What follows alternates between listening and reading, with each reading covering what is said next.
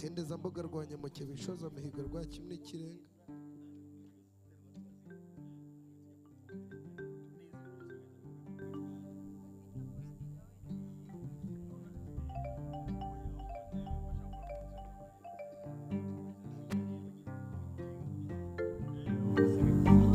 Kwizira ngabo rwa mugenga ncurye ikigembera vunanduru rirambera.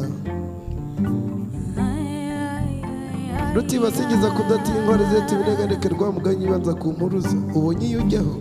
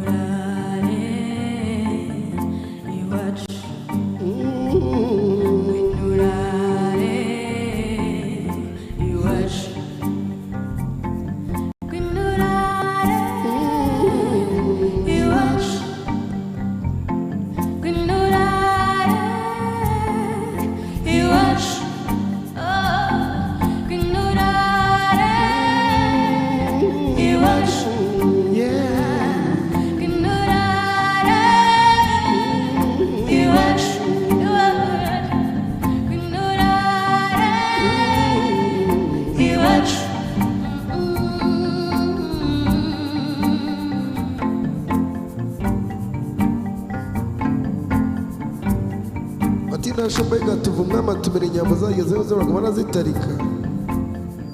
Ati basingiza kudati intwara zeti bineganeke rwa muganyi banza kumpuruza urumva.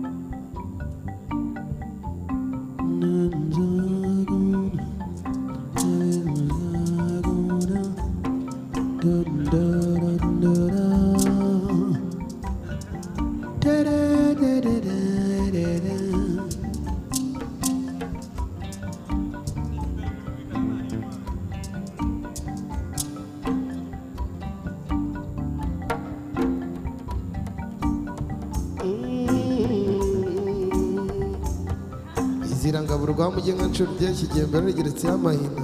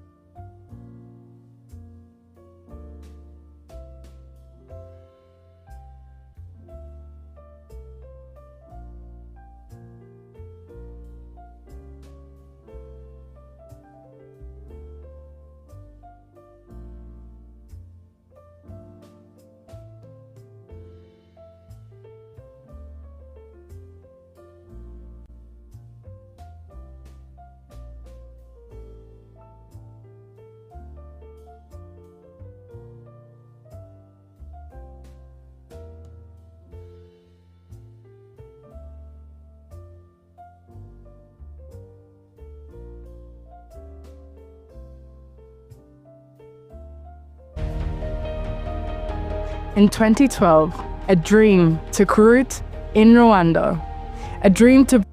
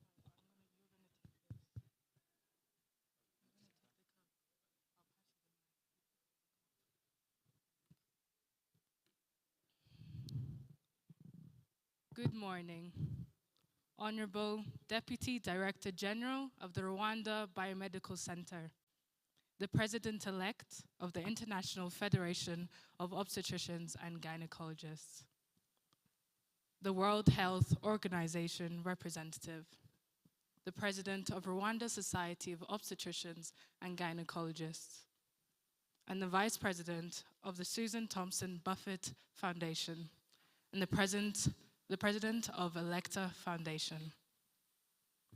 Distinguished guests, esteemed colleagues, ladies and gentlemen, on behalf of the Rwanda Society of Obstetricians and Gynecologists, I welcome you to the Rwanda Society of Obstetricians and Gynecologists 11th Scientific Annual Conference.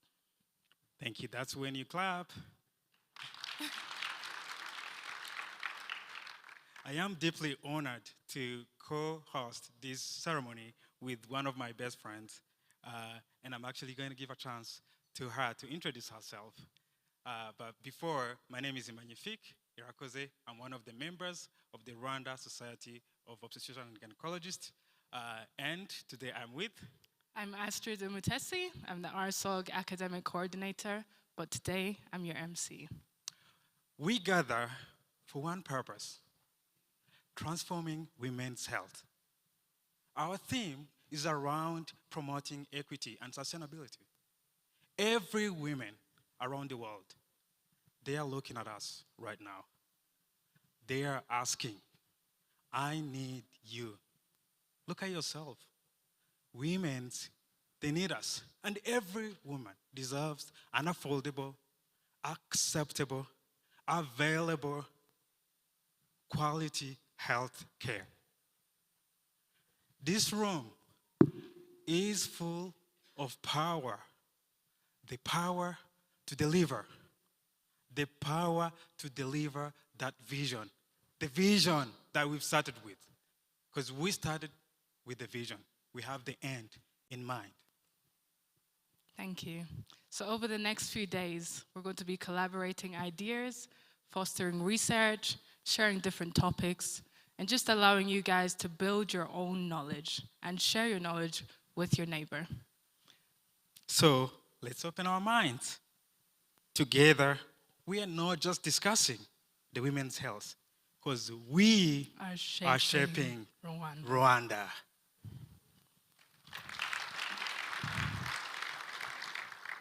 So I see something in Magnifique's hand. I've got something probably unique.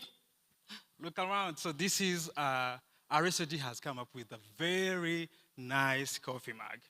You're not going to get some of the boring plastic bags. This is the best one. And where is it? It's just outside in the Rsog booth. So please make sure you grab something for yourself. So yes, we would love you guys to go outside, see the exhibitors, also see the poster presentations, and there's a specific Rsog booth for you guys to understand what we have, the activities we hold, the projects we have, and the research we do. So please go outside during the breaks. Whenever you're free, there'll be some time that you can have outside. Yeah, and there's a lot to see.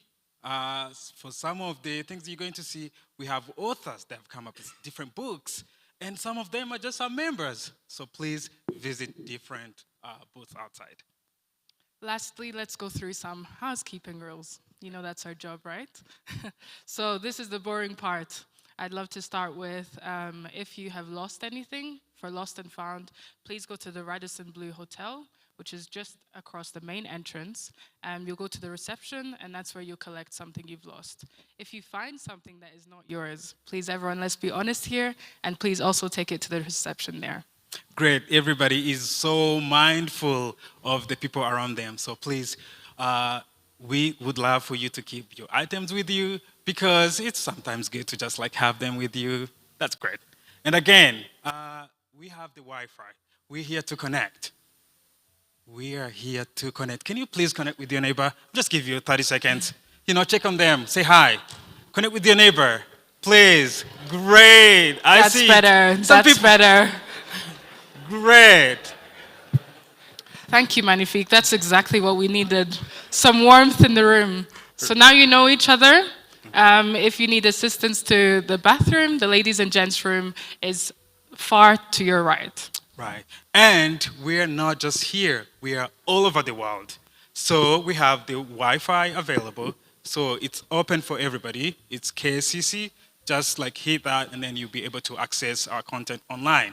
And our hashtag is hashtag RSOG2025. It is going to be on X, former Twitter, depending on how people call it. So please tweet us, take a picture of your neighbor, tweet the sessions, and make sure the world knows what we're talking about. Yes. Thank you, Magnifique. So to start off, we'd like to welcome the Rsog Scientific Committee Chairperson, Dr. Manuel. A big round of applause.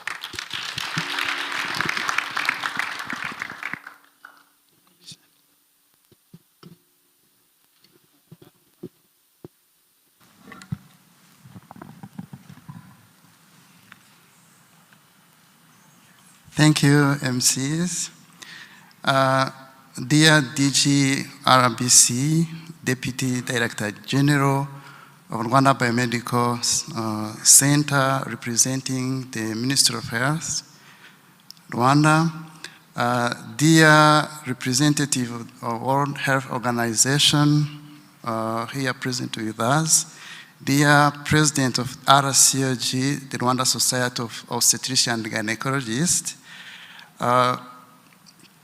dear the Vice President of Susan Thompson Buffett Foundation, who didn't make it to be here with us, but who will deliver her speech virtually, dear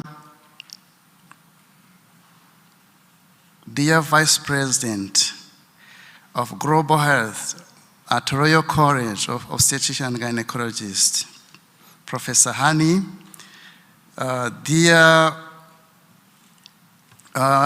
Professor Abraham, who is the principal of the College of Medicine and Health Sciences, distinguished guests, dear DGs from the different hospitals here in Rwanda, we welcome you all in this conference.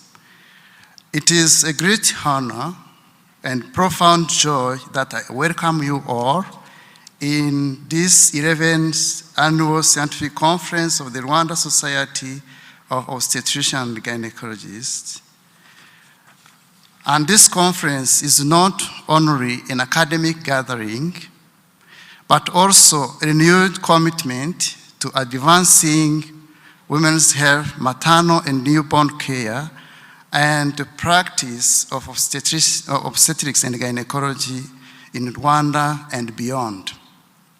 Each year, this gathering provides us with a unique platform to share knowledge, exchange experiences, strengthen professional networks, and reflect on how best to respond to the challenges we face in our field. Today's conference is very unique when we compare it with the previous ones, as we will have it through the agenda. We are privileged to have 6 panels, discussions on very cross-cutting topics, and they were read by distinguished speakers, either from here in the country or abroad. We have a number of oral and poster presentations from various speakers and various researchers. We have 11 oral abstract presentations, 10 poster presentations, selected from around 30 submitted abstract. And this year we had difficulty in selecting those who are to be orally present or poster present, as we had many submissions and we were having a very limited space to accommodate all of them.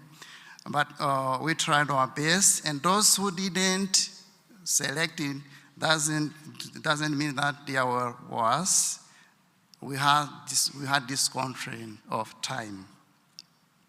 The other uniqueness of this year is that we try to involve the resident in our obstetrics and gynecology As per now, we are counting around 109 resident, first and second year resident, to allow them to get familiar with what is obstetrics and gynecology through their society, try to help them to shape their path, and then to have access to evidence-based practice from different subspecialties, maternal-fetal medicine, female reproductive endocrinology and fertility, minimal invasive surgery, gynecological oncology, and more others to come. As we embark in the session ahead, on behalf of the organizing committee, I wish to sincerely thank all partners, sponsor institutions and individuals who have worked tirelessly to make this event a reality. Your support is a testament to collective spirit that drives us forward. I also extend my appreciation to our distinguished speakers, researchers, and participants. The insight and evidence you bring will enrich our discussions and inspire innovation on clinical practice, policy, and research. The theme of this year's conference, Transforming Women's Health in Rwanda, Promoting Equity and Sustainability, is both timely and inspiring. It reminds us while we have made remarkable progress in improving maternal and newborn health, there is still more to be done to ensure equitable access to quality care and to build a sustainable health system for generations to come. Finally, allow me to thank each of you for being here. Your presence is a clear demonstration of your commitment to advancing the health of women and children in Rwanda and across the region. I'm confident that the discussions, presentation, and exchange we will have over the next 2 days will have a lasting impact. I wish you a fruitful deliberation and successful conference. Thank you. Murakoze.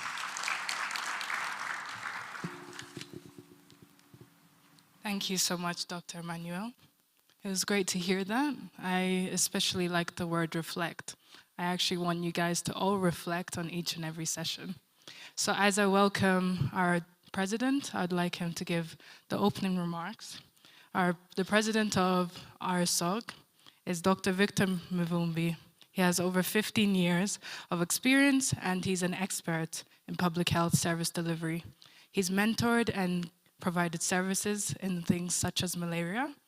And currently, Dr. Mvumbi serves as the Deputy Chief of Party and Technical Director for the Momentum and Country Global Leadership funded by U.S. state, Japaigo, Rwanda. Let's give him a round of applause as he gives us opening remarks.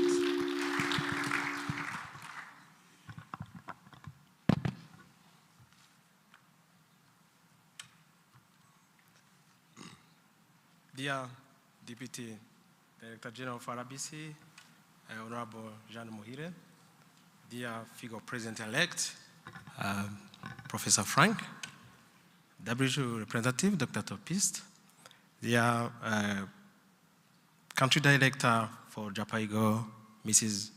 Marie-Rose, dear President and CEO for Electa Resi, dear Head of Department Health Workforce, Dr. Menelas, dear colleague, MCCH Division Manager, Dr. Lin, distinguished guests, estimate colleagues, development partners, professional association, estimate colleagues who are here, ladies and gentlemen, good morning and a very warm welcome to this 11th annual scientific conference organized by Rwanda Society of Ops and Guide.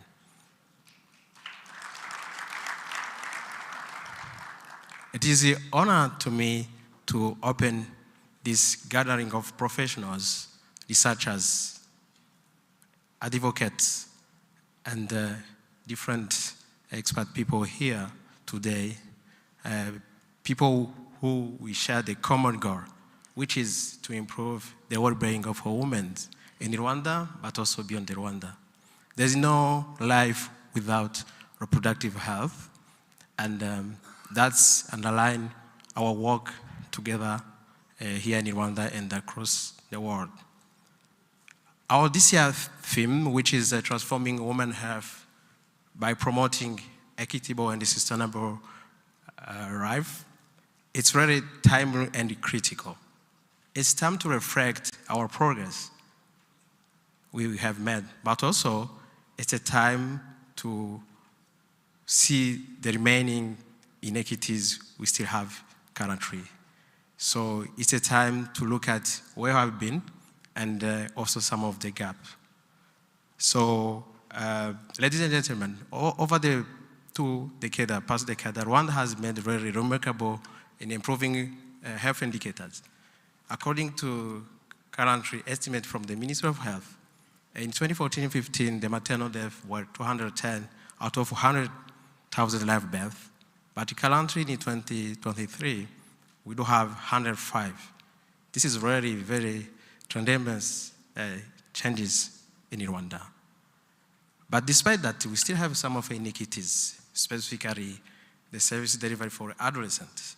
Some women with disability are not really receiving the right services.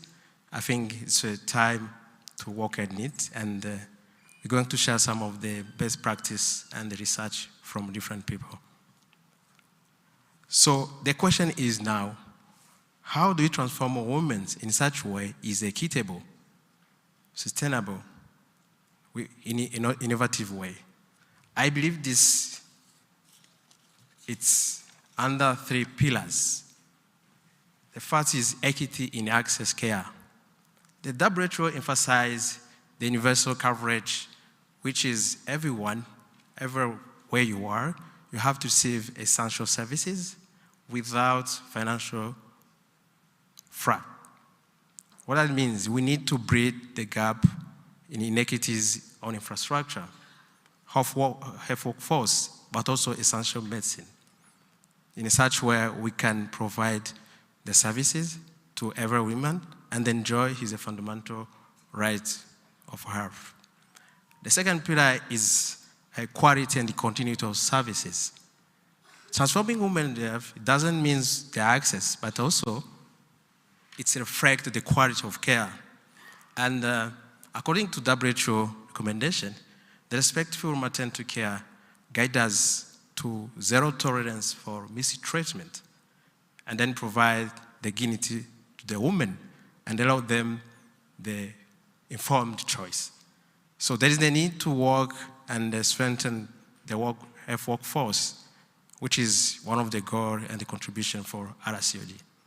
The third pillar to make this happen is sustainability through innovation and partnership. This is really key to strengthen the health system, working together with different stakeholders, but also allow task shifting. Ladies and gentlemen, over 13 years, Rsog has already contributed a lot to this achievement for our country. We have been able to set up a guideline and the standard. We develop, we review and disseminate guidelines in regard with obstetrics and gynecologists. On top of that, we also participate in building the capacity of healthcare providers across the country, in the hospital, by conducting mentorship, but of course with a partnership with different stakeholders.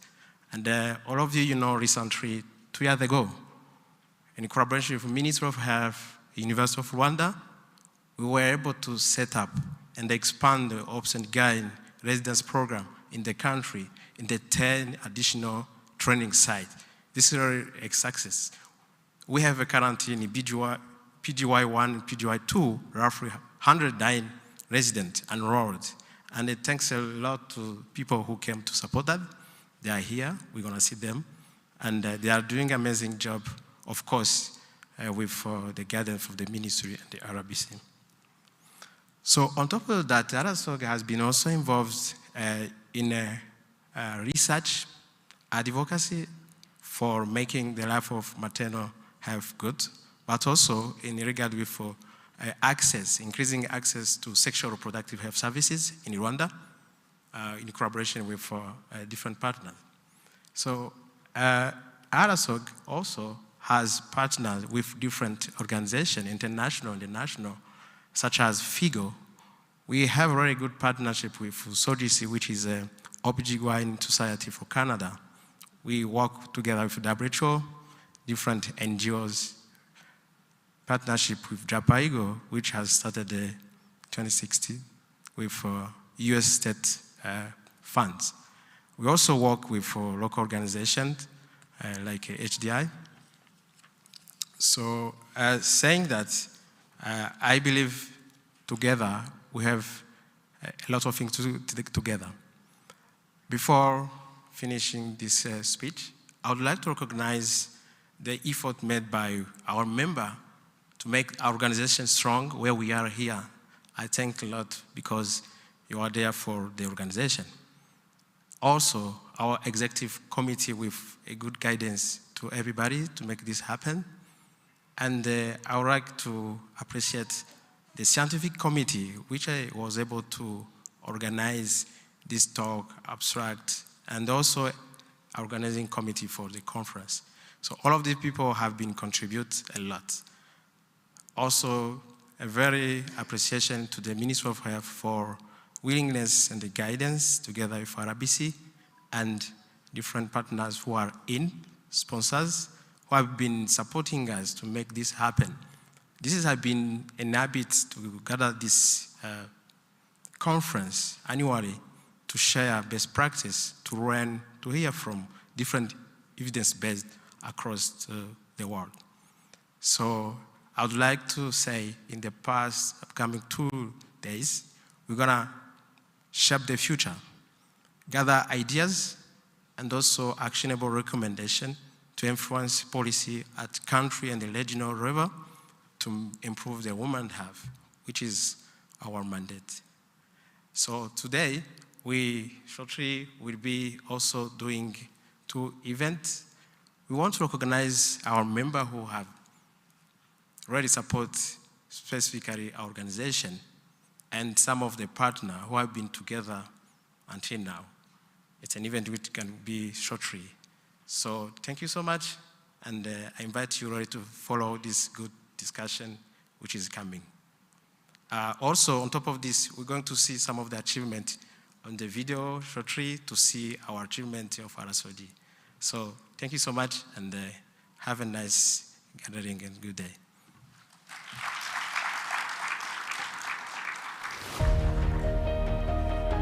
In 2012, a dream took root in Rwanda, a dream to bring together obstetricians and gynecologists to raise the standard of women's health and to ensure that In 2012, a dream took root in Rwanda, a dream to bring together obstetricians and gynecologists to raise the standard of women's health and to ensure that no woman loses her life while giving birth. This dream became the Rwanda Society of Obstetricians and Gynecologists, Rsog. In this country, you know that women has a very important role to play in the development of the country, and you cannot doing much if you're not healthy. The associations brought all of us together so that we can have the same way of dealing with the issues. What started with a small group of committed doctors has grown into a powerful professional society, one that has shaped maternal health in Rwanda for over a decade. It has been 13 years when Rsog was established, and we were able to establish different programs, basically resident program in collaboration with the University of Rwanda and the Ministry of Health, but also we participated in the capacity building for healthcare providers in the hospitals and in teaching hospitals, focusing on sexual reproductive health, on abortion, family planning, but also teaching GPs and midwives how to manage obstetrical complications. So we were able already to train more than 100 healthcare providers at a district hospital and health center. This is the starting because we have a capacity, and our vision is to be the lead for women improvement in Rwanda, but also at the regional level. In the last year, Rsog has been implementing residency program in obstetrics and gynecology in alignment with 4x4 reform from the Ministry of Health of Rwanda. It has been implementing this program in 10 hospitals, including 9 hospitals in rural areas and 1 hospital in the capital city. The aim of this residency program is to increase access to sexual reproductive health and rights in Rwanda, and also increase the number of obstetricians and gynecologists across the country. We're not only training the doctors, but we're training the leaders, the policymakers, the implementers, and the future leaders of the country. RCOG, Rwanda Society for Obstetric Gynecologists, has been partnering with us in the health education. They have kind of revolutionized the way we run residency trainings in Rwanda, enabling us to move from an average of 12 enrollments per year to over 70 resident enrolled for PGY in OBGYN. So this is very well aligned with the 4x4 reform that aims to quadruple our health workforce in the next 4 years. And it does not stop there. For me, from the success that we have recorded so far, it's a very good example that other professional societies should be able to follow in Rwanda. It's a privilege to have worked with Rsog for over a decade. We really value the partnership and the collaboration as having the same shared vision over different projects, I may say, MCSP and Tubero project and even beyond. So we really reiterate Japaigo commitment in continuing working with Rsog in promoting the women's health and children to ensure that women are getting health care. So we see Rsog as a strategic partner that we have worked on a number of projects together, but more importantly, the training of physicians to ensure they are able to provide quality services. I'm very proud of how far they have moved to grow into one of the biggest societies in the region. So we are very happy to have been part of this process, and we are very excited that Rsog is now taking on leading the training of healthcare providers, but also ensuring and working towards improvement of women's health in the country. From our early age with limited resources, Rsog has grown steadily. So from our first days with limited resources, we have built a strong experience, and we are now recognized national and international. We have explained our experience in the teaching, in mentorship, and now with our recognition, Rsog is no longer a simple society, is a trusted partner in education, research, and advocacy. Jiwe natangiye akazi hano mu Rwanda muri 1998. Icyo gihe byari bigoye, abaganga bari bake, ibitaro ntibajya bifite ibikoresho bihagije. Uko nashakaga mugenzi wanjye kugira ngo anyungure ubwenge, amye ibitekerezo ku burwayi buri imbere yanjye, siko namubonaga.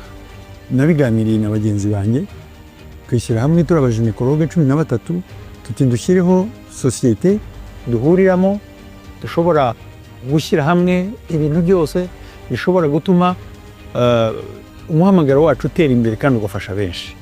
Twagiye mu rugaga international rwo bita FIGO rw'abaginekologe obstetriciens, turi abantu 33, ariko ubu ngubu ndumva turenga 130. This belief in a shared vision is what kept Rsog alive, even in difficult times, and what inspires the next generation of doctors to lead with courage. The mentorship program is not just about passing on skills to the next generation of healthcare providers, but it ensures that these healthcare providers are able to not only carry out these skills, but Rsog also ensures that that they are followed up and that they work in conditions that allow them to be able to put in place their skills and be able to ultimately take care of all those mothers that come to them. Before Rsog was formed, we were just individuals firefighting, working hard to save women's lives. But when we formed the Rsog, we got a united voice for women in this country. We got a home for all obstetrician gynecologists in this country. So every graduating gynecologist, whether graduated from Rwanda or from outside, they knew they have a family they are coming to join. There were many shortage of materials, and residentship was started that time. So the materials were provided by Rsog, like ultrasound and other materials. These materials have brought a lot of changes in terms of maternal and perinatal health. So for example, we are detecting complications like placenta accreta and conjoined twins because of this ultrasound's capacity, apart from the professional expertise we have. Rsog yaradufashije cyane ku bijyanye n'ubuzima bw'umubyeyi n'umwana, cyane cyane kurinda ibijyanye n'ibibazo bishobora kuba nyuma yo kubyara k'umubyeyi. Akenshi iyo umubyeyi yamaraga kubyara akava cyane mu buryo budasanzwe, byari bigoye guhita tumenya icyo gukora cyihuse, byabanzaga kutugora. Ariko hamwe n'amahugurwa Rsog yatugejejeho, yaduhaye, twagize ubu udufasha umubyeyi mu buryo bwihuse. I was trained by Rsog about LEAP and precancerous lesions detection. So it was very interesting. I learned a lot and to build up my confidence in detecting those lesions and treating them and then save women's lives. As an OB/GYN resident, Rsog has helped me much. When joining this program, I knew already I was going to join OB/GYN, but when they came with this new program, it was a golden opportunity because they encouraged women and they gave us opportunity to choose the place where to work from, and because before it was not that easy, we are really thankful to Rsog for that. Training gynecologists by Rsog, it is a model or example for Africa and the world. Rsog is more than an association. It's a family to me. It has given me the opportunities to learn, to network, and to grow as professional. So it empowers women so that we are becoming many in that field. It gives us a voice.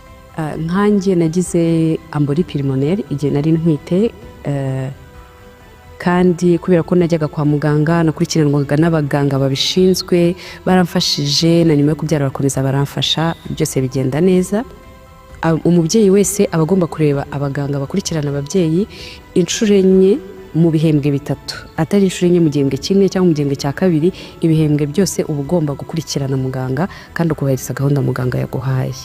Research is not only giving back to women and children, it's also helping the patients, surgical patients, and it has a great impact in the society because there is a lack of physicians there where I work, and we are showing some improvements, and I'm grateful to be part of this opportunity for helping me help patients. I thank Rsog.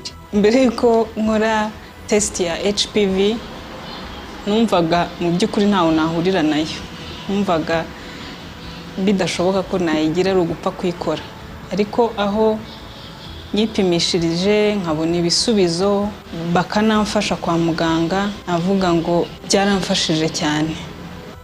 Since 2012, Rsog has stood at the heart of women's health in Rwanda, training doctors, mentoring young professionals, conducting research, advocating for better policies, and most importantly, saving lives. But the journey is not over. With every life saved, with every doctor trained, with every policy influenced, we move closer to Rwanda where no mother or baby dies from preventable causes. Together, we will continue to walk with women, for women and for a future where healthcare is safe, equitable, accessible, and of the highest quality for every woman.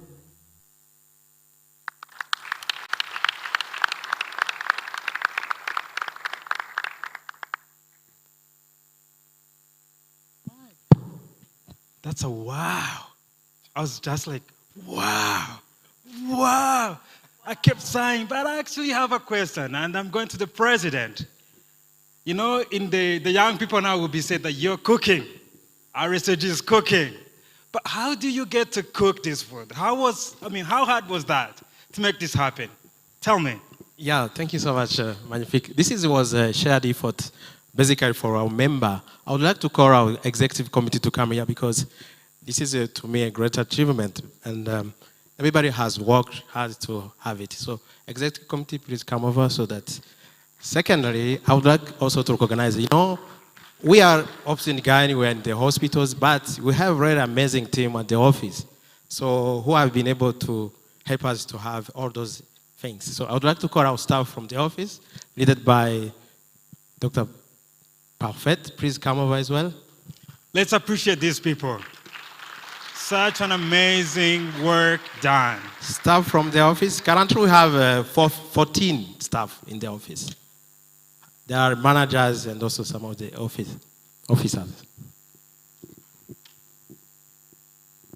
Is it safe to say that we've come from Prof. Ngoga being the solo mind to 14 people in the office to the executive committee? Can't we not appreciate this? A little bit louder. Amazing, amazing. That's fabulous. So thank you so much, team. Can we please appreciate them? Show them some love. Take pictures. That's a time when you clap. Did you take a picture? Yeah, thank you so much. You may be seated. If you heard the president's speech, he emphasized on the partnership. This is a work that is not for one person. This is a team's work. Rsog cannot stand alone. They need partners. So at this juncture, I'd like to call upon one of the Rsog partners. She is the president and the CEO of the Electa Foundation, which is a Swedish non-government organization, and they are dedicated to access to cancer care in underdeserved, I would say, countries. And under the leadership of the foundation, they have advanced women's cancer screening through scalable and sustainable models. They have trained our members. And if you've seen in the video, some of our members are proud of the work they have done. So please, let's join our hands together to welcome Dr. Lacey Herbert for her remarks.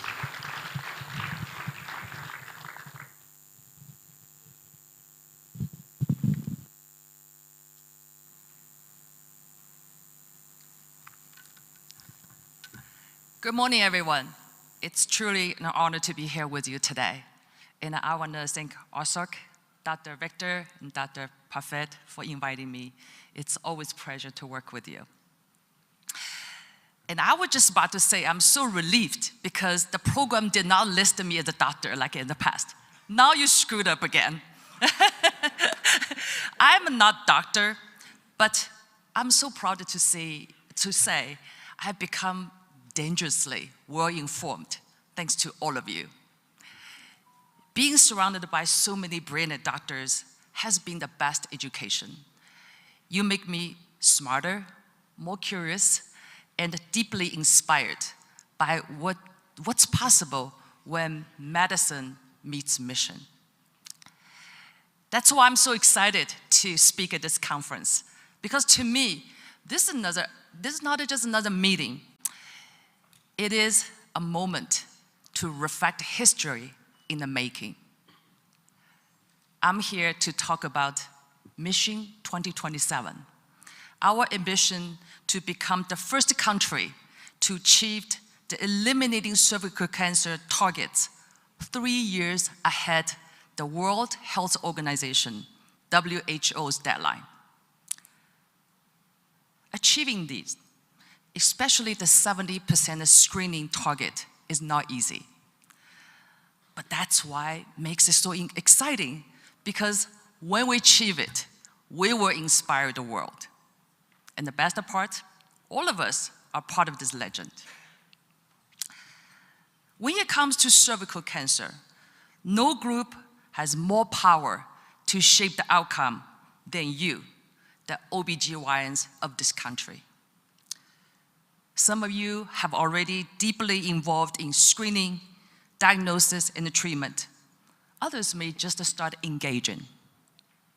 Either way, your role is essential, because this mission can't move forward before your expertise and the leadership. If Rwanda becomes the pace setter, it is because more and more of you step forward, bring your knowledge, your voice, and your action into this effort. So let me share how this journey began for me. For those of you who are not familiar with the Elekta Foundation, we are a Swedish NGO dedicated to improving access to cancer care in underserved country. We believe where you live should not determine how long or how well you live. Our main focus is women's cancer screening, because saving women means saving children. When we decided to place a screening program in Africa, your ambassador, the former Minister of Health, Dr. Diane Gashumba, reached out. And I still remember vividly our first conversation in a cold February 2022. Outside, snow was falling in Stockholm, but inside, we speak warmly about Rwanda's vision of healthcare and how Rwanda has achieved the 90% HPV vaccination rate. Knowing that Rwanda was not the top pick, our pick at the time, the ambassador suggested that I pay a visit. She said, you go there, you go whatever you want, and you meet whoever you want. Then you decide if you should choose Rwanda. 2 weeks later, arrived in Kigali, my first visit to Rwanda.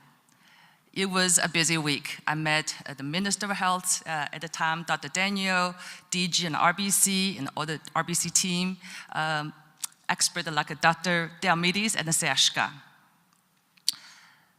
I was deeply moved by the country's clarity of a purpose and unwavering commitment to women's health. So when I returned to Sweden, I said to my board, Rwanda is the country we should choose.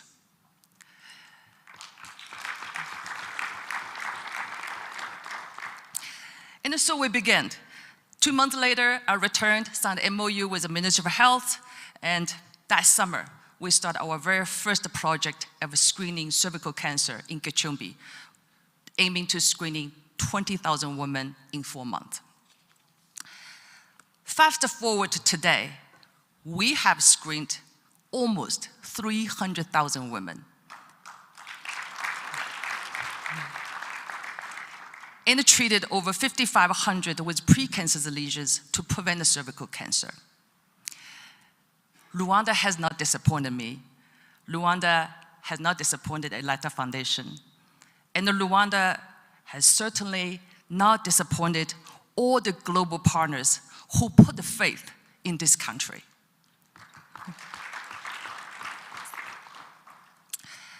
So many people ask me now, say, hey, why your program is so successful in Rwanda?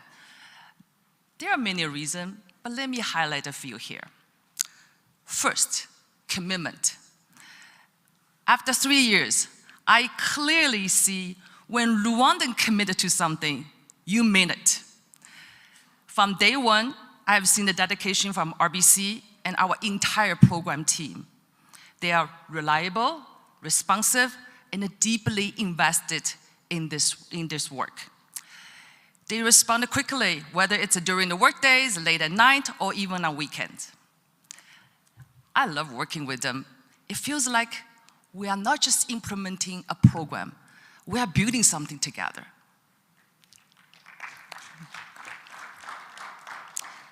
Second, ambition.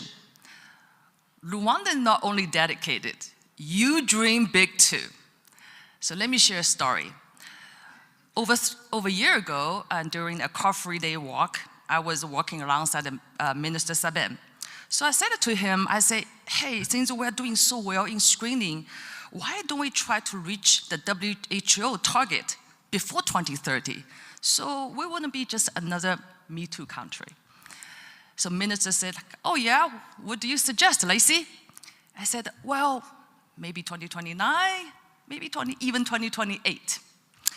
And that led to a bigger conversation with Dr. Francois, DG, and RBC. We went back and forth, running numbers and the scenarios. By the end of a walk, the minister asked, what do we need to do to reach the targets by 2027? And that bold question didn't stay a conversation, it became an initiative and a commitment. And that's how Mission 2027 was born. Third, collaboration. Our program has built on partnership. Within Rwanda, besides RBC, we worked with the CHAI, PIH, SFH. They brought deep community knowledge and trust. Internationally, our Swedish partner, Genius, brought in advanced technology and innovations to strengthen the screening program. Together, district by district, we reached 70% screening target in Gicumbi, Karongi, Lubao, Niebeho, Bugesera, and Kuchichiro. And this week, we also had a kickoff meeting in Chirehe and Nimgoma. We have made a real progress, and we are going strong. So as you see, Mission 2027 isn't just a concept. It is happening, and happening faster than we ever imagined. And we are so proud to see more partners join us. And among them, Rsog stands out. I still remember in February this year, when I shared the stage at the Mission 2027 launch meeting, Dr. Perfet made a powerful statement. Rsog will join the mission. And she is not just say it, she meant it. Short after, Rsog joined us the mass screening in Bugesera and Kuchichiro. In less than 4 months, from April to August, we have screened over 100,000 women for cervical cancer and breast cancer, and treated over 2,000 women for precancerous lesion. 2 weeks ago, we also launched a LEAP course together. 6 gynecologists and 13 residents participated in training, and the feedback is super positive. And they think all of you should attend such training. Rsog's contribution is more than symbolic. They show what happens when professional leadership steps forward. And this is just the beginning. As we look forward, Rsog has a unique opportunity to lead even more, because cancer screening isn't just about number, it's also about the quality. It is about catching precancer and cancer early, treating time, and giving these women the best chance to live cancer-free. And that's where Rsog can lead and shine. So how can each of you contribute? And I think you can do a lot more than you realize. You can contribute, bring your skills idea to our program. You can advocate, keep screening and the prevention center in the front in your clinics and the community. And then you can lead, inspire others by example. This mission needs you. We need you. We need all of you to join us. Dear friends, Mission 2027 is Rwanda's chance to make history and to inspire the world. We have less than 2.5 years to get it done. The clock is ticking. But I have no doubt, if any country can lead the way, it's Rwanda. If anybody can do it, it is us. This is our moment. Let's work together to make it a lasting impact. Thank you.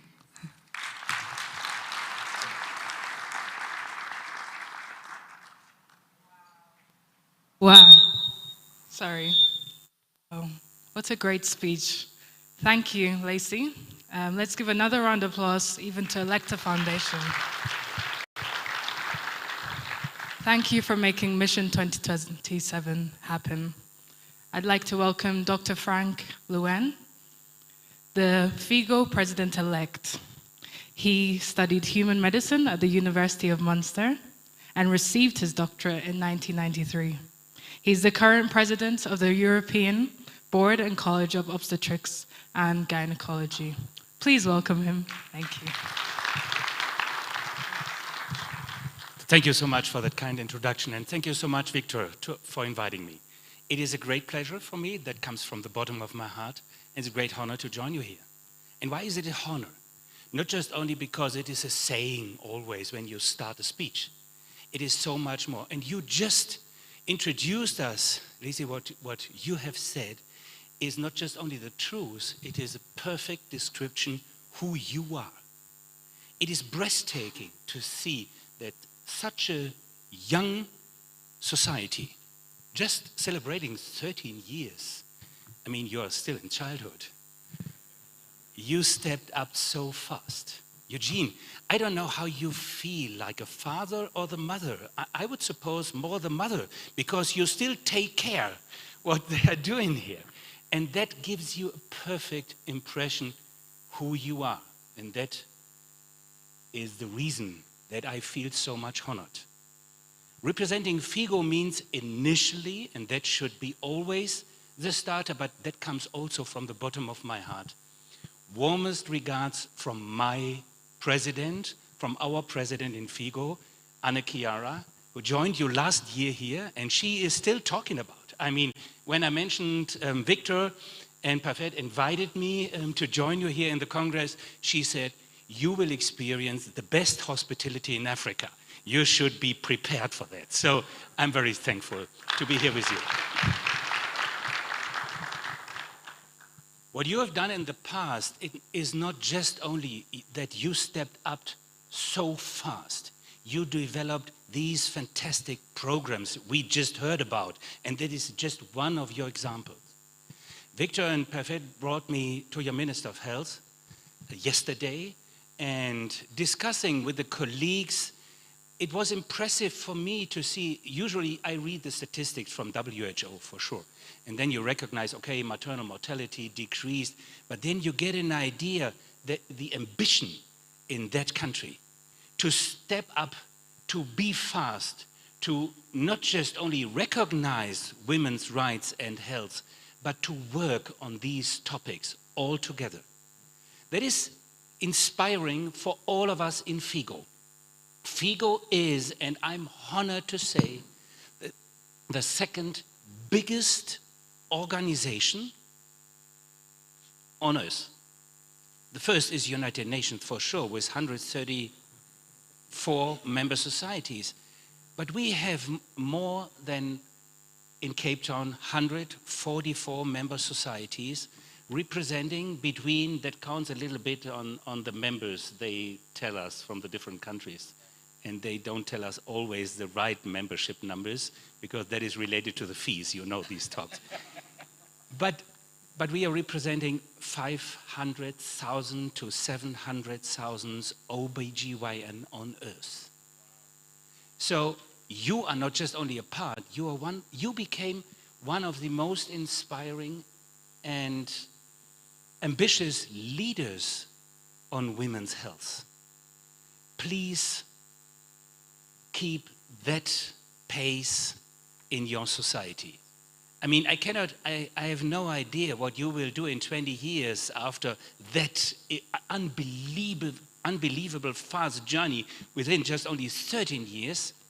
But I'm also here from FIGO, not just only to promise, I mean, Eugene, we are partners in the FIGO Council. Imagine you are 13 years old, and in the last 4 years, you were not just only member in FIGO, but you were leading member in FIGO, representing Sub-Saharan Africa on the FIGO Council. And you did it with a leadership what is, again, an example for all the others. So I'm not only honored, I just want to explain a little bit more today. And we had that discussion with Victor for sure, with Buffet for sure, with Eugene and with the colleagues from the Ministry of Health. We want to support you. We want to support directly Rwanda. And that is not only then, and you can take me by my word, and Stephen knows that better than anyone else. Stephen, thank you so much for your support, what you have done. You could expect, by the way, a fantastic Congress in Cape Town because he was responsible for the scientific program. Stephen, you did a fantastic job, I can tell you, from all our colleagues of the Board of Trustees.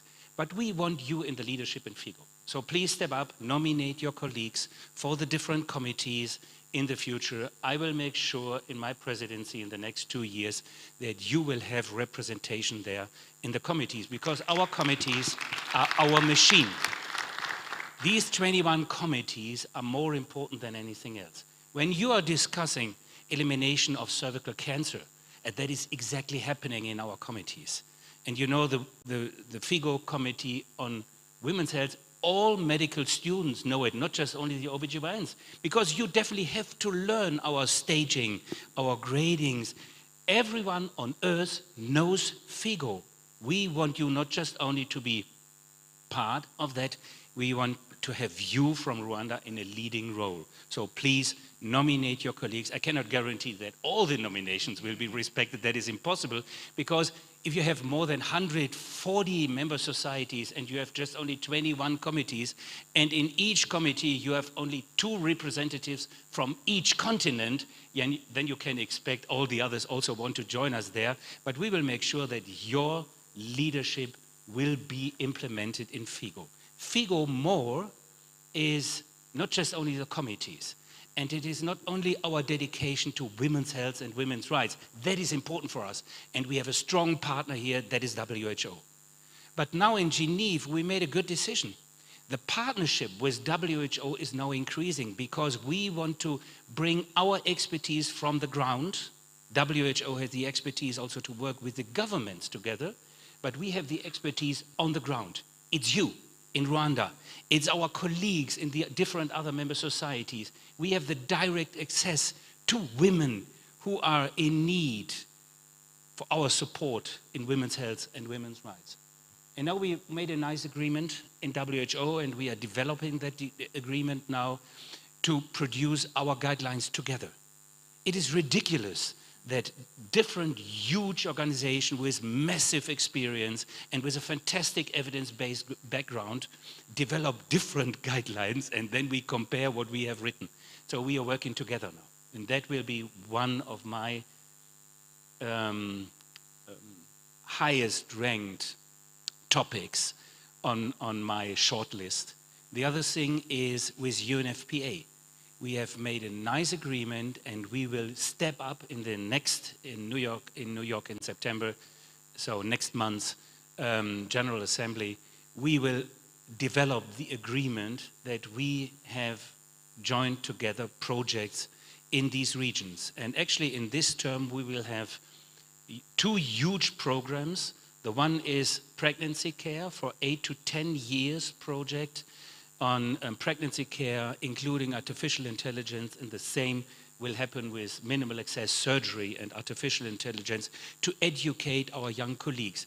We recognize that we need that also in the high-income countries. In Europe, not everyone is well trained there, and if you want to be trained as a surgeon, you need new views, new developments, new educations. And that was also one of the parts we discussed yesterday in your Ministry of Health, that we want to join you here.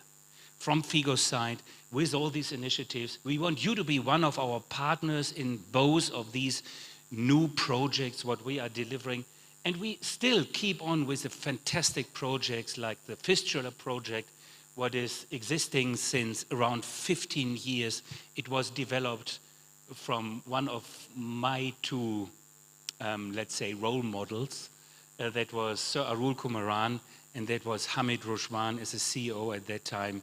They developed that program, and it is not just only existing, the role cannot be underestimated. It was absolutely fantastic. So I want you to be part of that. So then we will meet together in the near future to bring Rwanda also to these projects, to bring you to the committees of FIGO. So summarizing that, to make it short, I'm not just only happy to be here, it is not just only pleasure, it's my greatest honor, and I want to motivate you to step up again. You are fast, you keep the pace, join us in FIGO, be part of our committees, apply again for FIGO Council because we need you there. Thank you so much for hosting us. Thank you so much.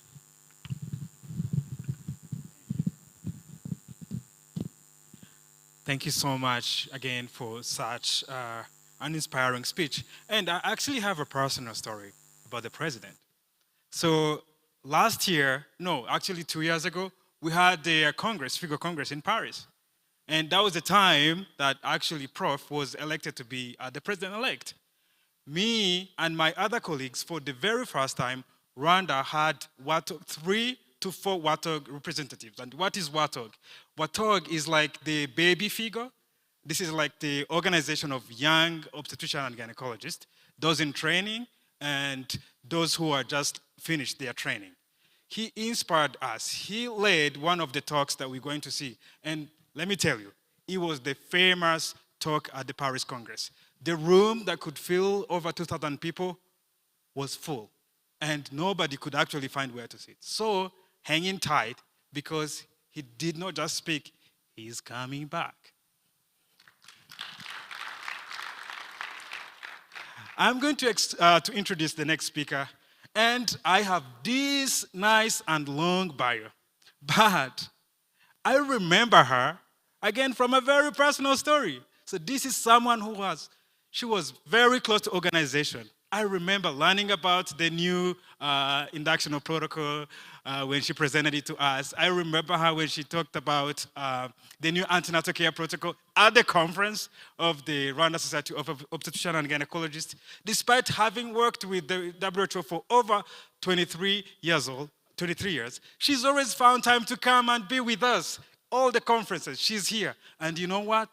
To have all this happening, always WHO has a say. So if we can have this very nice and comfortable sitting, it's because WHO is like, we are with you, we are partners.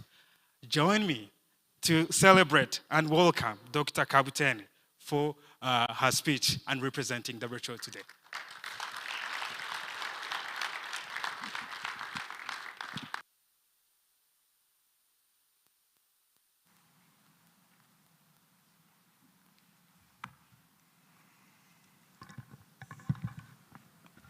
Wow, what an introduction. I'm greatly honored to be here.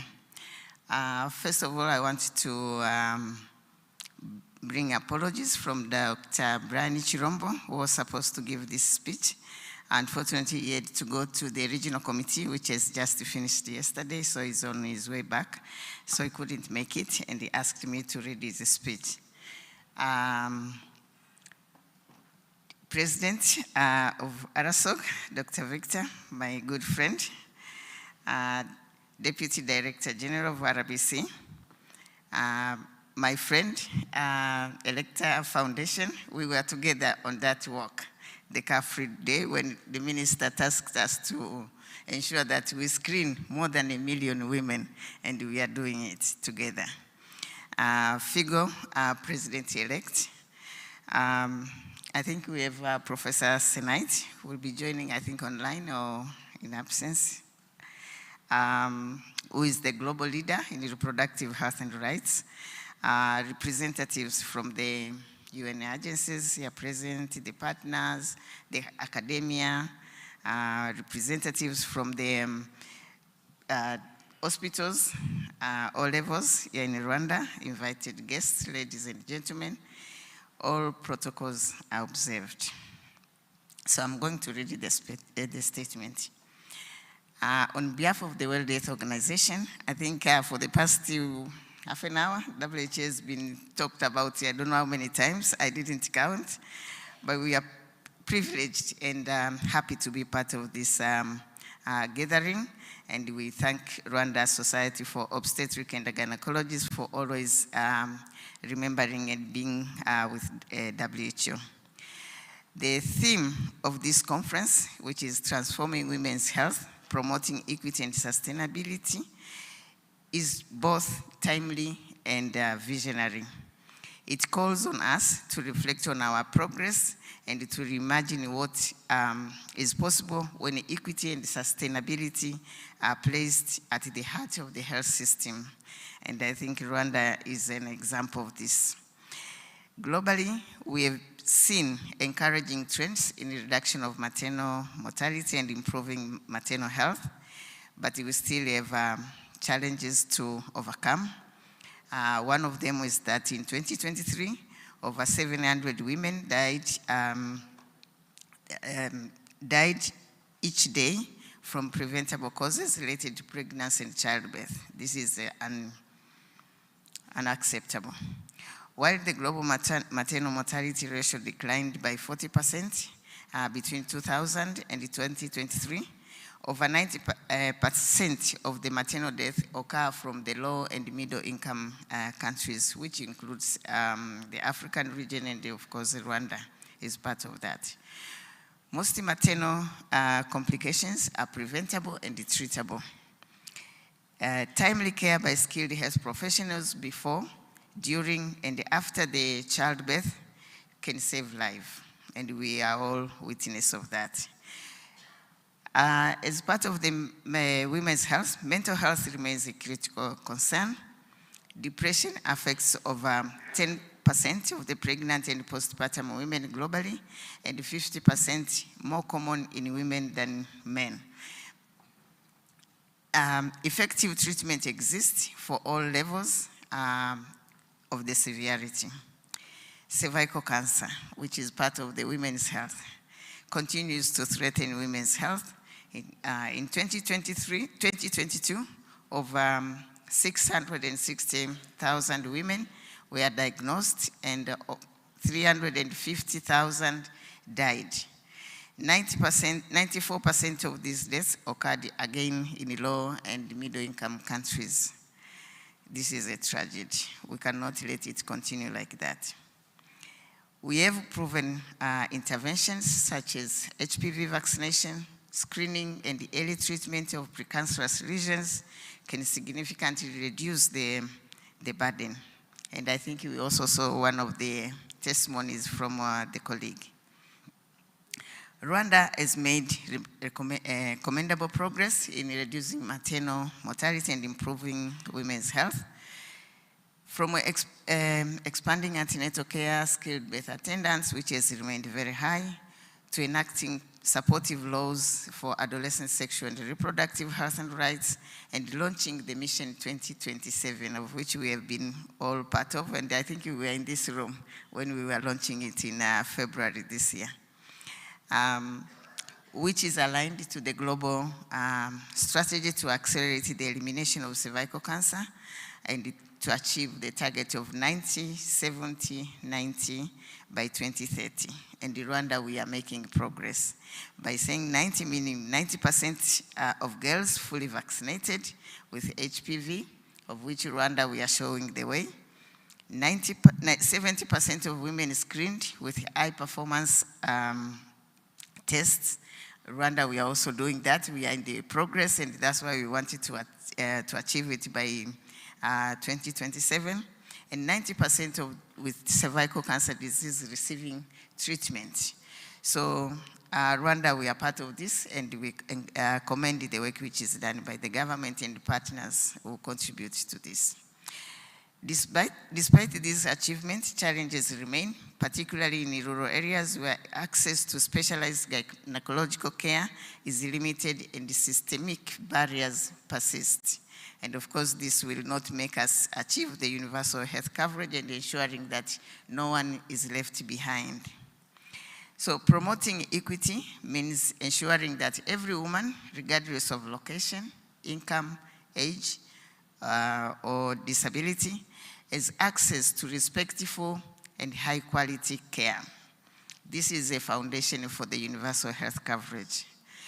It means amplifying women's voice, addressing gender-based violence, and removing barriers to the health services is critical.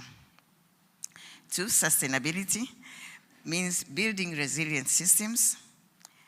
It requires investment in health workforce, robust data systems, and community-driven, cost-effective interventions.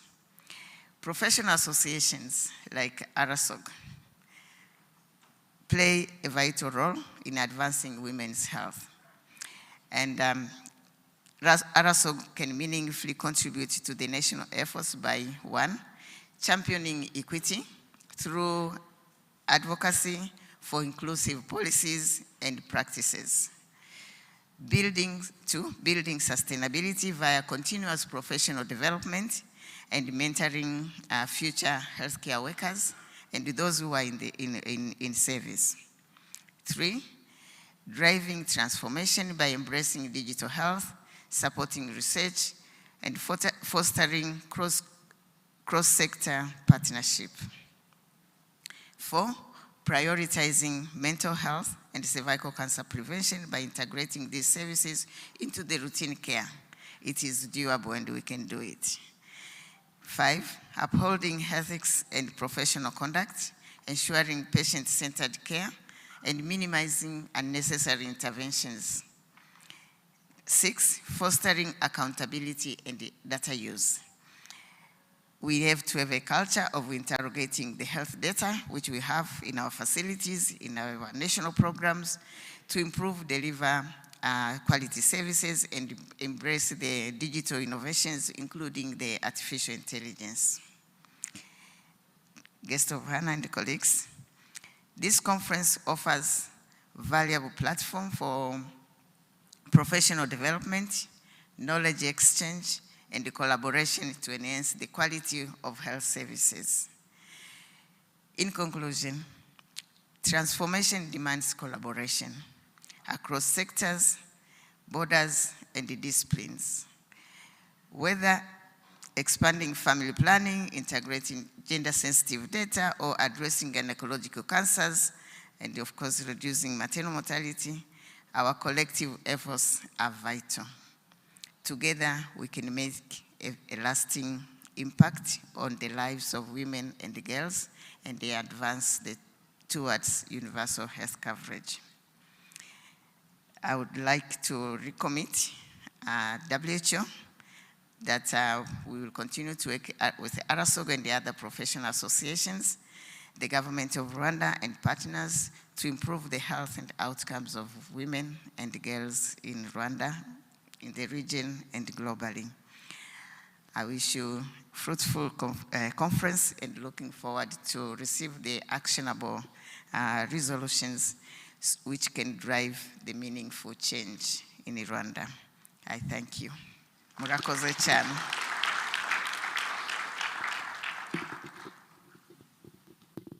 Thank you so much, Doctor. It's so great to see all of the partnerships come together with the same vision and the same aim. So next, we'd like to apologize for Prof. Tonight, Fiseha, who won't be available. However, she has given us a video virtually. She is a globally recognized leader in reproductive health and rights, a lifelong gender champion, lawyer, and an OB/GYN. So I'd like to play her video, and we can listen to her. Thank you.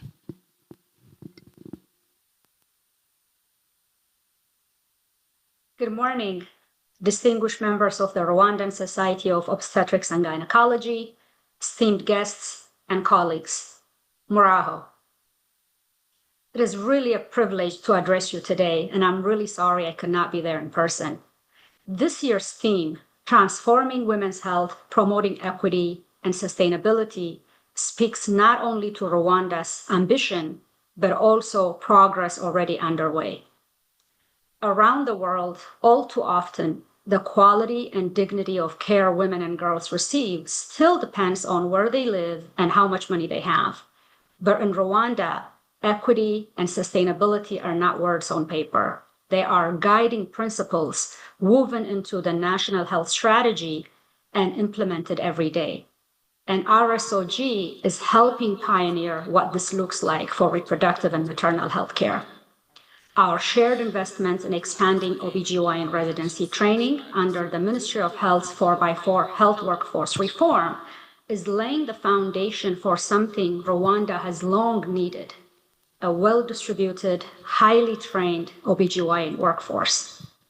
This initiative has not only established fully functional OBGYN units where none existed before, but also seamlessly integrated services like comprehensive abortion care and contraception into core hospital operation. What's more, focusing efforts in high-need areas has dramatically enhanced access to specialized reproductive health services for women and girls in rural and hard-to-reach areas. These individual successes are contributing to the collective progress we see in access to quality SRH services across the country. Just to highlight few examples, more than 45,000 women and girls received comprehensive abortion care last year. Contraceptive prevalence has risen to 64%, one of the highest rates among African countries. And referral from Rsog teaching hospitals dropped by over 20% last year, meaning that women in Nyagatare and Kibogora are now receiving the same expert care as those in Kigali. These are not just the statistics. They represent a health system growing more sustainable and equitable by design. While we celebrate progress, we also must be honest. True transformation does not happen overnight. For example, unsafe abortion remains a persistent challenge despite our government taking significant steps to increasing access, including now allowing services, safe abortion services, to be performed at health centers. And there are gaps in implementation like limited infrastructure and community awareness and provider bias. Just 3 weeks ago, our government also made the landmark decision to allow adolescent girls 15 years and above to access contraceptive services to help address challenges of teenage pregnancy. Now it is on us to help implement and scale. Rsog's continued leadership is critical in both sustaining the gains and taking ownership of work that remains, because you set the standards and expectations for providers around the country. Future success also comes down to everyone around this room. Every woman and girl who walks through our clinics and hospital doors places her trust in us, and our choices can protect or diminish her dignity and her rights. We should all serve as champions within our institutions and beyond them, bringing our own experiences to the table, dispelling myths, and continuously advocating for our patients.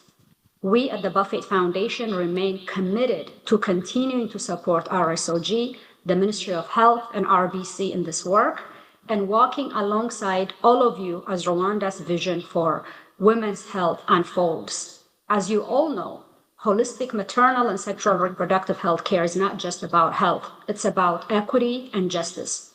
It's about a Rwanda where no woman dies from a preventable complication, where no girl suffers in shame and silence, where every woman and girl matters and can self-actualize and reach their full potential, making themselves, their communities, and society as a whole better. As a fellow clinician and a fellow Rwandan, I know all of you in this room are the heartbeat of this transformation. Your skills, your compassion, and your relentless dedication can and will change the future of women's health in Rwanda. Murakoze cyane, and I wish you a very successful conference. Thank you.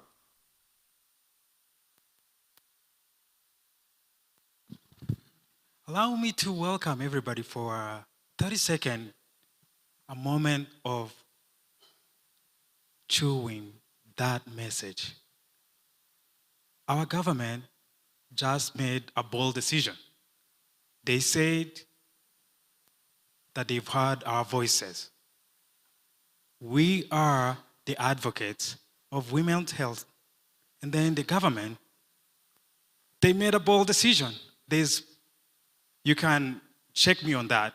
There are very few countries in Africa where a 15-year-old girl can work in a clinic to get reproductive healthcare services.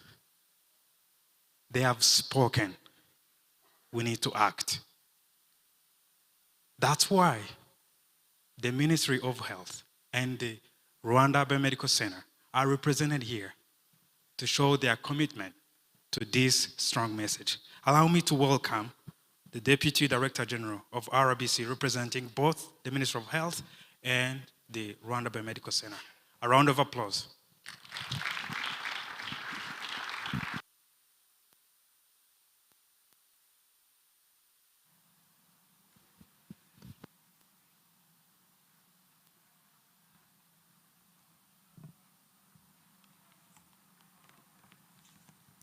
The stage feels big. Good morning, distinguished guests, colleagues, and friends. It is a great honor to join you today at the 11th Annual Scientific Conference of the Rwanda Society of Obstetricians and Gynecologists. I would like to begin by sincerely thanking Rsog for the kind invitation and for bringing us together to reflect, learn, and share innovations that advance women's health. Allow me to recognize the remarkable contributions of obstetricians and gynecologists whose tireless work continues to transform the lives of women, mothers, and newborns in Rwanda. When I received the invitation to join you today, I did not think twice about it. As a health professional, as a young mother, as a woman, I owe my healthy life to some of you in this room. You're one of the rare professionals that we come to you to share happy moments, good moments, a joyful journey of motherhood and healthy reproductive lives. Over the past 13 years, Rsog has established itself as a strong national voice and a trusted partner for shaping the future of women's health. Through capacity building, mentorship, and continuous professional development, the society has strengthened the skills of healthcare professionals while fostering research, innovation, and excellence in maternal and reproductive health. Rsog has been instrumental in supporting residency programs, contributing to national policies, guidelines, and engaging with communities to promote equity in access to safe and respectful care. As we heard today, Rwanda is ambitious. We dream big, we go far, and we want to go far together. Your work aligns with Rwanda's health strategic policy and our 5th health sector strategic plan, as well as our commitment to reduce maternal mortality, strengthen reproductive and maternal newborn health, child and adolescent health, and ensure that no woman is left behind. No child is left behind, especially to unpreventable causes. While Rwanda has made significant progress, we are aware that efforts still are needed, particularly in reducing preventable maternal deaths, expanding access to quality emergency obstetric care, and addressing adolescent sexual reproductive health. Allow me to take this opportunity to commend Rsog's efforts.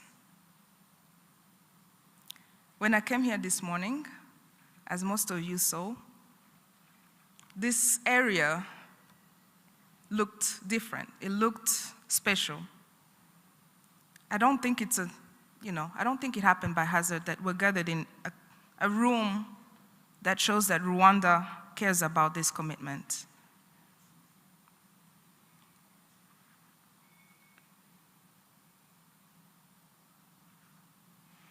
Looking ahead, let us continue to strengthen the partnerships between the Ministry of Health, RBC, Rsog, academia, and development partners. Together, we must scale up mentorship and end on-the-job training, accelerate the translation of research into policy and practice, and expand innovative solutions to address maternal and newborn health challenges. Above all, we must ensure that every woman in Rwanda has equitable access to quality obstetric and gynecological care, regardless of where she lives, who she is, and what she does. On behalf of the Ministry of Health, the health sector, the government of Rwanda, the Rwanda Biomedical Center especially, I reaffirm our full commitment to working hand in hand with Rsog, with all of you, in this shared mission. Let us continue to champion quality, equity, innovation in women's health. Together, we can ensure that every woman in Rwanda has access to safe, respectful, and quality maternal and reproductive health care. Thank you.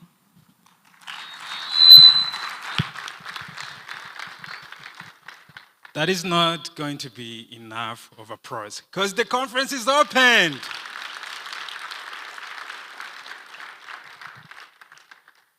Do you know that she could actually say, go home, this conference is closed. But thank you so much for honoring and actually opening this conference officially.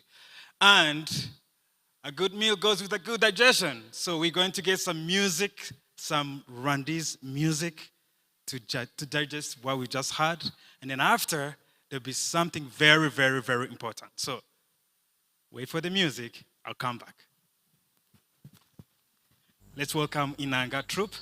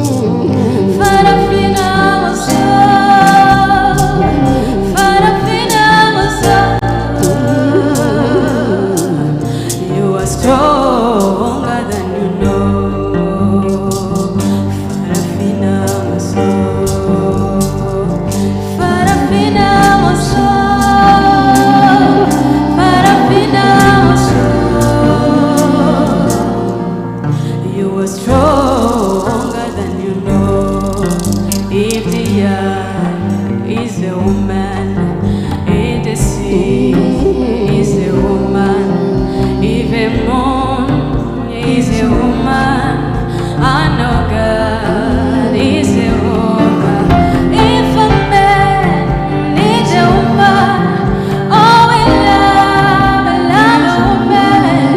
If we all love a woman, then shall we respect our woman, brother,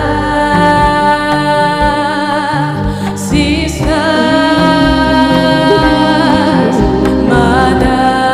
mothers, warriors,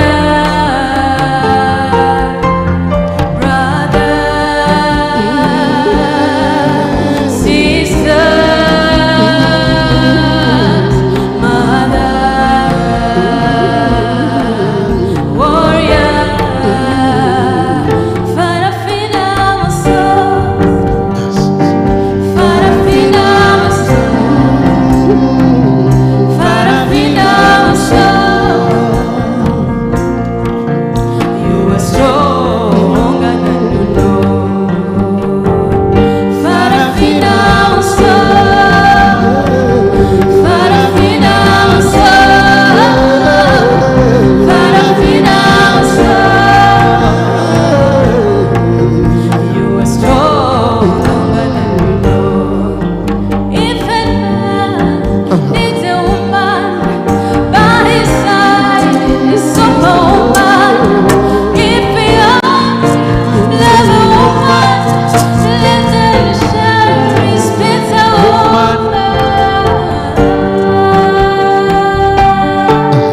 Isirangabo rwamugenga nshuro kigembere geretse ku nshuro tena zamuga rwaye mu cyaro nshoza mihigo rwa kimwe kiranga icyatumye buza kumvira impuruza yatwaye muri ubona ntiyabaswa woman, so powerful,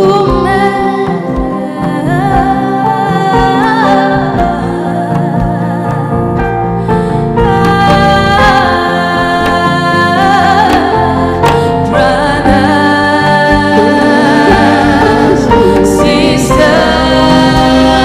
sisters, mothers, warriors. Farafina maso, farafina maso, farafina maso. You are stronger than you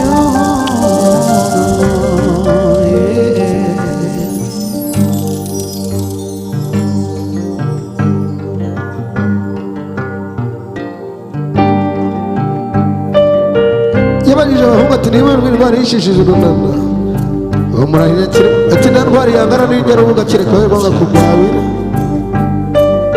bisobekana amakozi ngabo z'urugero rutandukanye nayo yikiye gutera wica muri vuba ngamba gukira ntiyanze guhiteka mu nshuro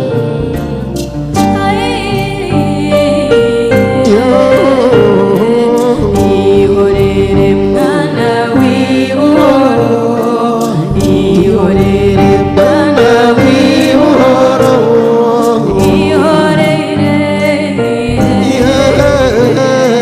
ihorere umundwa marizaga, ihorere mwana w'ibuhoro.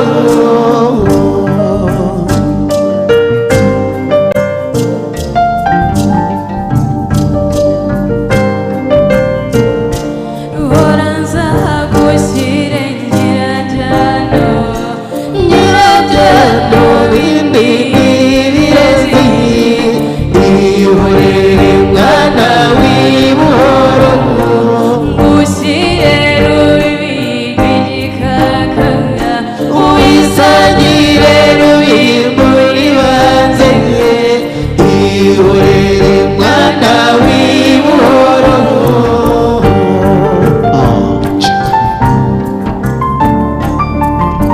serukana amakozi ingamba z'imisha imituko murambe Ihoranza gushyire nyirabyano, nyirabyano birihirezi, ihorere mwana w'ibuhoro, ngushyire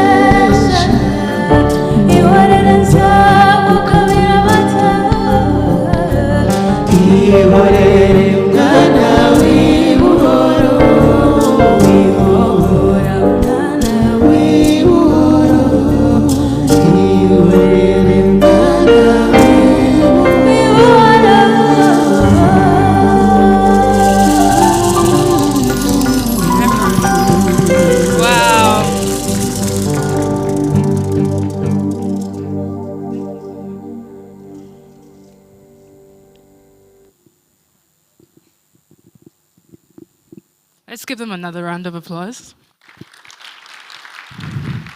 Thank you so much. A taste of Rwanda.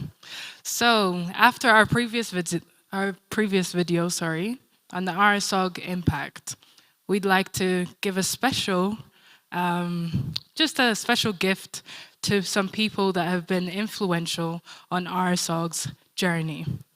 So I'd like to help a few of our partners and a few of our guests to assist us in this gift giving. The Deputy Director of the Rwanda Biomedical Center, please may you come forward. The Ministry of Health representative, Dr. Menelas, please come forward. The Rsog President, please may you come forward. The Rsog Managing Director, please may you also come forward. The FIGO President-elect, may you also come forward.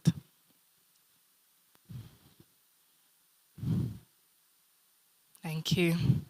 So this is going to be a great time for everyone here to see each person has taken part in our journey, in the Rwanda Society of Obstetrician and Gynecologists journey in making what we have today.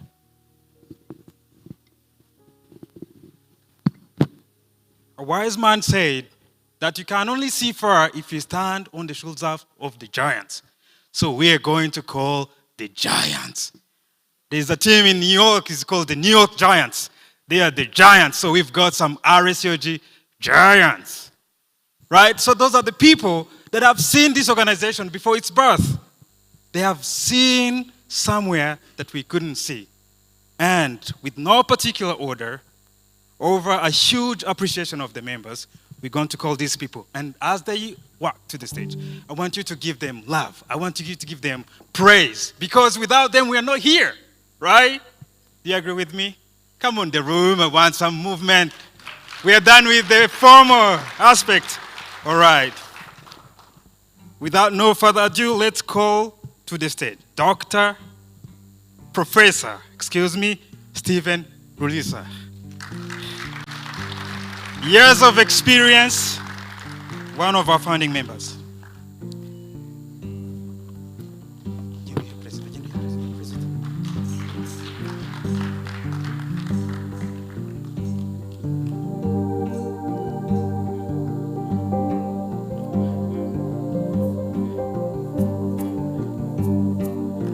Thank you, Prof.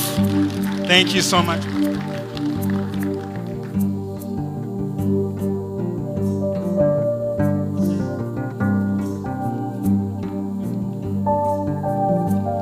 Thank you so much. Thank you for your hard work. I'm going to teach you how to celebrate these people because I'm not sure that you guys are up for this task. So if I call someone, I'm going to show you some of the Gen Z's things. You know, everything is now Gen Z. So if I call someone, I want you to do like this. See? Can we practice? I love simulation, so let's simulate what we're going to do. If I call somebody, I want you to go like this. Clap, clap, clap. Great. So the next one, very important member, Dr. Aline Umukunwa. Let's go ahead. Hey, do that. Show some love and respect. Great. Thank you so much for all the hard work. Thank you for training us. Thank you for everything you've done for Rsog. A very deserving award.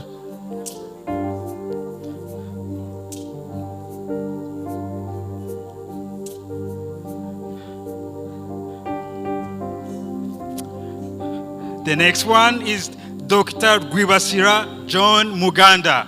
Let's put our hands together. Let's go. Hey, come on, people. Come on now. Great. Dr. Muganda probably stepped out. I'm going to mention next Dr. Kanimba, who could not be here today. I'm going to mention next Dr. Hundabagenzi Jean-Claude.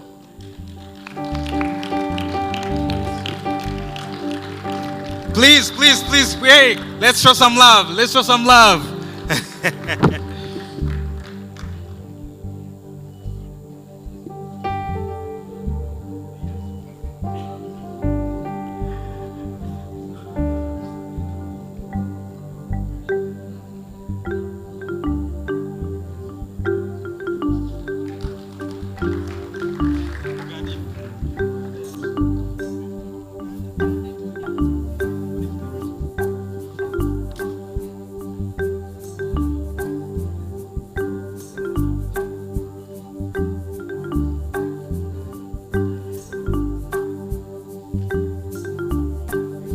Thank you so much for all the hard work.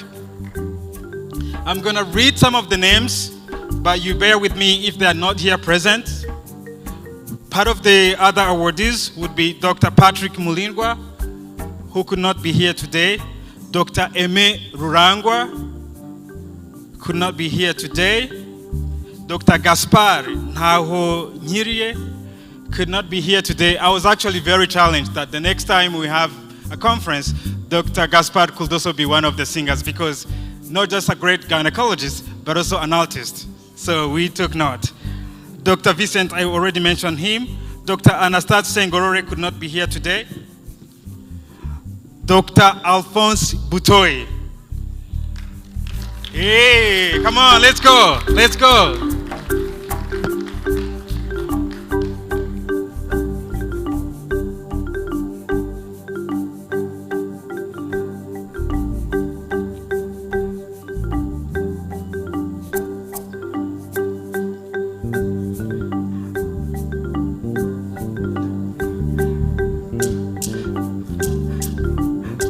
Thank you so much. Dr. Mayele Iba. Thank you so much. A round of applause.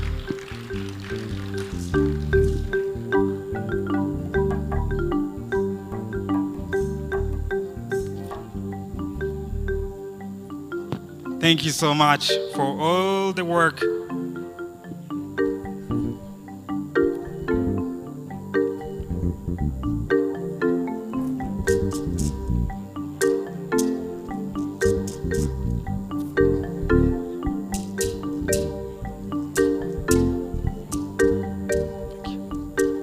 Thank you very much.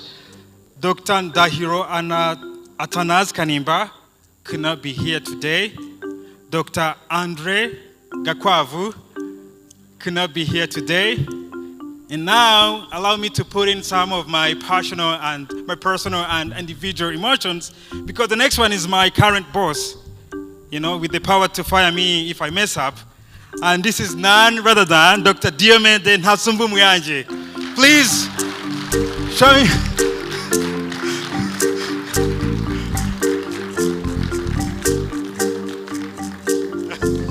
Thank you so much, sir.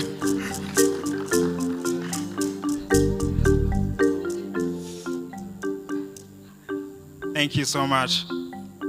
He's the current chair of the University of Rwanda Obstetrics and Gynecology Department, doing so much work and leading all the training. Thank you so much. At this point, would like to also recognize some of the people that actually trusted us at the very, very, very beginning, when we were starting, when nobody wanted to, trust these new babies, new society. And there are some of the people that we've worked really, really together on a long journey. And let's welcome Health Development Initiative, HDI, to come and be appreciated for all the work they have done, supporting us, believing in us, and being there for all the step of the way. Thank you so much.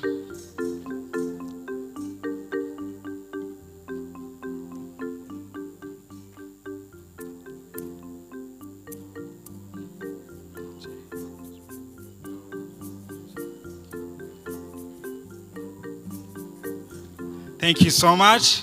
We would also like to recognize the work and the support from JHPIEGO Rwanda for all the work they have done for us.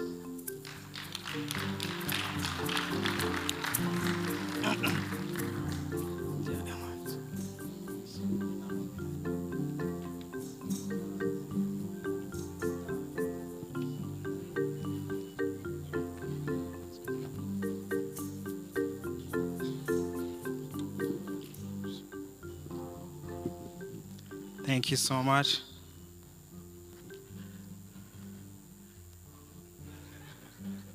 So, you have to agree with me that among the giants, there are still elites. Those are the people, for the people that like soccer or football, the way we call it, those are those people that you would call the fifth penalty to win a World Cup. And they are like, the whole country is on your shoulder. We're watching, and we need you to take this country to the victory.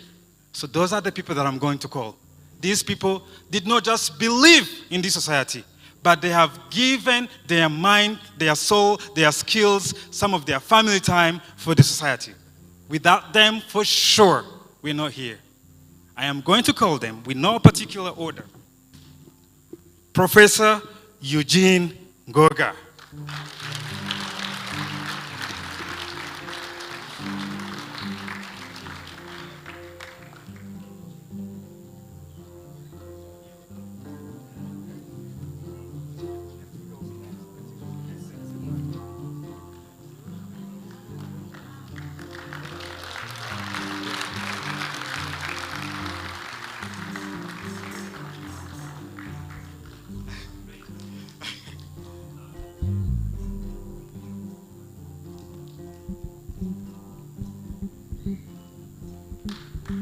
Thank you so much, Prof. Thank you so much.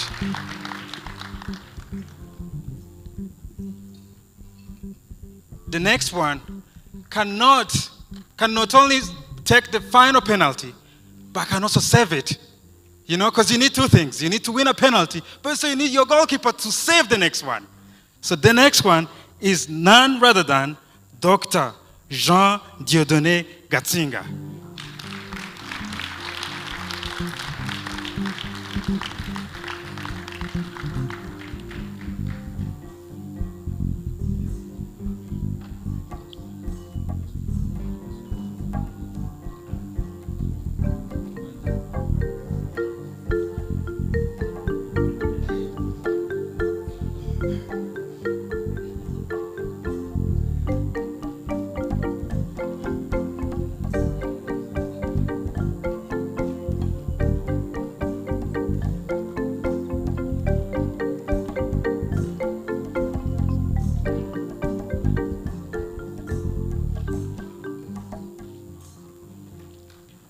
You know when your team needs that person that will say few words, but whatever word that comes out of their mouth is the wisdom that you need to advance.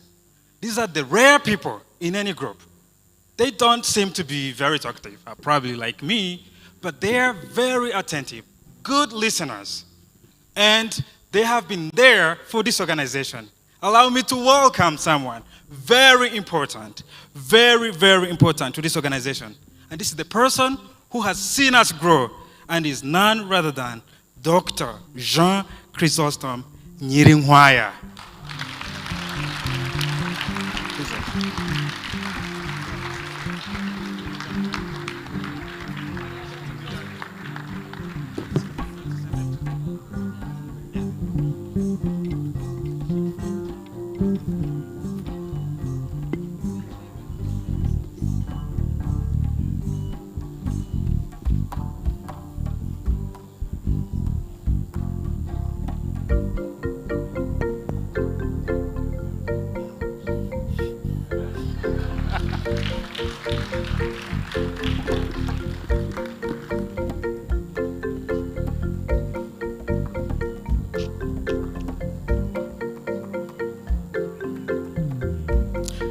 Thank you so much. I would like to call all the awardees to come back forward with their gifts. Please come back forward. Prof. Nyirinkwaya, allow me to welcome everybody with the award. Let's please come back and take one group picture to honor this moment, because this is not going to be, we're not going to have this other moment again, because I'm never going to be a founder. So if you're there thinking, okay, what am I going to do? You're not going to be a founder, but I'm sorry. Then after this, we'll have a very deserving coffee break served outside.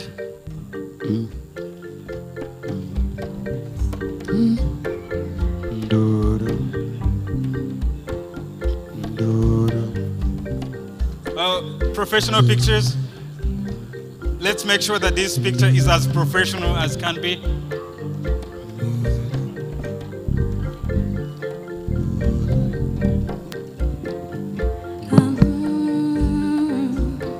This is the time when we smile.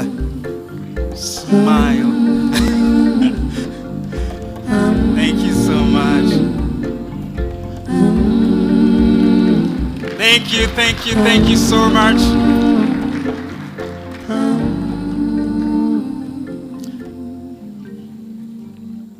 At this moment, we would like to close this session and welcome everybody for a very deserving coffee break outside.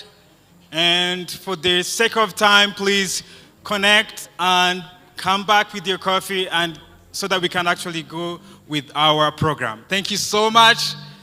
Let's give a round of applause for the audience. Very good audience. Very, very, very good. Thank you so much.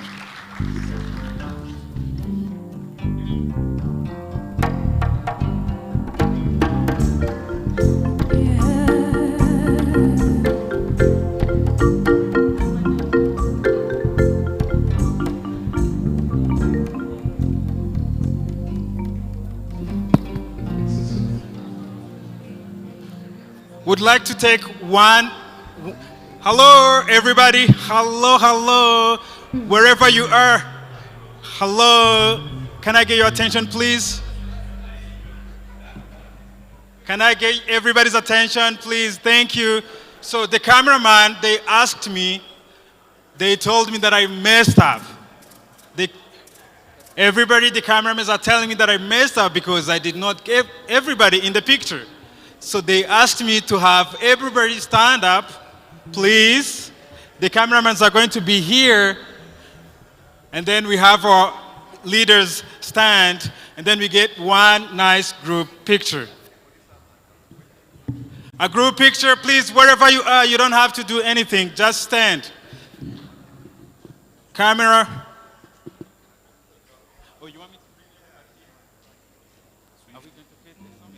Okay, the new order now, is that everybody has to come to the podium. Come on. Come on, come on, come on, come on, come on, come on. Tell your neighbor to come. Come. Right here in the front. So the leaders are going to step. Yeah. So everybody come this side. The leaders will be here. Let's see who can come.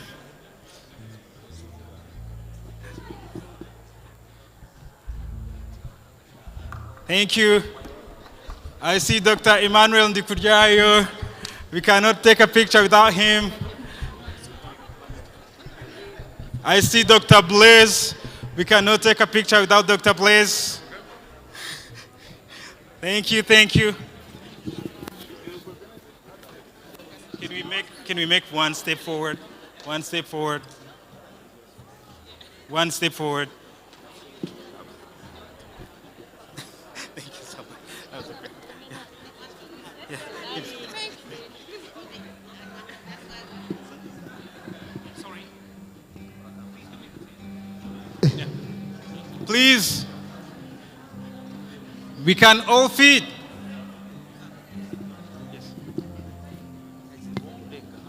Okay. Hey, okay.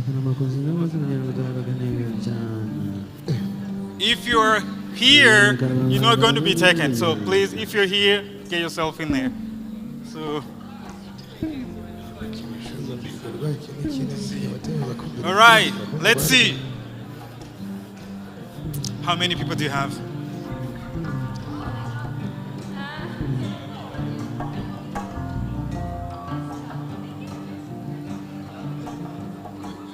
Boss, do you have them? You're the main, right? Okay, so.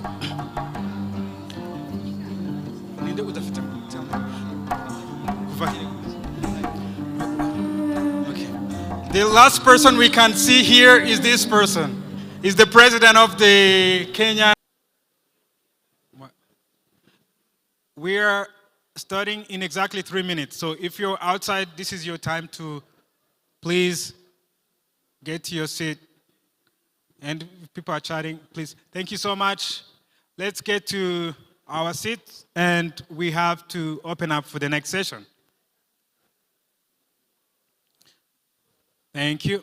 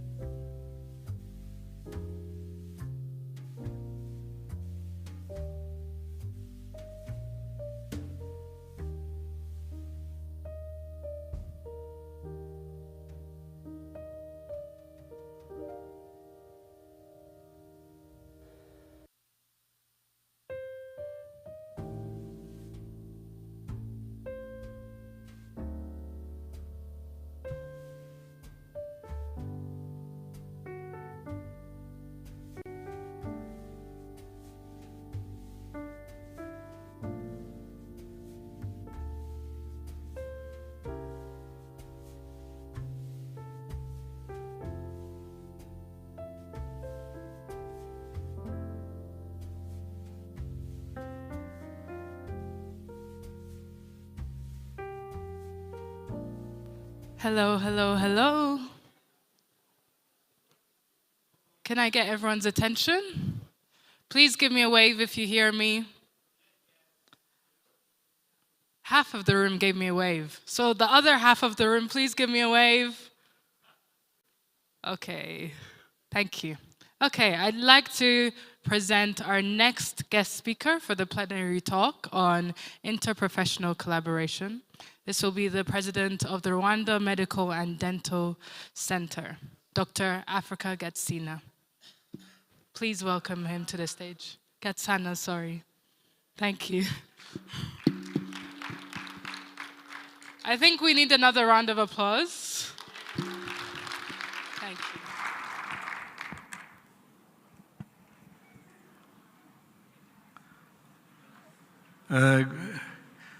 Good morning. I'm honored to share with you some reflections on interprofessional collaboration. But let me take this opportunity to thank the Rsog for this kind of invitation. It's a great opportunity for us in the regulation to discuss about some aspect of regulation and make sure that we have a common understanding and we share the philosophy behind the medical regulation. In the past, we have witnessed a paradigm shift of medical council, shifting from the traditional way of regulating health system towards a more proactive and patient-centered health regulation. And we cannot reach there without such collaboration and teamwork.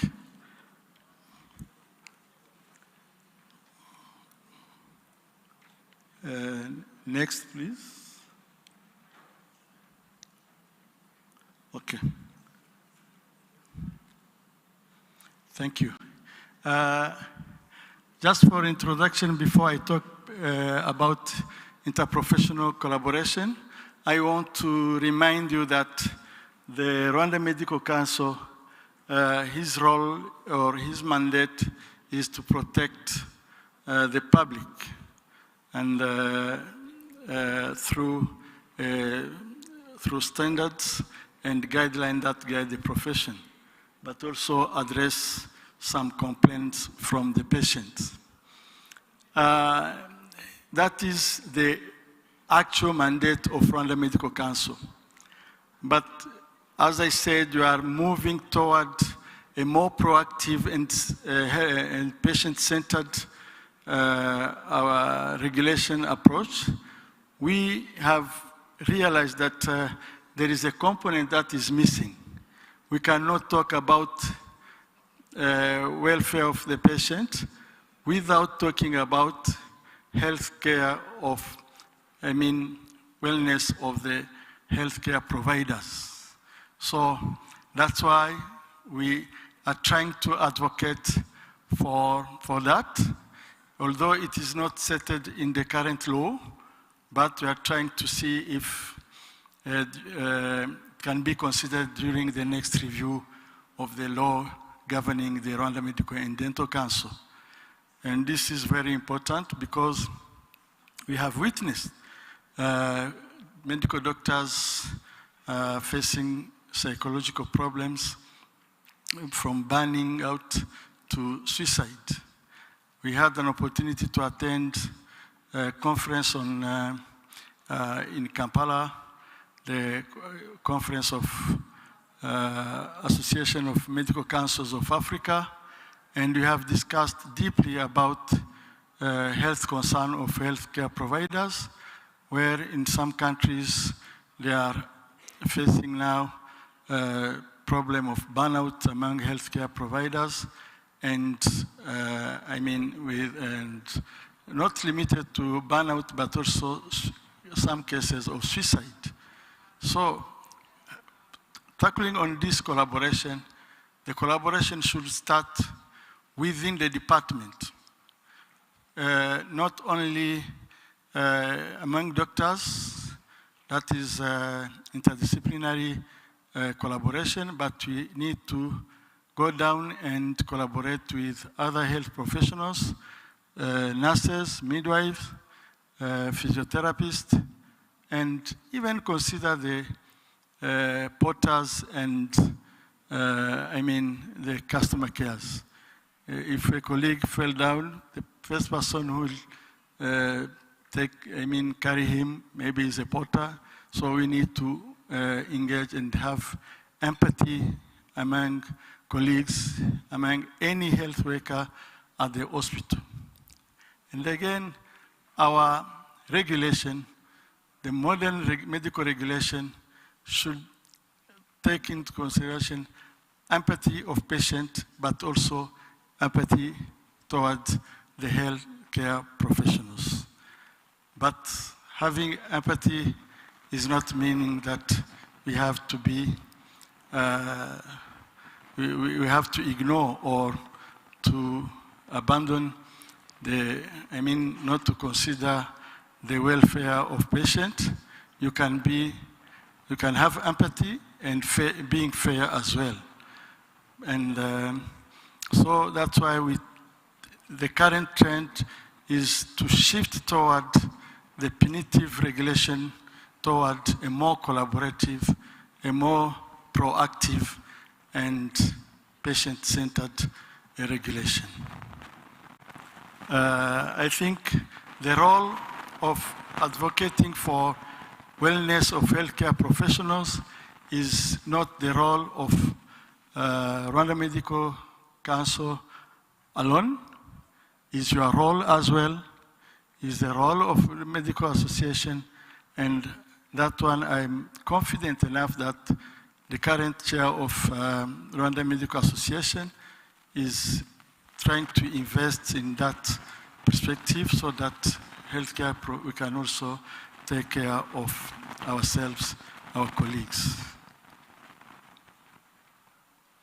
Now, this shows how dealing with gynecologists are dealing with complexity of health, maternity, healthcare of neonate mothers, and they have to pay attention when providing services because there is a lot of, emotional issues, and also we need to, once you are on duty, you have to make sure that you fulfill your responsibility as it is supposed to be done. Now, as I have projected, you can see that among the complaints, the majority of cases are from gynecology, gyne and obstetrics. And I want to assure you that the complaints are not related to skills. The complaints are more of soft skills, communication. Communication, documentation. That's why during last meeting, I presented, my topic was, can we live without litigations?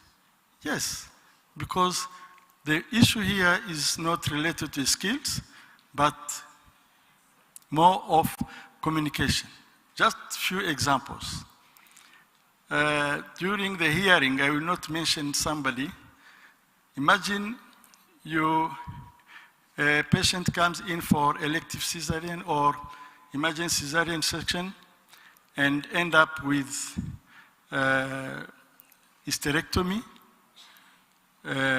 And, maybe the doctor was not in position to explain deeply about and get a consent form from the patient. But at the discharge, the colleague writes in the note, the patient is doing well, the uterus is intact and well retracted. And patient goes, after 2 years, comes back, I was operated. He writes to the Minister of Health that I don't know what happened to me. I was operated, they didn't tell me, and I went to consult the health facility. They told me that there is no uterus. And when we did the investigation, we found that it was well documented by a doctor that the uterus was intact and well retracted. And the doctor didn't deny it. But that is not criminal, because he's not the one who operated, but it mentally affects the patient. But also remember, these days there is deal. There are lawyers who are just around looking for case, and that is an opportunity to.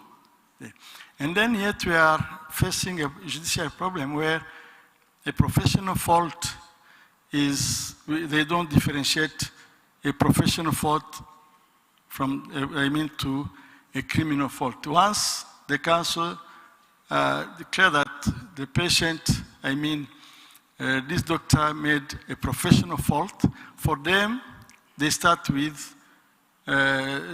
think about how much the doctor or the hospital should pay. And that's why we are trying to see if we can engage the justice and have a deep discussion with the council and RIP to see how we can deal with these issues and differentiate from professional fault to criminal fault. And in the past, they used to come and take the doctor in the consultation and put them in it, but these days that practice is prohibited. It's not prohibited, but they have reduced to do such practice. So soft skill is very important in order to decrease the complaints. But also doctors, colleagues, we should avoid loose talk. For us in the army, it is prohibited to have loose talk. Because sometimes when you are in theater or OR, you can say something that can affect the leadership, that can affect your colleague, that can affect yourself. We see, so when we are in front of patient, when the patient is in the OR, please discuss relevant issues and avoid loose talk, because it can affect your colleague. And again, you find that these complaints are complaints that have been raised by either a colleague or a nurse, telling to the patient, you know, this doctor did this and this, which was wrong, and therefore you can sue him. That is things that you have observed, and that's why I'm grateful to the Rwanda, Rsog, to invite us to discuss these issues, so that to remind you that about the soft skills and avoid loose discussion. You can have discussion, friendly discussion outside, but within the hospital, a small statement can lead to a big investigation. So you see other disciplines, they don't have so many cases, but for sure we can live without litigations. And so as I said, there are, emerging concern from complaints, lack of collaboration between midwives and gynecologists, and also we need to engage, because we are talking about interprofessional collaboration. The collaboration should not be limited to the midwife, to the nurses, but also to other health professionals.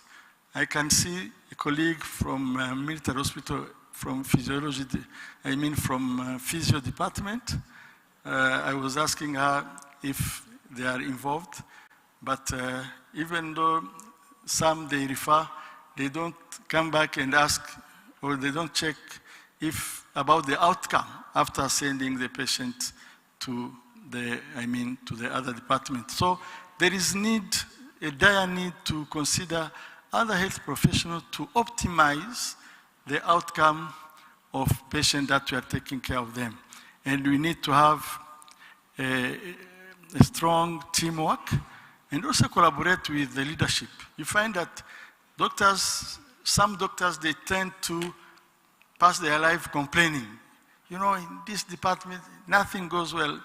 But you should be involved and report. If you are working in an environment where there is no instrument and you struggle to do what you are trying to do without enough material, why can't you talk to the leadership? If the leadership is not taking into consideration what you are doing, just write in the file that I tried to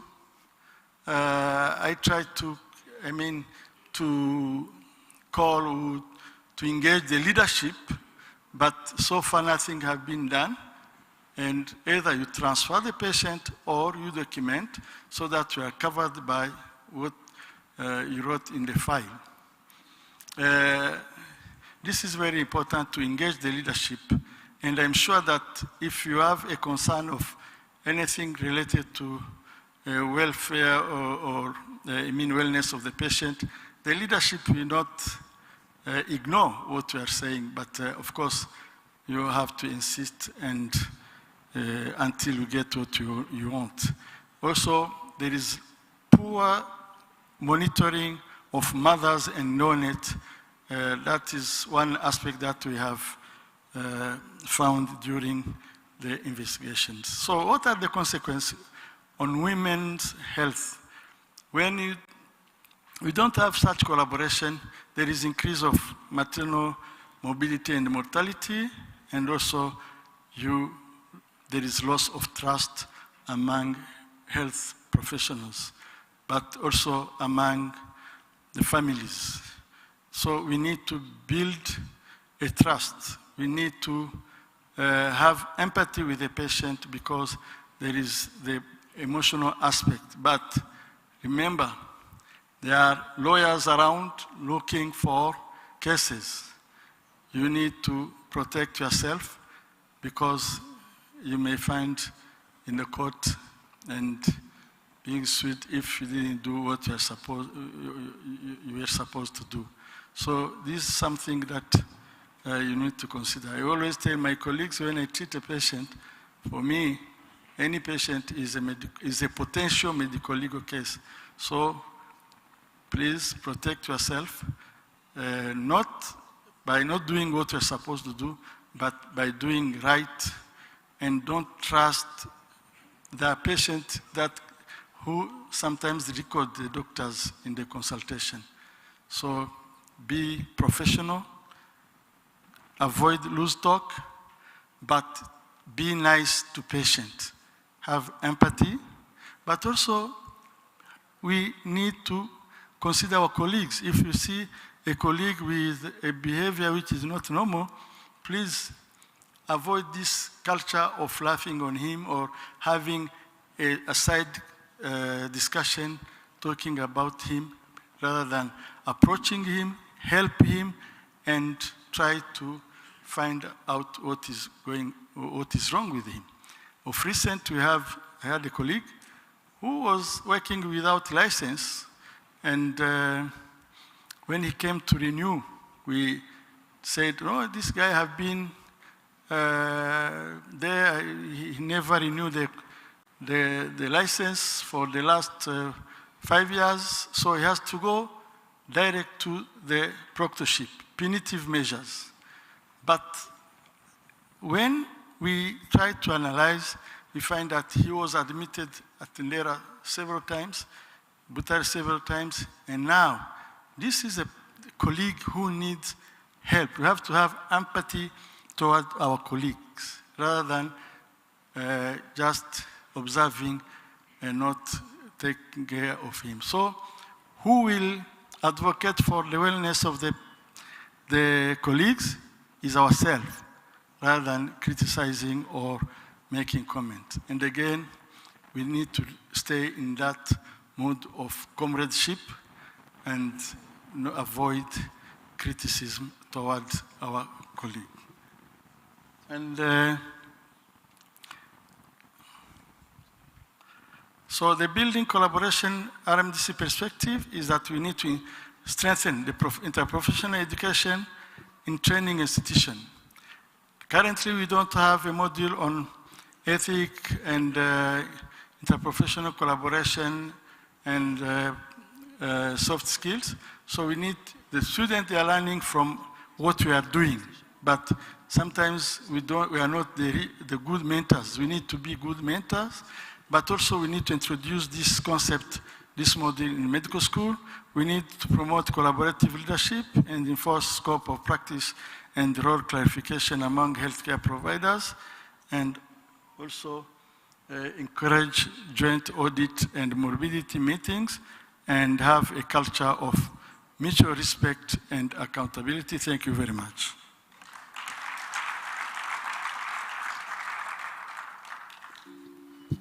Thank you very much, sir, for a very important talk that we need to pinch ourselves and remind ourselves that every case, as he mentioned, is a potential medical legal case.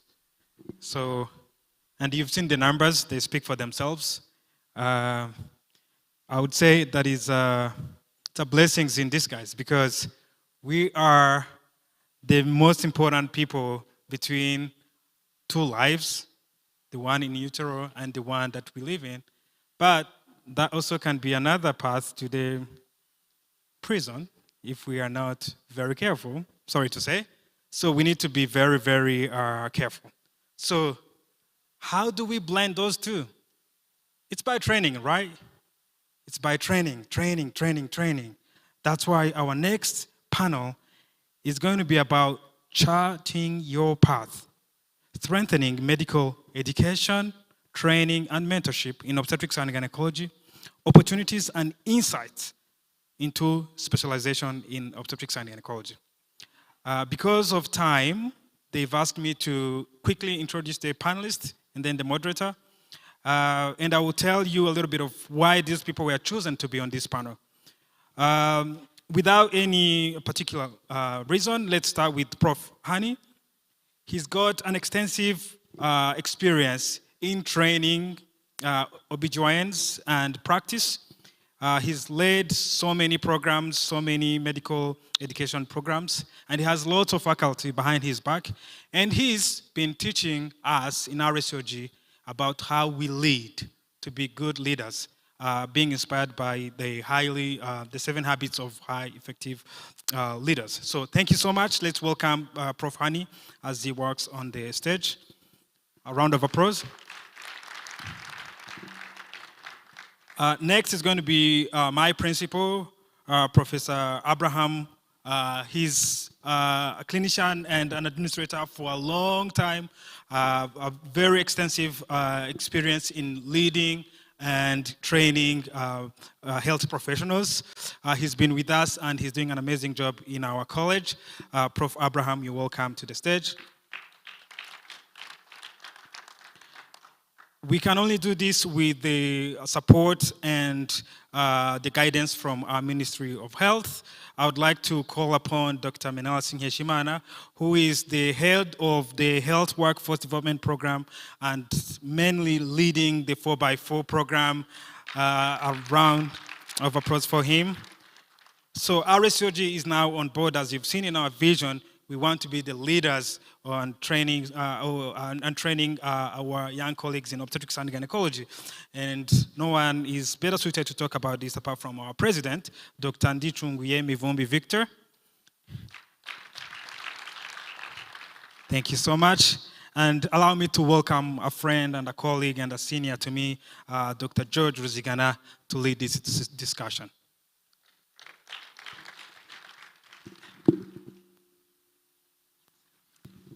Yeah, thank you so much, Dr. Magnifique, for the kind and humble introduction. And good afternoon, dear colleagues, distinguished panelists and conference participants to this session, which is to talk about charting the path.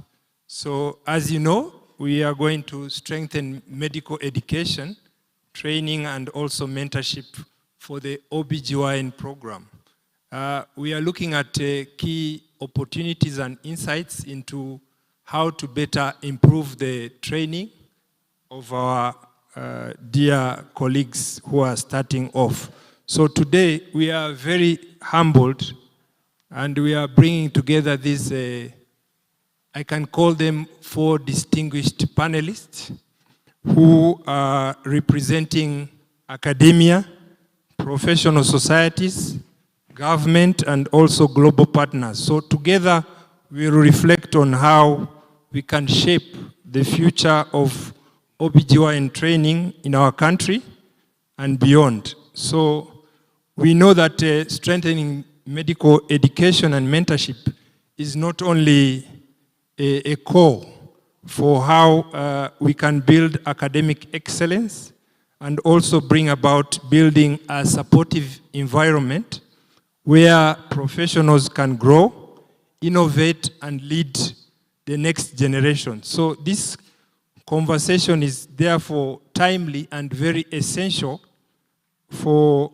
the next generation of OB/GYN practice. So I would like to first kick off with Professor Hani as a senior for global health at Royal College of Obstetrician and Gynecologist. From an international perspective, what are some key lessons and best practices that Rwanda can adopt from other countries that can lead to successful strengthening the systems of medical education, clinical training, and mentorship in obstetrics and gynecology? And in particular, what models or approaches have proven most effective in building sustainable and high quality programs for specialist training? So the floor is yours, Professor Hani. Thank you very much. Allow me first to take the opportunity to thank Rsog, Victor, and the executive for giving me the opportunity to be part of this panel and contribute to the support and well-being of Rsog. So from an international perspective, I think there are 3 ingredients that consistently distinguish countries that have strengthened specialist training in obstetrics and gynecology. I would label a national plan, an invested faculty, and then smart partnerships. Allow me to try and translate these into some practical models that Rwanda can adapt. To start with, planning the workforce and training where people serve.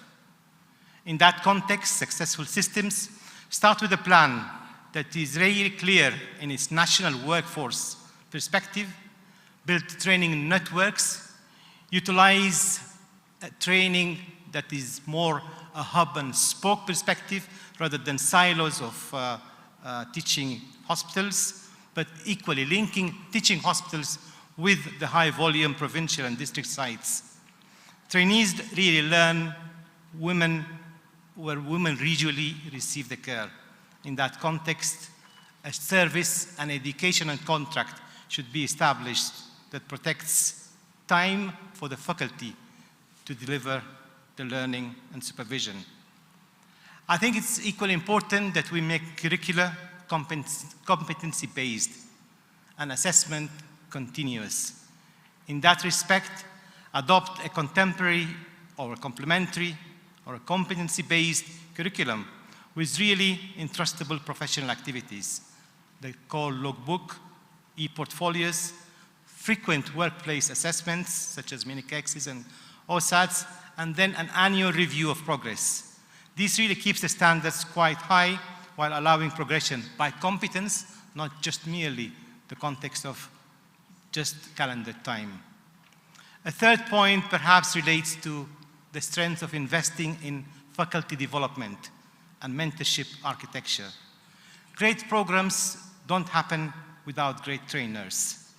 So providing structured faculty development, and in that context, clinical supervision, feedback, monitoring, mentoring, assessment, and educational leadership. More importantly, protect time for teaching and recognize it in the promotional scheme of work within the faculty. Build a tiered mentorship model, consultant to consultant, consultant to resident, residents amongst themselves, senior to junior, and have peer mentorship with single tools, schedules, check-ins, and mentoring training as a whole. Utilizing the simulation and team drills to hardwire safety. In that context, low-cost simulation and in-situ drills for us in obstetrics, PPH, shoulder dystocia, eclampsia, sepsis are just a few, but these dramatically improves emergency response, enabled regular multidisciplinary drills and debriefs, tie them to local audit data, so training really closes real gaps. It's equally important to consider double partnerships, durable, long-term partnerships, not necessarily just double, but it can be multiple, and not simple just fly-ins. As such, I feel the most effective international collaborations are multi-year, co-owned and curriculum aligned, twinning programs, twinning departments, shared exam standards, visiting embedded faculty, and co-supervised research. One particular element, the diaspora community, could be utilized and can amplify this perspective. Quality has got 3 levels. At the local level, quality control. At a more provincial, quality monitoring or management.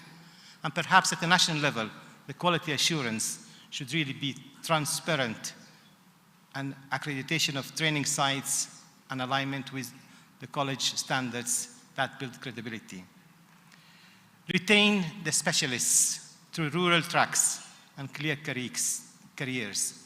Countries that improve distribution offer rural training tracks, bonded scholarships with supportive conditions in terms of housing, continuous professional development, mentorship, and so on. One important last point I mentioned in this respect, blending the digital and the bedside teaching. Tele-teaching, tele-mentoring, the eco-style case conferences, national virtual grand rounds, lightweight tools that really help for rounds and guidelines, micro-learning, e-portfolios, all these reduce the geographic inequity without replacing hands-on training. You asked about how Rwanda could operationalize this in ONG, particularly near-term steps. I'm fully aware and up to date with what's happening with your 4x4 reform.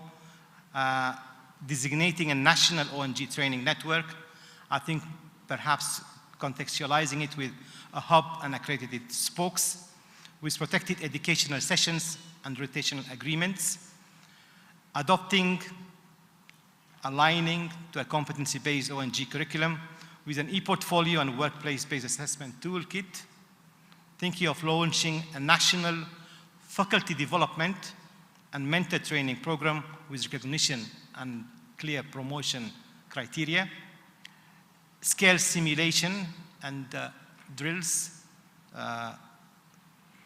emergency obstetrics drills particularly, formalize 2-3 long-term twinning partnerships.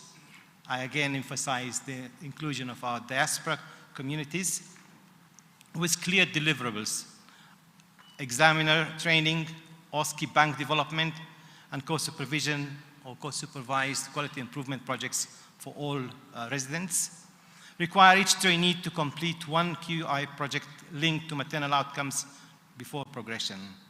I'm sure I can go on and on, but perhaps particularly to your question where the RCOG and the diaspora can help, I think this is a great opportunity. You have a good community in diaspora that can be utilized, perhaps curriculum alignment and e-portfolio setup, exchange programs, medical training initiatives, people from, if I think about the RCOG, some of our trainees come over to Rwanda, some Rwandans go over to the UK for certain development workshops, and I'm sure I can go on talking about a lot of other opportunities for partnerships, but I'll give the opportunity for my other colleagues to perhaps share other insights. Yeah, thank you so much, Professor Hani. And I now pass the floor also to Professor Abraham, who is also the principal of the College of Medicine and Health Sciences. So, Prof. Abraham, in your assessment, what are the current strengths and gaps within the Rwanda medical education system, with a particular focus on postgraduate training in obstetrics and gynecology, and which areas demonstrate promising progress, and where do you see critical shortcomings that must be addressed to ensure the development of competent, confident, and well-prepared OBGYN specialists? The floor is yours. Thank you. I thank Rsog again for inviting University of Rwanda to take part in this conference, and also to invite me as an individual to be on this panel. To the questions, multiple questions, where can I start? The strength is the easiest. Let me say some points on our strengths. We are together here in this beautiful hall as partners. So the partnership is our strength. We partner closely with Ministry of Health and Rwanda Biomedical Center, as well professional societies like Rsog and also other NGOs.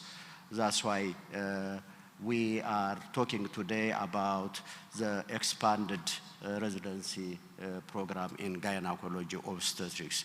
Similarly, the 4x4 initiative, you are as a major implementer of that 4x4 initiative. It is happening through this collaborative effort. So that's one.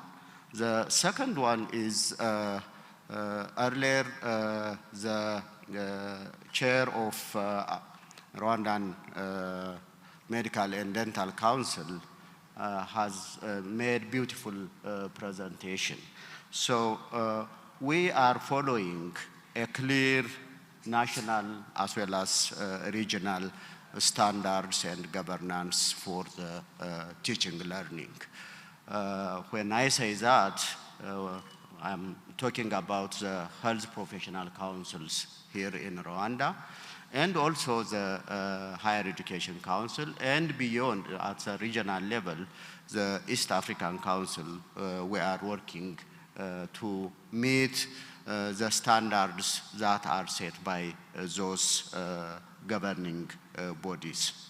So our curricula are designed to respond to those, the prevalent burden in the health system as per the standard set by those regulatory bodies.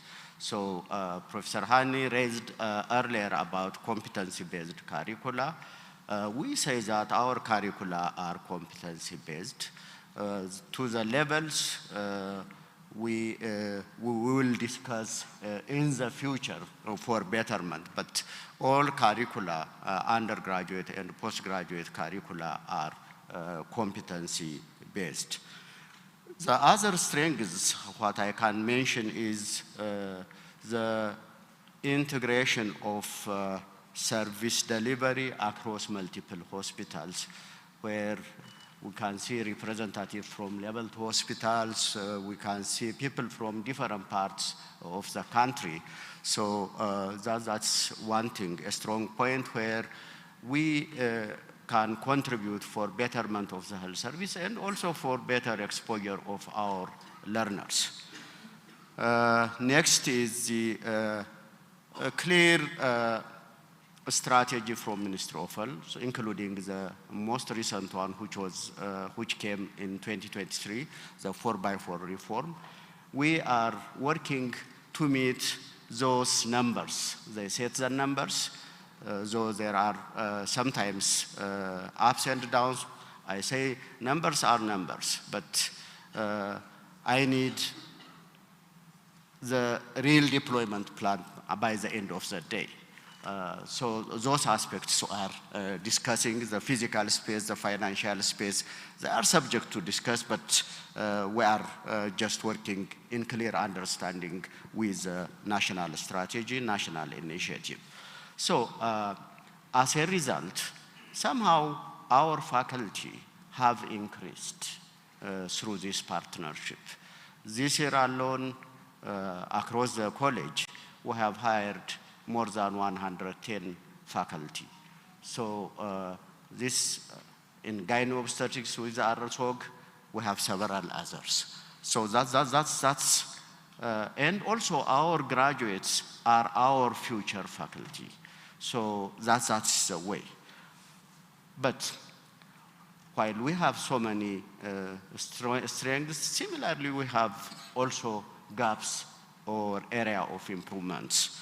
Like, though we do have subspecialty programs in various disciplines, now we are having 23 disciplines in subspecialty programs. In gynae obstetrics, 3 are already ongoing.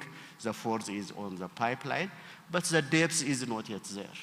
The quality and the depth, we have to work on that. Like Rsog was starting 13 years back, our subspecialty programs are started just 3 years back. So they are at infancy level, will improve in quality as well as quantity on that aspect. The other key issue as area of improvement is infrastructure. The number of operation theaters, equipment, and also working facilities are subject for betterment. A lot has been done through the collaborative effort between development partners, Ministry of Health, and the teaching hospitals, but we are not yet there, but we are going towards that. And also research in our curricula, research not only for postgraduate, for undergraduate students, it is a requirement. But what is missing is the quality of research. For that, strong supervision, mentorship, and it's not only conducting the research. The research has to be for translation. It has to be used, it has to be published to be considered as evidence, and then it has to be used in policies, practices, and so on. So these are the areas where we need to improve, among others. Thank you.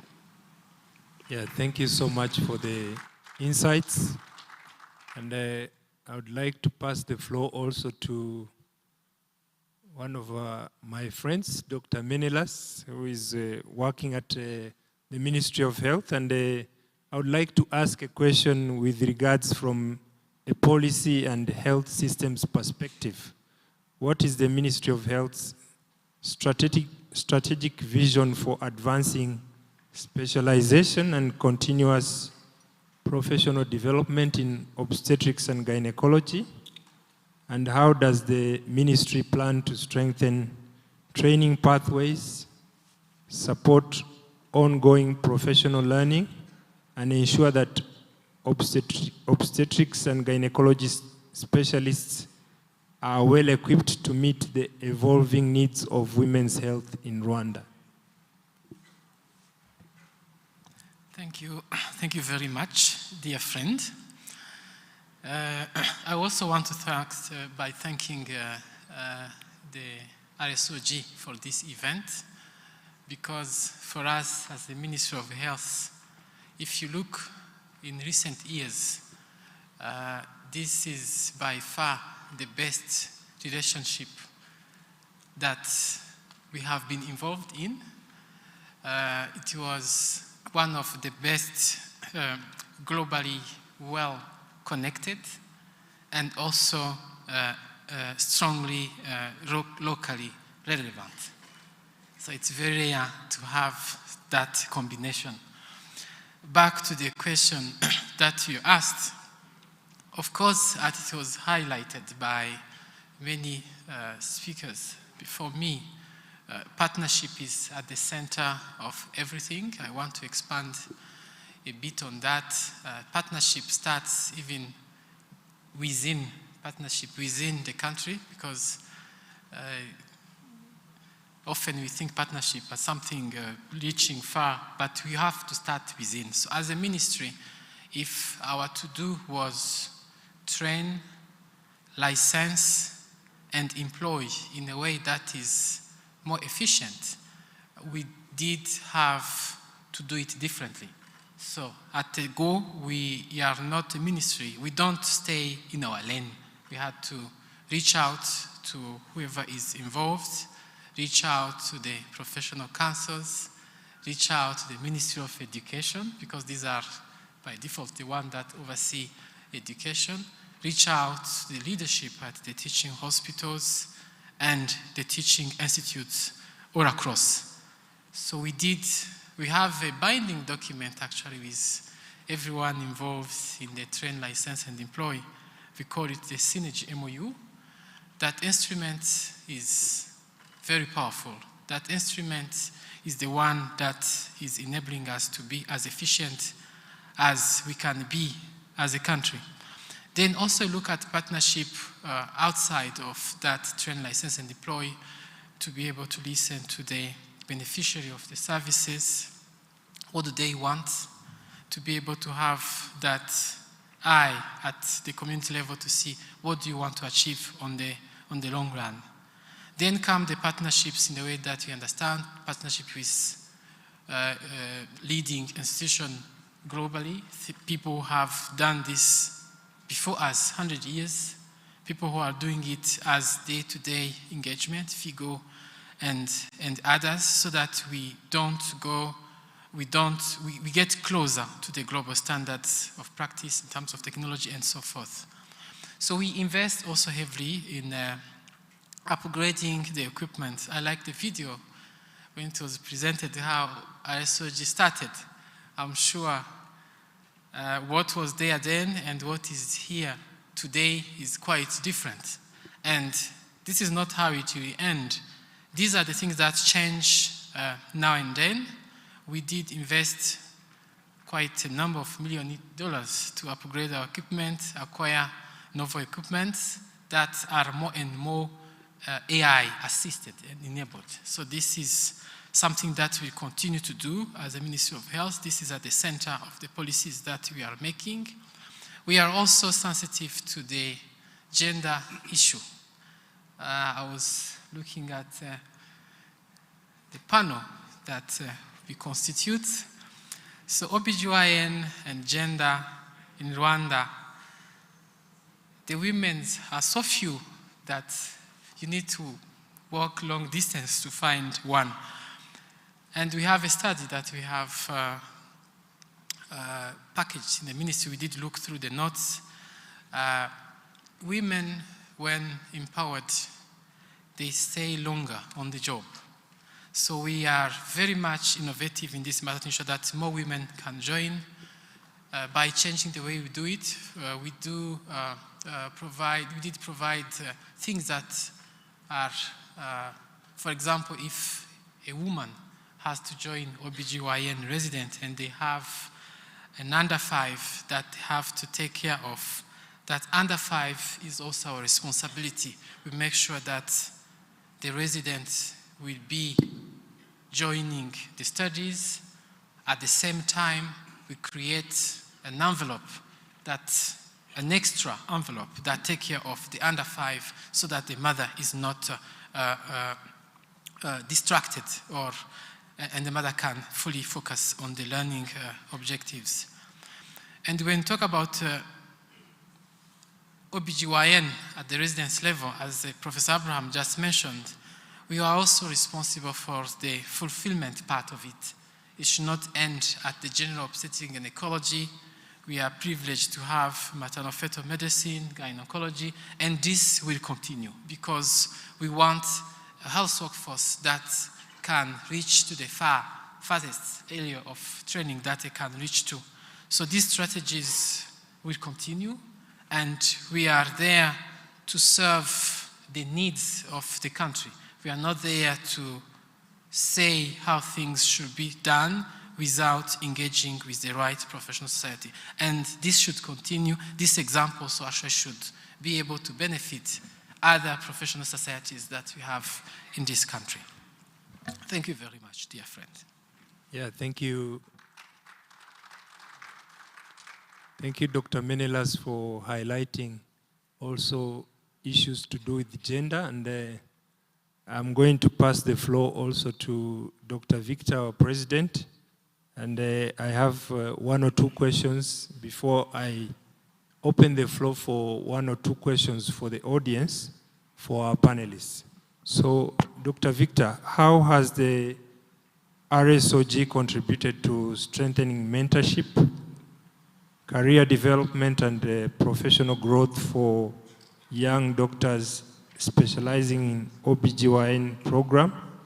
And what role can Rsog play in shaping the future of OBGYN specialization, not only within Rwanda, but also at the regional level through strategic advocacy, collaborative partnerships, and leadership initiatives in place? The floor is yours, Dr. Victor. Thank you so much, moderator, for this good question. So I think much has been said in regard to the role of Rsog in this program. However, I want really to clarify and to give some of the details. First of all, I would like to thank Ministry and other stakeholders for the trust provided to professional association to be involved in education. I think this is a really good way to go because a professional association, they have members, but also they have to be involved in the education, but also in the future of the members. Initially, when we started this collaboration, and I remember we were together with University of Rwanda and the Ministry of Health, and of course, we discussed with donors. We had a couple of meetings because this was new initiative and a new way to go. Because the idea was to expand this program of residence for OBGYN in the training center, which were the district hospital. It's really very hard to start changing the environment and make the training site with convenient and equipment and also the mindset. So we had to conduct different meetings and initiative strategies together. And we had to learn from also other people. Also, we consulted different universities because that was really new for us. So the other point was those training sites selected were ready to run this program. You understand it requires a lot of things. Basically, human resources, equipment, making the training environment adequate. So we had to assess what is needed, and then later on, we came up with filling some of the gaps. That's why you can see in the audience here, we have our colleague graced to partnership, South-South partnership, Ethiopians and the Sudanese, and also other people from around here who are here to help us to support this program. They accepted, but this is the second year. We have, as I said, roughly 109 students. So together, we conducted different meetings to understand how we're going to work. The other point I want to mention is thanking DGs for those hospitals because they had to understand, they had to help us really to make these things happen. The other point we did actually was to involve the members. You know, we have members who are lecturers at university. In OBGYN, we have a fellow, we have also subspecialties. So we have established a framework, a system, whereby our colleagues from the existing teaching hospital to be assigned those new sites so that they can conduct different supervision to oversee and then also help them to establish this system. Because you understand that was new, so they were in need of having someone with that experience. So the other point was to create an environmental of research. We still have a long way to go because this is the beginning.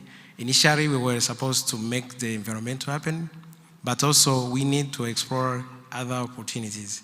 So we have started engaging residents and also lecturers at those sites to be involved in research, because we need also to have our evidence-based contextualized to be able to teach our colleagues based on our people.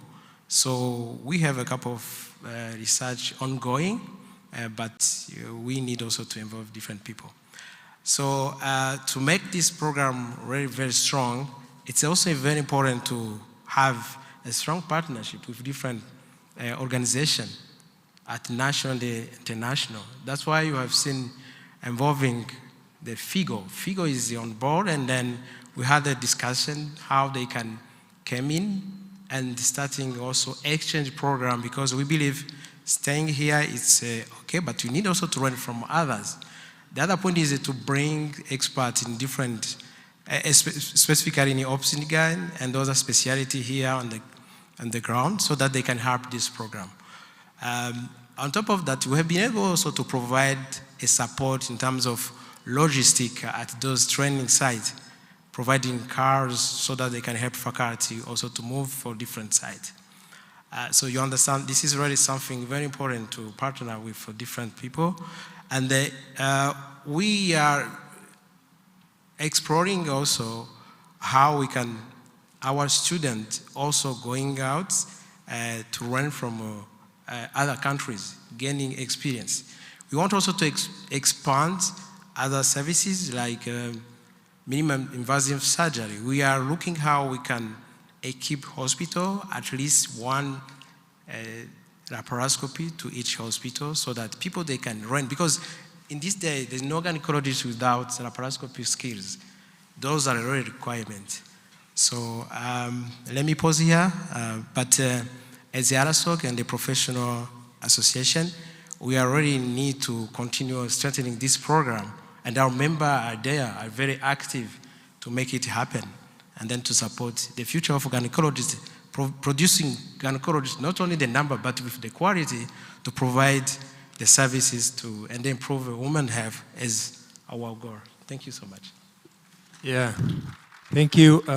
Another round of applause to all our 4 panelists. Before I open the floor for 1 or 2 questions from the audience, and I think you can raise your hand up, and we give you the opportunity to ask some questions to our panelists.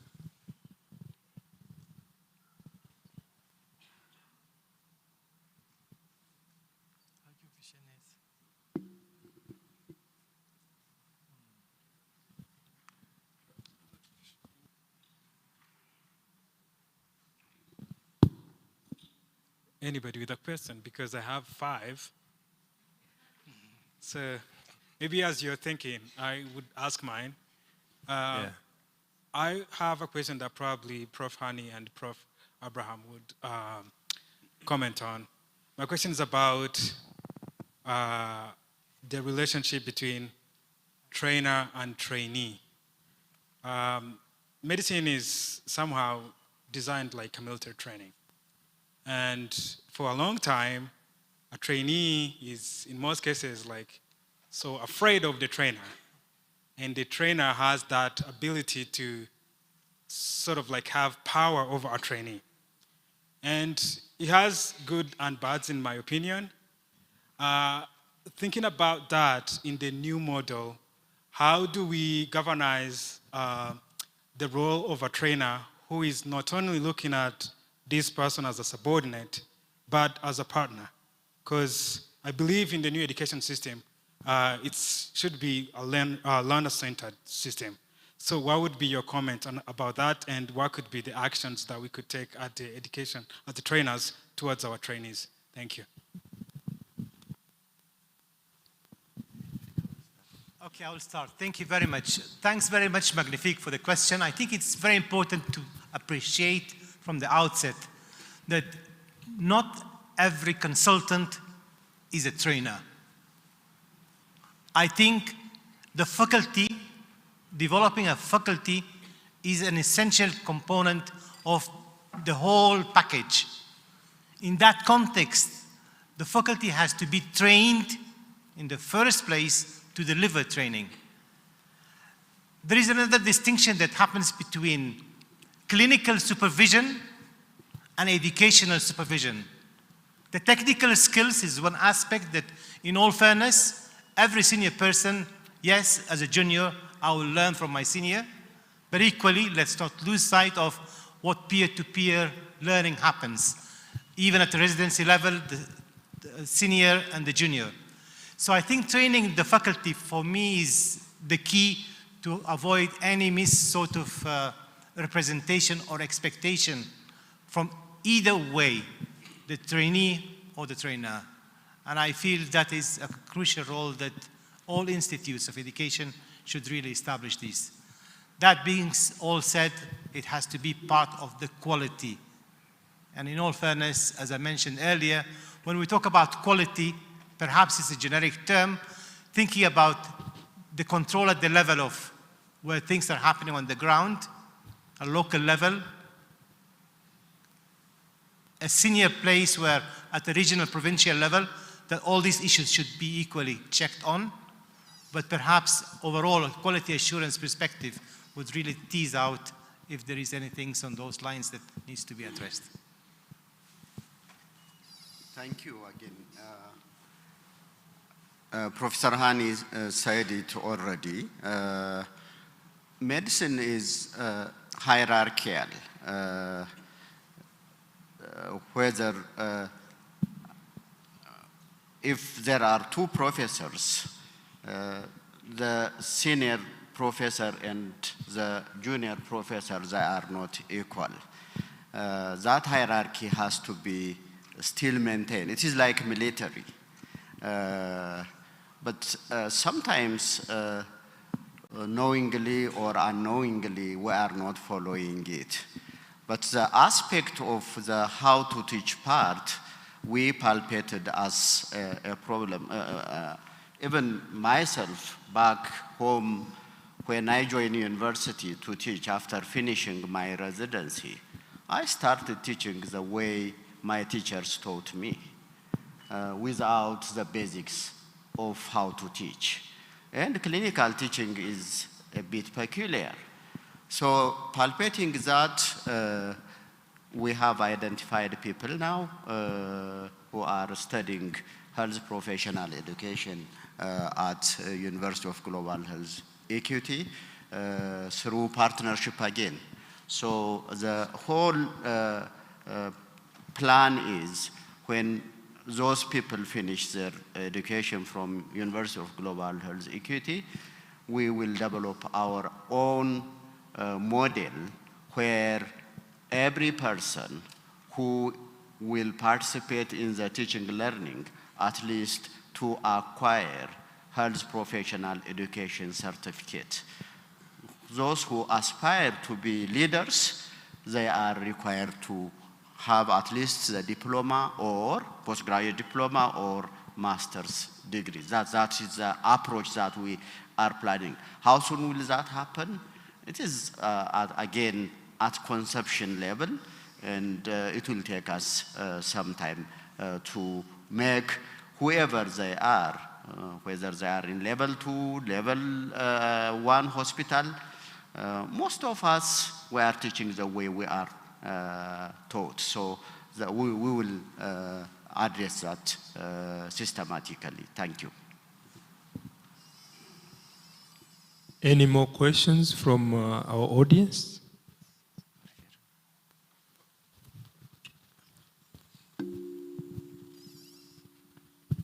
Okay. Okay, first of all, thank you very much. I want to highlight more on the question that has been raised. So, as it has been said, like in the past, the gap is already there between the student and the senior.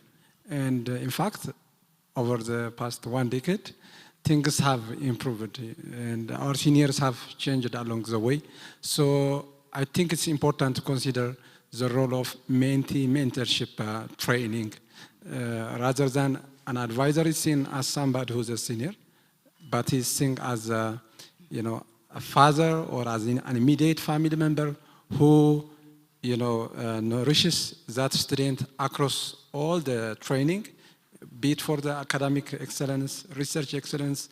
I think if we have seen somebody who has excelled well, we can go back and then there is somebody behind who's a good mentor. So I believe it's important not to consider having a best mentor as a matter of chance, like, for example, I had Professor Abraham or Professor Hani, should be seen as a necessity, and it's important to consider standardization. So if I see from my own experience, I have had like those good mentors behind me just to come forward and then have all the achievements that I had so far. So I think it's very important for RCOG to consider mentee mentorship training, because how to mentor, the mentor has to be also trained, because if the gap is already there, it will continue like that one. And things that seem frustrating can be easily solved. And all of us have equal opportunity to excel. It's just about having a kind support. I believe like the hierarchy should be still respected, but from the educational and excellence point of view, the role of mentee and mentorship is something that has to be considered well. And the other question that I have is for Dr. Victor. So as a society, RCOG is involved in, not only preparing the curriculum for the training, but also in reviewing and standardizing. So one of the challenges that we have as an OBGYN is always it's evolving, new recommendations come. If there is a new guideline that comes out through FIGO, it will be distributed to your society, and it's the mandate of your society to make sure that your training are just being upgraded. So what is the role of RCOG in standardizing training, for example, procedures and different new updates? So what is the current role or what is the future role of RCOG? Because these are the things that we have been seeing as a peculiar thing when we were students, and still they are very important when we are just sitting here as seniors. Thank you. Thank you so much, Abraham.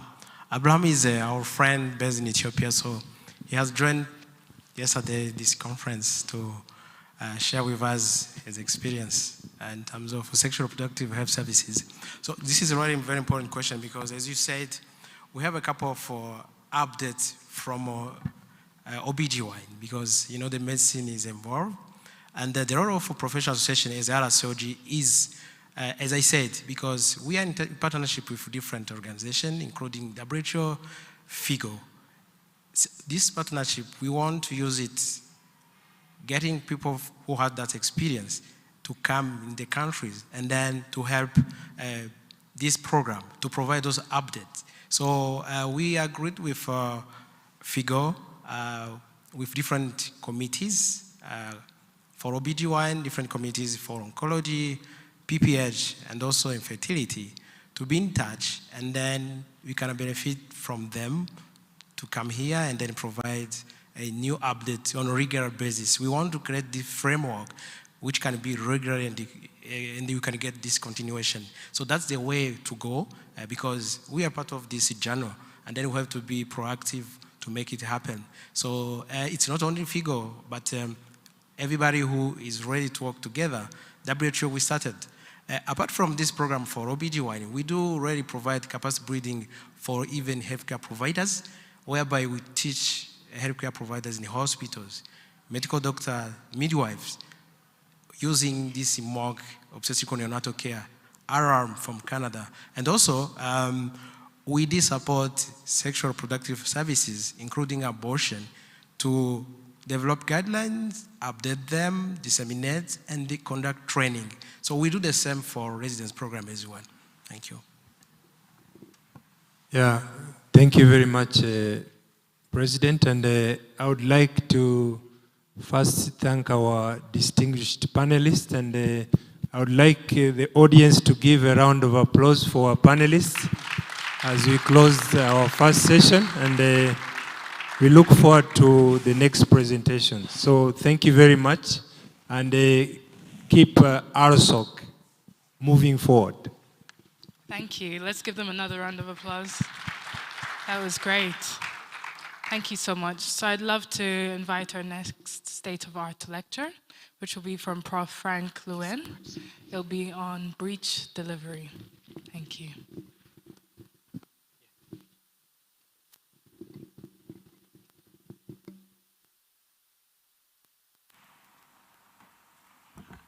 Rsog, thank you again so much for introducing me.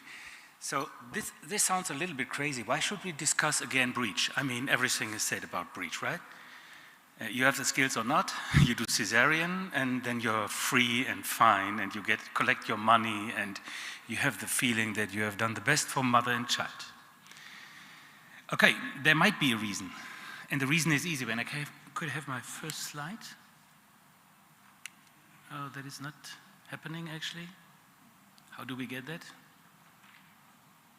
Sorry? Otherwise I couldn't start.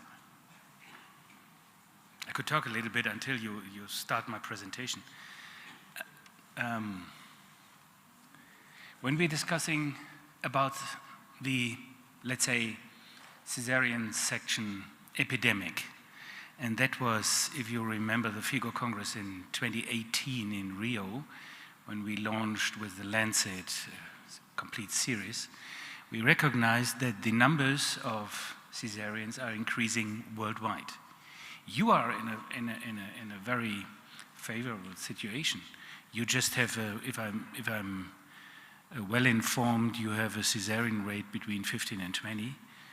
That is a goal for us in Europe. In Europe, the unfortunately leading, I shouldn't say leading, the country with the worst cesarean rate is Turkey, with more than 60%. So now the Minister of Health is starting a huge initiative to develop the country again, to reduce the cesarean rate. Saudi Arabia is more than 50%. And that leads to increasing rates of maternal mortality.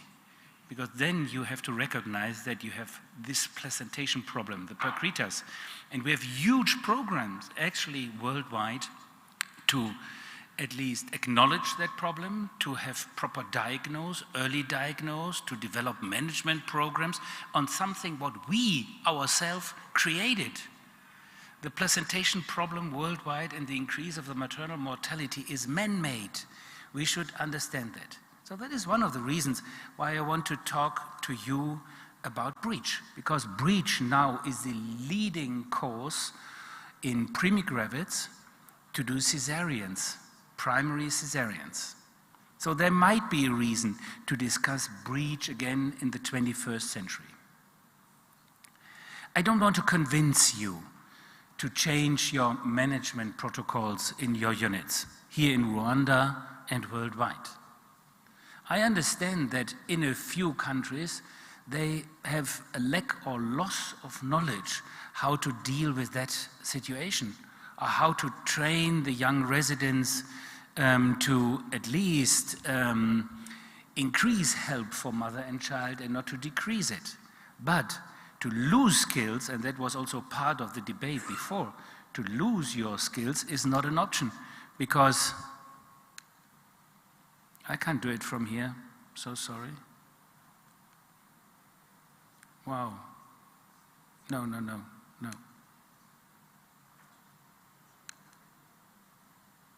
What is here? What is happening here? Please try to get it done. No, it's not reacting. Oh, there we are. We have no choice. We have to learn our skills, because this here is happening tomorrow in your maternity. You're on duty. She comes in. She is multipara, she's fully dilated, and one leg is out. If you learned your skills as a surgeon, if you are a really good surgeon, then you might not hurt mother and child in that emergency cesarean. If you learned your skills as an obstetrician, is there something wrong? Do you see? You have also nothing here, right? So what is going on? Oh, here we are again. So if you learned your skills as an obstetrician, then in that situation, she just came in, good contraction, fully dilated, one leg is out, you will sit back and enjoy. Because you will witness a beautiful vaginal breech delivery without touching the mother, because she is in a different position. You can see that. She's not lying on her back. That is what I want to talk about. So, I really have a problem here with that presentation. Really. No. Okay, when I'm talking about breech, usually if you go to the literature, if you try to find out the evidence, then you just have, I didn't do anything. Please let me just do it. No, let us go back. You see here this Frabat sign. That is what I'm talking about. Frabat is Frankfurt Breech at Term. That is the biggest survey ever published on breech deliveries. I'm not any longer talking about a few cases. I'm not talking about a little bit experience with, let's say, 20, 30, 40 vaginal breech deliveries. Now, today, I want to introduce the biggest study ever on vaginal breech deliveries, and I'm talking about 2,200 cases. So we are not any longer talking about something. We are talking about the biggest trial. It is twofold bigger than the HANA trial in 2000. So that is what I want to introduce today. I wrote down a couple of learning objectives. These learning objectives, you can read it, I don't have to repeat that, are very much focused on how to counsel a woman evidence-based. Because everything what I'm introducing today to you in this talk is related to evidence-based published papers. And we delivered more than 25 papers in the last decade based on these numbers. So let us go through. I have no conflict of interest for sure, you know that. And the first topic is always between offering a cesarean or vaginal breech. The initial question is not that we just prefer something, because we are doctors, we are physicians. We should rely on evidence. If we don't have the skills, we have to teach the skills. But it should never be that I'm talking about my experience to a patient. The patient deserves to get the knowledge, the evidence, to have the chance to have a shared decision. So cesarean and breech in the high income countries, unfortunately, because they are losing skills to do vaginal deliveries, in the high income countries, there is an ongoing discussion. Shouldn't we have, if a woman just wants to have one child, so that is the placentation situation, if she just wants to have one child, why don't we offer cesarean? A nice way, you can plan it, you can do it in the evening, and then in the morning you have your last friends, and then you can invite the whole family. There are a few maternities in Europe and in the United States. You are sitting in a theater and can observe how that baby is delivered. Crazy things. When we're discussing about cesarean or vaginal breech deliveries, we have to recognize that there are specific complications for mother and child. So the healthiest way to come to earth is, there is no doubt that is evidence-based for a baby, is vaginal delivery and not a cesarean. But a cesarean is an intervention. Let us go back to the definitions. Cesarean is an intervention. And in medicine, if you want to introduce, if you want to offer an intervention, then you need an indication. An indication and an intervention are based on pathology. So let us discuss what is normal and what is pathology when we discuss any longer here these topics.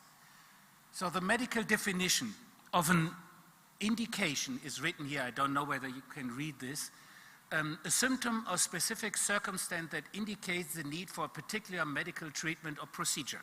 So everything, when I breathe, I can breathe, right? I can do that. So if I need someone to help me breathing, there is a pathological condition. Usually, normal is that we can breathe. You can eat, and you don't need any assistance. Only if there is pathology, then it might be that you need any assistance. There is an indication for an intervention. Usually, you don't need any intervention because there is no indication to help you eating, drinking, waking up, falling asleep. So we have to understand when there is a need to introduce an intervention, and cesarean is an intervention. So, okay, is breech pathology or is it just a variation of normalcy? Normalcy in labor means without any assistance, the delivery of the baby is just happening. Do you agree with that? So when I say spontaneous delivery of a baby at term in cephalic presentation, is that normal or is that pathology? What would you say? Is there anyone here in the room who is saying giving birth at term in a cephalic presentation is normal? Is that okay? Is there anyone saying it is pathological? No one here in the room. Oh, okay, but what is happening in labor? The woman is lying on the back, she is pushing the baby out, the head is delivered. What is happening then? The midwife or you grab the head, right? You pull the baby down to deliver the first shoulder under maternal symphysis, and then you rise the baby up to deliver it around the, you do that, right? So when you need your hands, you actually right now have done an intervention. It didn't happen in a normal way without touching, right? So per definition, giving birth in humans is pathological. Do you believe that? No. What is the pathological condition here? It is not giving birth to a baby in cephalic presentation. It is a position of the mother. What if you turn the women around? Do we have to touch the child is the question. So when I convince you today that relying on the position of the mother, a breech delivery is just normal because in most of the cases, you don't have to touch the baby at all. Then breech is normal. And the position of the mother is, do you agree with that? Should we try that out? Okay, let us try that out. Okay, the hypothesis, if in most cases a symptom or circumstances resolve spontaneously, it may be normal or physiological. Okay, that's published. We published that in 2017, comparing women lying on the back and in upright position in breech. If the woman is in upright position, in most cases, you don't even touch the baby to be delivered. I will show you this in this talk. Okay, factors to influence the success of vaginal breech, very well known, maternal side, the pelvis, we will discuss that. Labor readiness, that is a little bit too deep to endocrinology and it would expand this talk, so that is another talk, but not today, but if you want me, we can also discuss that or we can discuss to give that talk in another conference. The anamnesis for sure, and then from fetal side, the fetal condition, the baby's weight maybe, or the fetal position, that is also something. And most important is the team. Do they learn their skills? Are they experienced? And how to increase that? And I should also talk about that. And then you have the basement for evidence-based counseling, and not earlier. All this is craft. And the synthesis of this is then becoming the art. This is the paper I discussed, and that was in 27, and we are describing it, but let us go a little bit deeper. You know these figures here. That is what we all do on Earth, every one of us, if we have a breech baby and the woman is lying on the back. This is the maneuvers of Bracht. You know that, I mean, he's well recognized. He just gave the first talk on that around 100 years ago. It was in 1932 in a conference, international conference in the Netherlands. And what he has done was at that time spectacular. Before this talk, the usual way to deliver a baby, a breech baby, the woman was lying on the back, and if you were able to grab the child, they always did a complete delivery of the baby, a digital delivery of the baby, an extraction of the child, even in singleton pregnancies. That was the usual way. That is why we have all these different maneuvers written in our literature still before 1930. And then came Bracht, and he said, no, you don't have to touch that child. Wait until you see the shoulders, and then you grab the shoulders and move the baby around the maternal symphysis. So he reduced maneuvers, but still these maneuvers were needed. Otherwise, the baby will not be delivered. So it was not a reduction of maneuvers, but it was a reduction of complication rates. My book was open, and I saw these figures. I wanted to change a little bit my lecture for my medical students in my university, and then I got a call that is really the truth. So I stood up, walked around in my room, stood from the opposite side of my desk, and I saw these pictures. I just turned these upside down. Left and right, same pictures. I saw these pictures. There is a difference between man and woman, you know that. Women can do several things at the same time. Men are only able to one thing after the other. So I was talking to someone and I saw these pictures and I didn't recognize these figures. And I thought, I've never seen that on my desk. How come? What is that book? And then I realized, okay, that is just upside down. But from that moment, I thought, okay, if not my book is upside down, but the women, what if she is in upright position? Why is the surgeon, the obstetrician, has his hands on this baby's body? And what if you just remove the hands? What is happening here on the right? So usually I've done hundreds of breech deliveries until then. So if you feel familiar with something, you don't want to change that. So it took me months, at least, to start a trial. First, we did scans. We are living in a university. We used MRI, sonography, everything. I don't have to go there. But then there was this young woman. And she was primi-gravid. She is here with her friend, later husband. And she was counseled in 36 weeks. I explained everything. She wanted to deliver her baby vaginally. So everything was agreed, and then at term she came in, good contractions. Her cervix was 5 centimeters dilated. Everything was fine. Baby was good, mother was good. So I saw her. I was in the unit at that time. It was deep in the night. And I said, oh, good to see you. I mean, you still want to deliver your baby vaginally? And she agreed, yes, for sure. That's why I'm here. She came from 50 kilometers abroad. And she wanted to deliver her baby. And I said, okay, there is one thing I would like to discuss. I didn't do that when I counseled you 4 weeks ago. Since months, I'm thinking about changing a little bit in our management. And she said, okay, why do you tell me?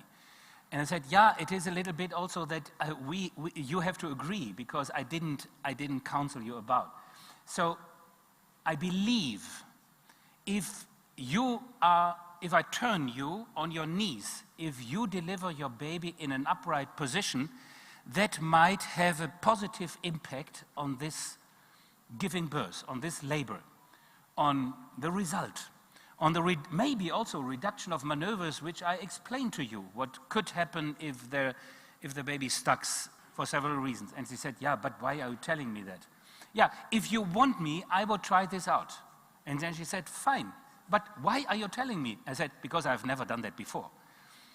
So she was said, so you asked me whether I'm brave? Well, I rely on you. And that is the reason why we're here. But if it doesn't work, can you turn me around and deliver the way you just counseled me? I said, okay, I will definitely do that. So I promise you, I don't risk anything. But if you agree, we will try that out. Then she said, okay, but then I want you to take pictures And whenever you discuss that with colleagues, you show my face, because I was the brave first one to deliver in that position. That is why I'm showing you her face. That is the only reason. So let's see how that works. Here she is in an upright position, and you see the buttocks of the baby, the first hip. Here you see this baby girl. We don't cut the perineum, never. That is another study, evidence-based, is that episiotomies are not improving labor, so not any longer happening in my unit. And we have the lowest laceration rate in whole Germany in our perinatal surveys. So cutting the perineum is not helpful. So we don't do that, also not in breech. And here you see this baby, and you see no touch of that child. And it is really delivering herself, because it's a baby girl, as you have seen. You don't trust me, right? You say, okay, he moved the baby around, took a picture, moved around, took a picture, handled the baby, took a picture. I can understand that. I know. So that is why I show you a clip. Could you give me the first clip? Ein bisschen die Bauchmuskeln mit an. Fantastisch. Here you see this woman. Super. Let me grab it. Upright position. Genau. Sehr gut. Sehr schön. Ja, weiter. Schieb ruhig ein bisschen noch weiter. Schieb noch ein bisschen weiter. Ein bisschen mehr. Fantastisch. Sehr gut. Ausatmen. She's a midwife in my unit. So she's very experienced. She definitely knows Ja, und what's nur pusten. Alles gut. Nur Genau. pusten. Nur pusten. Now there is a contraction and you see meconium. Sehr gut. In breech is normal. It is not a Sehr. sign of hypoxemia. Und jetzt puste dein Baby mal raus. Richtig fest. Whenever there is a contraction, you see meconium. Fantastisch. So you don't have to touch anything. Willst du einen kleinen Schub noch mitgeben, mal Bauchmuskeln anspannen? When you see meconium. Oh, fantastisch, fantastisch, super Now we are gut. waiting for the next contraction, right? Super gut. Jetzt schneidet der Steiß durch. The green gloves are belonging to one of her colleagues, a midwife. She wants to support her friend. But I told you we don't want to touch mother and child, right? Jetzt drückt's fies auf den Damm, ne? To prove whether that is normal Ja, jetzt or not. drückt's fies We auf are den waiting Damm. for the next contraction. Vorne mehr. Ja, ist ausrotiert. Und der Rücken ist tatsächlich auf der But you rechten know the Seite. thing with patients and obstetricians, you know that? That talk? Und was es wird, wusstest du doch schon, ne? Ja, das sehen wir alle jetzt auch schon. There is no Jetzt einmal nicht erschrecken, das kennst du jetzt. Jetzt halte ich nur einmal hier oben fest. Nicht erschrecken. It is controlled by CTG, for sure. Und zweite, du sagst mir, was passiert. Nee, nee, nee. Now she feels the next contraction. Versuch trotzdem mal das Becken weit zu lassen. She wants to help her friend. Schieb, schieb, schieb, schieb, schieb, schieb. Schieb weiter, schieb weiter, schieb weiter, schieb weiter, schieb weiter. So, die Beinchen fallen gerade raus. Toll. Schieb nochmal. Schieb weiter. Schieb weiter. Komm, schieb mal gegen mich. Schieb gegen mich. Ja, fantastisch. Guck mal zwischen die Beine. Herzlichen Glückwunsch. Is normal. And more than 85% of all vaginal deliveries, and I'm talking about 2,200, more than 85% are without any touch. That is the definition of normalcy. If the woman is not in a pathological position in labor, that is what we have to discuss today. Okay, let's move forward. When I want to counsel a woman individually, then we have to discuss parity, pregnancy duration, birth weight, birth after cesarean, neck ultrasound, pelvimetry, and the foot-leg posture of the baby. Let us discuss it. There is a fantastic guideline from 2017 of the Royal College, the Green Guideline, but unfortunately, at that time, they didn't have the data from our huge trial with more than 2,000 cases. So that is relying on all the data, and all the recommendation is relying on women lying on the back. And that is why Rsog agreed that now on the European level, we are developing a new breech guideline with including all this evidence. And they exclude patients for several reasons. One is hyperextended neck on ultrasound. So we have to check it out with these more than 2,000 cases. Is that really an exclusion criteria? Then we have high estimated fetal weight. And in the Rsog guideline, they are saying we don't have evidence for that. That is just a recommendation from our side. It is in our evidence-based guideline, but we just have a consent on it, There is no evidence.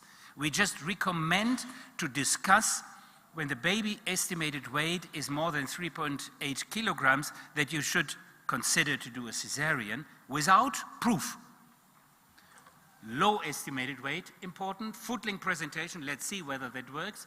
Evidence, antenatal fetal compromise, for sure. If the baby is not in a good condition, breech vaginal delivery is not a choice. And the role of pelvimetry was unclear because at that time there was not good evidence. All this changed now. Let's first discuss fetal neck ultrasound. There is a saying that if the neck is hyperextended, then you should offer a cesarean. You know the evidence of that? 3 cases from the 70s. I mean, I'm one of the oldest here. And I remember my first scans in the early 80s. And in the early 80s, we had machines, sonography machines, bigger than MRIs today. You can find them in museums. With these sonography machines, we were able to at least differentiate between the head circumference and the abdominal circumference. And we were happy with it. That was good. Today, we are screening fetuses in 6 weeks for brain anomalies. So the technique changed a bit. So we proved it in more than 2,000 cases.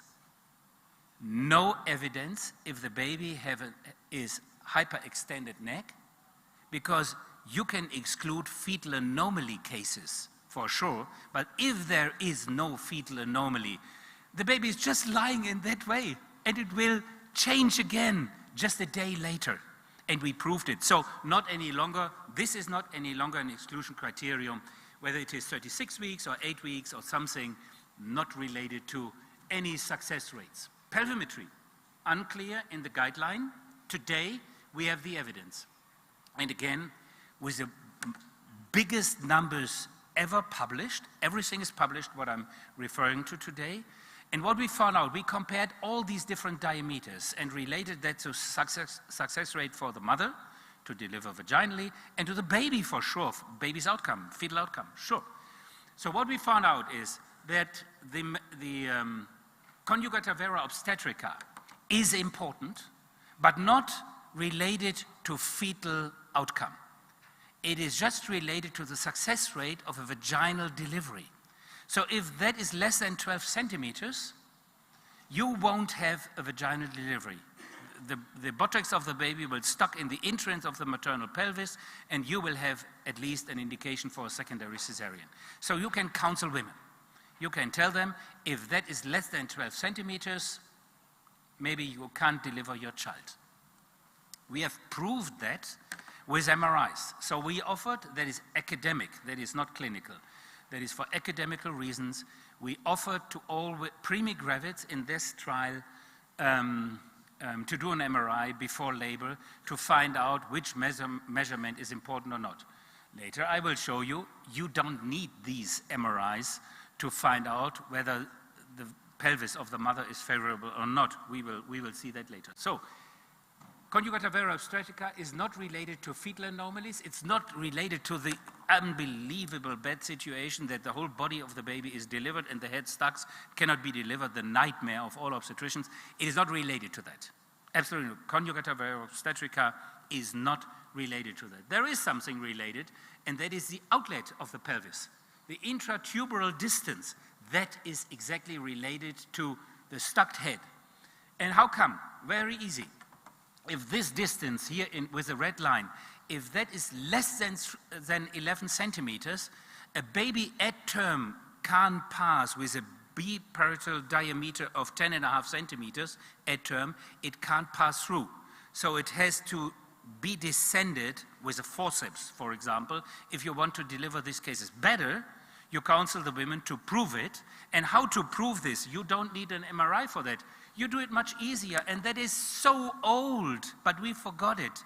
That was done by midwives for hundreds and hundreds and thousands of years. You just put your fist on the perineum, not intravaginally for sure, just on the perineum. And if you know the measurement of your fist, I mean, you are actually, all of you are actually sitting on your os tuberi. You're sitting on it right now. You can touch it from outside. So you put your fist there. If my fist, for example, is 11 centimeters. So if I put my fist here and there is space in between, all baby heads can be delivered there without any risk. If that is smaller, if the pubic angle is smaller, so the pubic angle could be measured, but easier, the intertubal distance, what's the same at least. If that is less than 11 centimeters, avoid vaginal deliveries, because that head will stuck there. And if it is a breech, half of the baby is out. That is only the case. That is 2 in 2,200 cases. 2 in 2,100 cases. So you can easily find it out, and you do it just with your hands. You don't need an MRI. You can do, I mean, if you want to do a nice study, then you do it. Yeah, then you can control it by sonography or any other advice. You can do whatever you want, but you can also do it very easily, like on this right side, on the right side there, with your fist. Very easy. Everything I told you, everything you will find in PubMed, in the literature. All these studies are published. I don't tell you anything what is unproven, and everything is published in the best papers on Earth. So let us go a little bit deeper to this counseling. For example, the baby's upper border, 3.8 kilograms. And I told you that was by consent, that was not evidence-based. We proved it, not just only with a few cases, again. So you know, in the literature is written, you should consider cesarean immediately if the estimated weight is more than 3.8 kilograms. So we proved it because we don't have that border. We wanted to prove, is there any relation to fetal or maternal outcome? And we compared not just a few cases, but 188 babies with an estimated weight of more than 3.8 kilograms compared to 888 with less than 3.8 kilograms. No difference between the fetuses. No influence on fetal outcome. Just the maternal cesarean rate is higher if the baby is bigger. Well, that is not a surprise. That is what we expect. If you have a 4.5 kilogram baby, the likelihood is higher that she will have a cesarean than in a 2.5 kilogram. You would agree, also in cephalic presentation. So that is not a surprise, but zero significance between babies more or less than 3.8 kilograms. Why is that important? Imagine you do a scan before labor, and your measurement leads to an estimated weight of, let's say, 3.6 kilograms. Then you offer the delivery. Then the baby comes out with 4 kilograms. The lawyer, even if the baby is healthy, the lawyer will say, you have done the wrong measurement, so you counseled my client in the wrong way. You're responsible for everything what will happen in the future. Not any longer, because now you have the data, you can rely on it. The biggest study ever on estimated weight in breech deliveries, and you can tell them, it doesn't matter. If the baby is 4.5 kilograms, no influence on fetal condition, on fetal outcome. That is important for you to make sure that you don't get sued. So very helpful, and for sure also important for the women to make her decision. We also compared for sure breech deliveries at term after cesarean. We compared nulliparous versus multipara. We compared before or after the estimated date. We also compared the different position of the baby, so frank breech, incomplete breech, complete breech, footling presentation.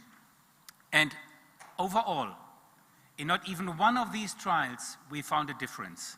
So all of these are no indication for each of them, an indication for an primary cesarean. So let us see, what do we have on intervention? In the literature it's written, the complete breech is the best, because then first in a complete breech you have some dilation of the vagina, of the vaginal muscle, and then when the baby is delivered, the head's delivery is easier. You remember that. That is profoundly wrong. Frank breech is the easiest. Less maneuvers, very decreased duration of labor in first and second stage, less complications. So frank breech is the easiest. If you start with breech deliveries, do it in frank breech cases. That is the easiest what you could have. Complete breech has the highest complication rate, what means long duration, more cases of PPH later after delivery because of that long second stage, more pain for the women and more maneuvers needed to deliver the baby. So we did a randomized trial if we have complete breech to reduce these complication rates, what I just mentioned. And it is very easy. So why is there pain, more pain for the women? Even if she had no indication before to have an epidural, she will ask for an epidural in second stage if she's fully dilated. Because if you have a complete breech and the baby descends and the uterus, the contraction, pushes the baby down, then not the buttocks is going down, but the legs go left and right to the vagina, and that is really painful. So if you want to manage that complication, very easy, and that it was a randomized trial, also published for sure. So you grab the first foot you could get, not anterior, posterior, all these things, just the first foot. You see that here, this baby is sitting here in a complete breech. You grab this foot, and then you move just the foot out of the vagina. Only the foot, not the whole baby. That is not an extraction, just only the foot. And if you just move the foot to the vulva niveau, then you transfer this case from a complete breech to an incomplete breech. If you compare these two arms in a randomized trial, you will have a reduction in the duration of around 100%. You decrease the duration, you're halvening the duration, and additionally, you reduce the rate of epidurals, need for epidurals, women asking for epidurals, also to a third of those cases where you don't do anything. So this is an indication for an intervention. Complete breech is an indication for an intervention, and the intervention is transfer from complete breech to incomplete breech. And then you just wait again. If here you see something what is usually an indication for an intervention. You have seen this picture before. If you look closer to this picture, then you recognize this baby is in dorsal-posterior position. Do you agree? Look closer to this picture. The baby is in dorsal-posterior. If a breech baby is dorsal-posterior, you turn the baby 180 degrees around, right? To avoid complication with the baby's chin on the maternal symphysis. So we turn the baby around, but not if she is in upright position. You don't have to do that. You have pathology, but if she is in the normal upright position, this problem resolves from itself. You see this here, this little boy. He is still in dorsal-posterior position, and now this baby turns itself around with any touch. There is not even one case with a dorsal-posterior position where anything was needed. So nature is able also to deal with pathological lie of a baby if the woman is in upright position. If she's lying on the back, you have to do something. If she is in the usual natural position, it resolves from itself. Oh yeah, she was happy about it. That is a clip, but that didn't work. So now, what if the shoulder's stuck? So that is a shoulder dystocia. You can have a shoulder dystocia in breech for sure. That is the reason why we learn classical maneuver, Löfset maneuver, Bickenbach maneuver, and all the other important obstetrician names related to these maneuvers. So you try the Bracht, women is on the back, and then you recognize the baby stuck, doesn't come out. You cannot complete the Bracht maneuver. Then you turn the baby left and right and up and down. That depends on what you want to do, classical or Löfset or whatever it is. That is why we have all these different maneuvers. The reason is we don't know the problem. We don't see that. If the woman is on the back, we just realize it stucks, but we don't know why. So that is why we use different maneuvers to deal with that situation, to deliver that child. If she is in upright position, we found out in all these cases that you need only one maneuver. And the one maneuver is the baby. So usually, you see that here in the entrance. Usually you have seen, you saw in this picture, the hips of the babies are delivered. One hip was up, one hip was down. When the hips were delivered, the baby turned 90 degrees. Do you remember that from the clip I've shown you? The baby turned around. Then you look to the front side of the baby. You see the umbilical cord. Then the shoulders are transverse in the inlet of the pelvis. That's nice. And then the baby can be delivered. Arms are delivered wherever they are, behind the head, in front of the head, doesn't matter. But if the baby doesn't turn around, here on the right side, up, let's see how that works here. I mean, is that working? No, it doesn't work. So on the red, the first row there, on the right one, you see this baby didn't turn around, so the right arm stucks on the maternal symphysis. Do you recognize that? Here on this picture, there above. So that is a shoulder dystocia sign. If the baby doesn't turn around 90 degrees, then you know the right arm in this picture, because the mother is upright, the symphysis is behind the baby, then the right arm stucks on the maternal symphysis. How to solve that problem, that shoulder dystocia? You put your thumbs on the shoulders of the baby, not on the clavicular, just here on the shoulders. The hands are behind the baby. You turn the baby 180 degrees and 90 backs. That is here described here in the maneuver. It worked in all cases, 11% of 2,200. No other maneuver is needed. It works always. And to train it is so easy you cannot imagine. In my unit, everyone is trained.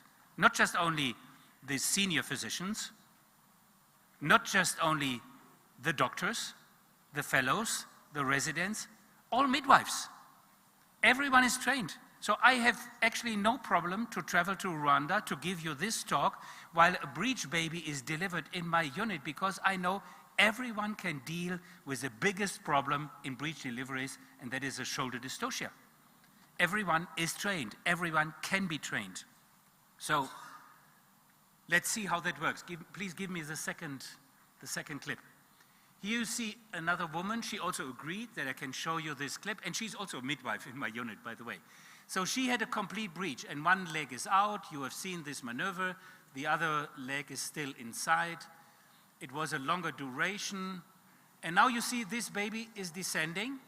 The left arm is delivered, but the right arm stuck on the maternal symphysis. And you see that.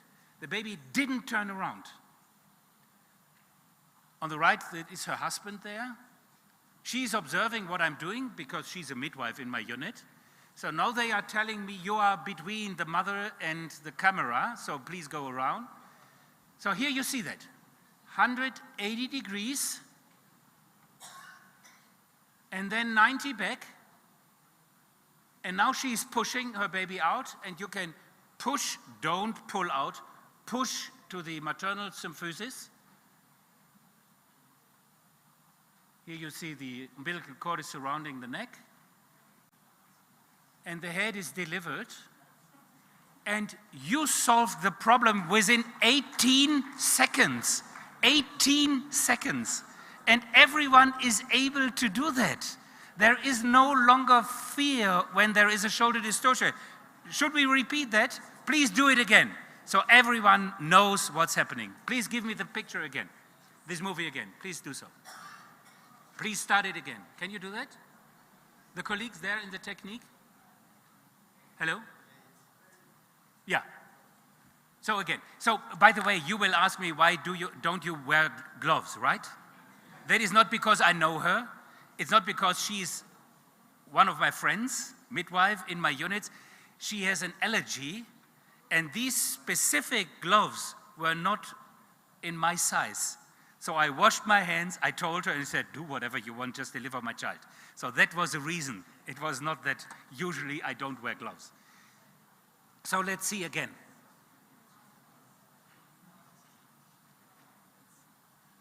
180 degrees, thumbs on the shoulders, the fingers behind the baby, and 90 back. And now we call that Frank nudge. You push just in the direction of the maternal symphysis. You don't pull the baby out. And did you count the seconds?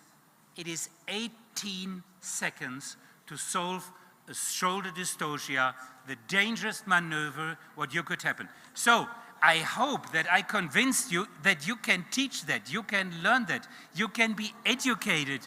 It is easy enough. I didn't finish. But I want to summarize. I hope, so again, I don't want you to change your management protocols, but I definitely want you to introduce again the skills to deliver breech babies, because it's happening tomorrow night. And if your colleagues are trained, there is no risk for mother and child. If you ask me what is better for them, the evidence is absolutely clear. It is described in the literature. You can read it, you can follow it, and it can be trained.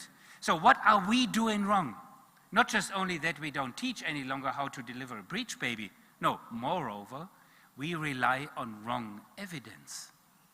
We should do evidence-based medicine.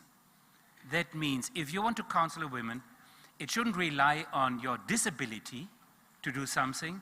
It should rely on the evidence written in the literature. So if you turn the women around in labor, not just only in breech, but also in cephalic presentation, you will reduce massively and highly significant the complication rates. It's a little bit unusual for us. For me, it was unusual as well, but we have to recognize having a woman lying on her back, it is never the wish of the women. It is always the wish of the obstetrician and the midwife. So maybe we change our behavior and we don't ask our women. We are teaching that, and Magnifique, you mentioned that, in a huge trial, in a huge educational trial together with WATOC. FIGO decided to do with WATOC, with the World Association of Trainees in Obstetrics and Gynecology, to teach the breech worldwide. And you see all these red dots, and I will include a red dot on Rwanda, and I want you to develop these workshops in your Congress because it's needed. The women will deliver in vaginal delivery. Thank you so much, with a picture from my city. Thank you so much. Wow, another round of applause. No. Thank you so much. That was a great presentation. We look forward to working with you in the future. I would like to open the floor up for one special question, sorry. One. If you're smart, you'll shoot your hand up quickly. Great. Thank you very much. It is inspiring, and I felt that I am back in school as a learner. Yeah, you see, now my question is just simple. The pelvic shape of Africans and Europeans could differ. And you did this in European pelvis. Do you have such experience on African pelvis? Is it validated on African women? I'm so thankful. I'm so thankful because I hear that again and again. When I give this talk in Asia, people are telling me that the pelvis of Asian women is different to European. When I'm giving that talk in South America, people are saying in South America, our women have different pelvis. I can tell you, it's not. And I mean, how many million deliveries do you have on the African continent? Is that usually vaginally, or do all of these women need cesareans? So you're right when you're saying, okay, is it also with the pelvic measurements? So there is only one reason for a stuck head, and this is definitely, we can discuss about the incidence, but there is only one reason for a stuck head in breech deliveries, and that is a too small intratubal distance, a too small pelvic angle. because then the head can't pass through. And then you do the forceps and you deliver the baby below this entrance. And that increases lacerations in the mother, and it is also related to bad fetal outcome for the baby. So that is what we have to avoid. And you just prove it with your fist. You don't need an MRI, you don't need any other device, you just can do that immediately. And if you want to find that out, you don't need MRIs in your units. Why don't you measure that now in all your cases with cephalic presentation? And compare that to the outcome. Maternal with cesareans needed later, emergency cesareans or forceps deliveries or something. So you just can compare that. But I can tell you, I know that this discussion comes up. We have so many, Frankfurt is the only real international city in Germany. And around 10% of my patients come from Africa. They live with us in Frankfurt. They are bankers, they are professors, they are part of my patients. If you compare this group, same with the South Americans, by the way. If you compare that group to the Europeans, Central Europeans, no difference. There is no difference. So that is not another way to see that you have the same amount of, you have more vaginal deliveries than we have actually in Europe for other reasons. But there was another question there. Yes, thank you very much. My question is relative to not breech delivery, but encephalic, as far as the upright position is concerned. In fact, I saw the video and remember what is spoken in our histories, because it is known that in our African culture or Rwandan culture, ladies deliver in a upright, like fukama mubyari. So this is just what we know. So is it also contributive when it is cephalic? Absolutely, and I'm so thankful that you mentioned both things. The one thing is, what is the normal choice of a woman? I mean, women rely on us. Women believe two things. The one thing is American TV, and the other thing is our advice.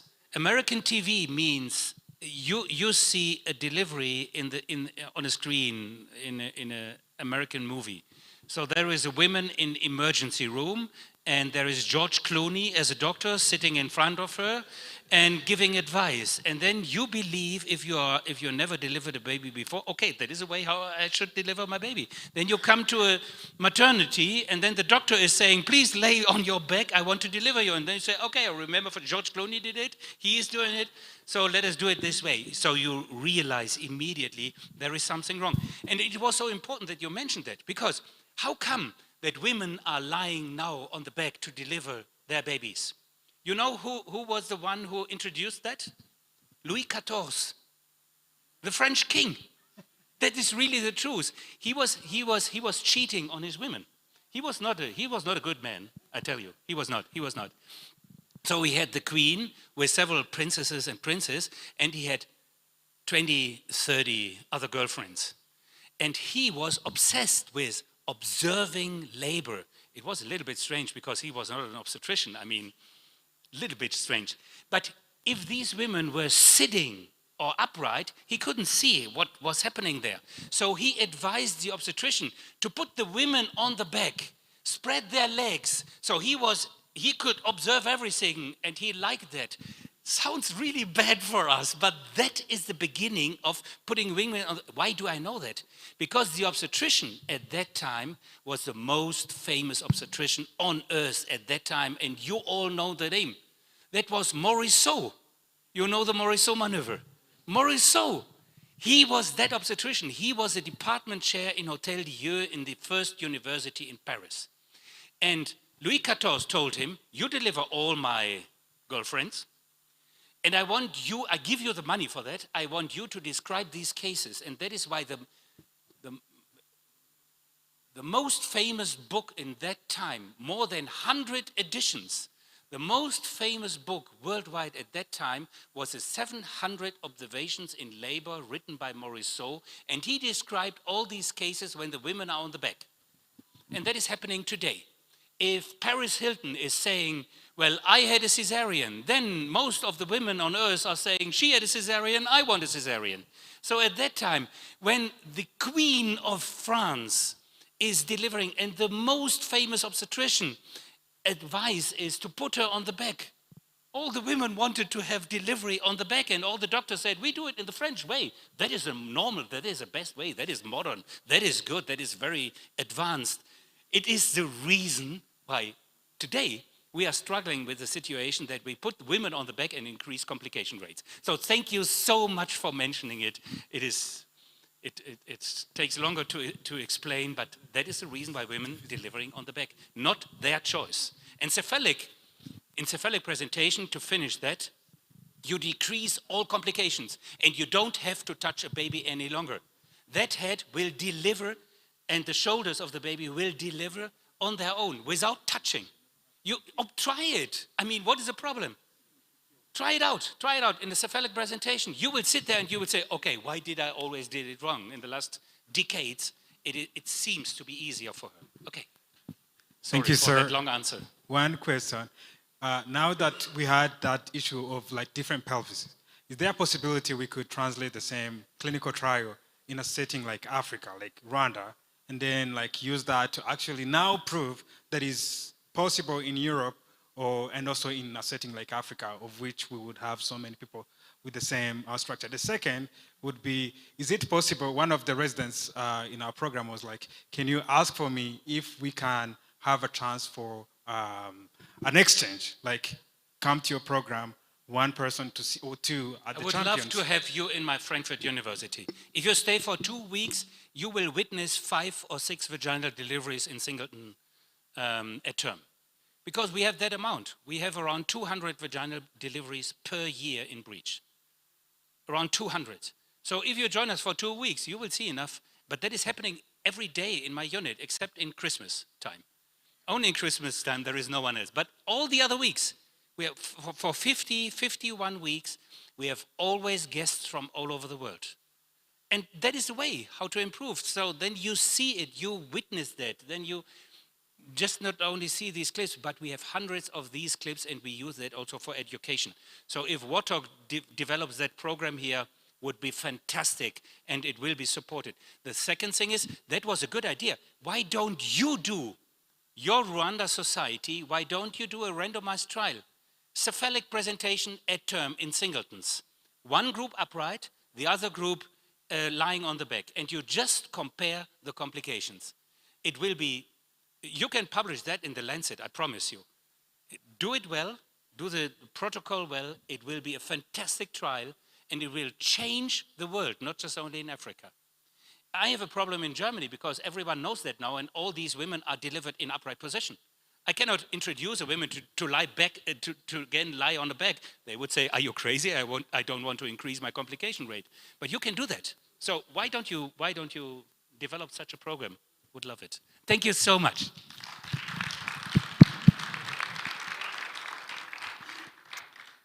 So I hope you guys were taking notes, because I've definitely learned a lot. Please nod your head if you learned a lot. Nod your head. Or put your hand up if some people are up in there. Thank you. Let's give him another round of applause. Thank you, Prof. Frank. So because we've learned so much, it's time to feed our brains. Okay, so we're going to take a lunch break. Our lunch is going to be in the restaurant Fellini, which is at the entrance, but there'll be ushers that will take you there. So please make your way to the back and just follow the ushers so they can take you. Thank you. We'll see you again soon. And everyone has a voucher on their desk. If you do not, please ask someone at the back in the protocol. Thank you.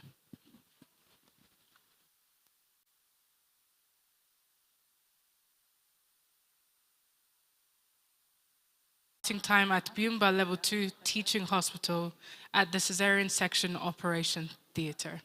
Let's welcome Dr. Baruch up, please. Give him a round of applause. Thank you.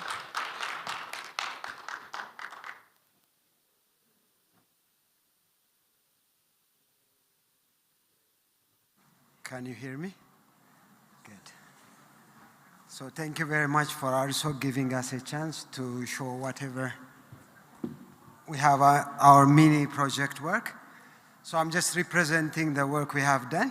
So otherwise, the team has a lot of people, including clinicians and admins, right? Including the DJ of the hospital was also part of the team of this QY team. So the idea is just to improve the starting time of cesarean section in our cesarean section OR.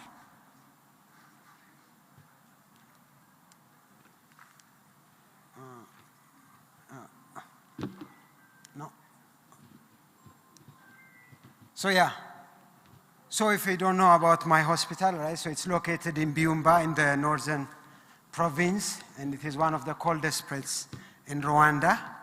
And our hospital is also level 2 teaching hospital, which is recently, right, involved in the 4x4 project. So very interesting place to be. So in the past, as you know, right, so there are many progresses have been made about surgical safety and about timely surgery. But the domain regarding, right, so the replicated gradually in the patient satisfaction and early access for surgery was a big concern for many of our elective cesarean sections. So to increase the number of active elective cesarean sections was one of the motto. But as we expand, right, so the cesarean sections, the timely service was also very important. So the other important thing as a background is to improve surgical patient safety. Different interventions have been tried and designed and implemented. But the minimal interventions, which can be timely starting surgery, is one of the most important things we can do. So the scope, as you, okay, sorry, this slide is really messing up with me. So the plan is just to improve the surgical efficiency, right, so of the starting time of elective cesarean sections at Byumba Level 2 Teaching Hospital. So from the review of the data of the 2024, we have seen that over 2030 or 2030 cases of operations have been done in Byumba Level 2 Teaching Hospital in 1 year, and of these 70% of them were cesarean sections. And as you can imagine, right, most of the cesarean sections are emergency C-sections, but of these, 40% of the total cesarean sections were elective cesarean sections. And with that, we have seen in our clinical observation that the starting time of cesarean section of planned or elective cesarean sections were very delayed. So that we have started the culture of, right, patient safety and timely intervention of cases. Oof.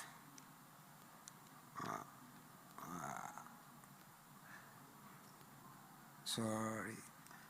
So overall, the idea of the project in summary is the objective is to decrease the first elective cesarean section in skin incision time from what used to be, right, 11:47 from our baseline data to by 9 by the end of November 2024.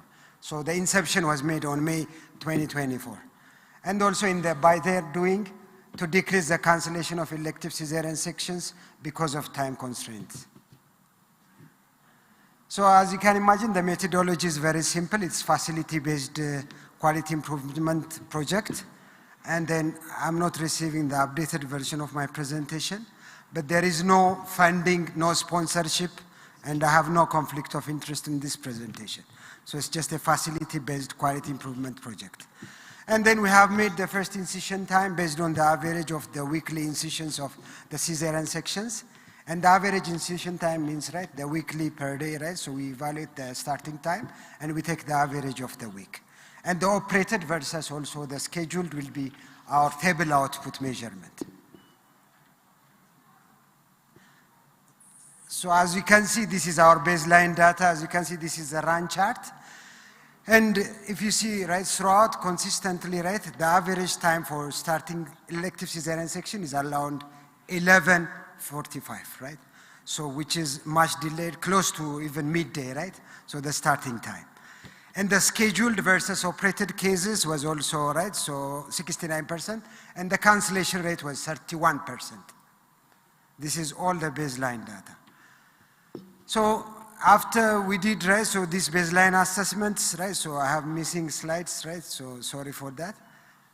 But so after doing interventions, we have seen, right, the results. Can I see? Okay. The baseline data has shown that it's too much delayed. 11:45 is the starting time. But after we started our intervention, we have seen that a marked improvement in the starting time of elective cesarean section. Though still the target of 9 a.m. was not met, so still we are achieving much, and the current is around 9:31, right? After 6 months of intervention. And we have done a statistical analysis, which showed also statistical significance of the t-test is also statistically significant.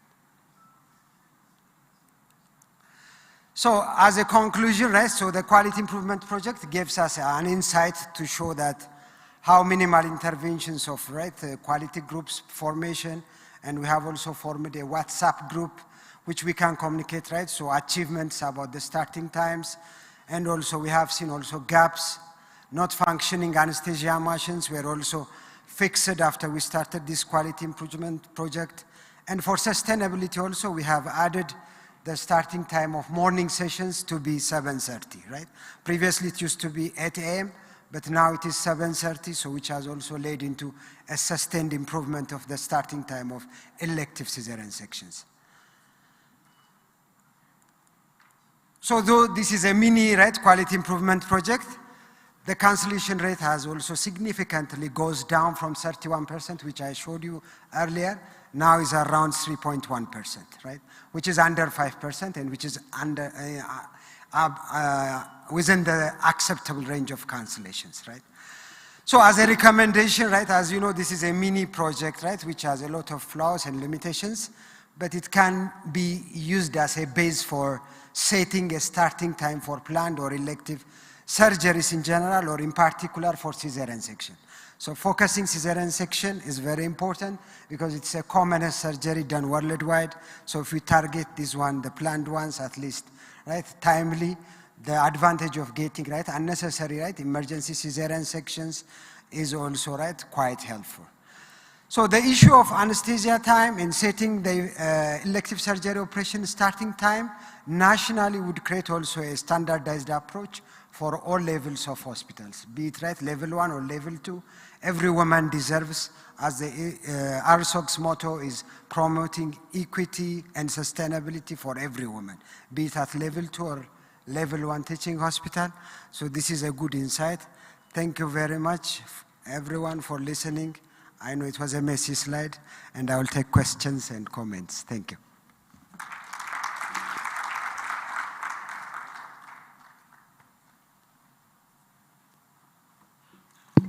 Thank you so much, Dr. Baruch. I will have you sit over there, please, if you can.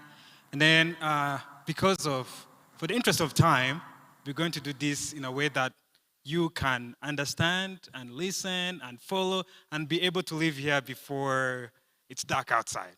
So you bear me if I tweak a little bit. So without taking further ado, I'm going to take 2 next speakers, and then I take the questions after. So please write your questions down. We'll ask the questions after 2 next speakers. So we're going to get Dr. Jean-Baptiste Bizimana, who is a gynecologist working at CHUB. Thank you. A round of applause.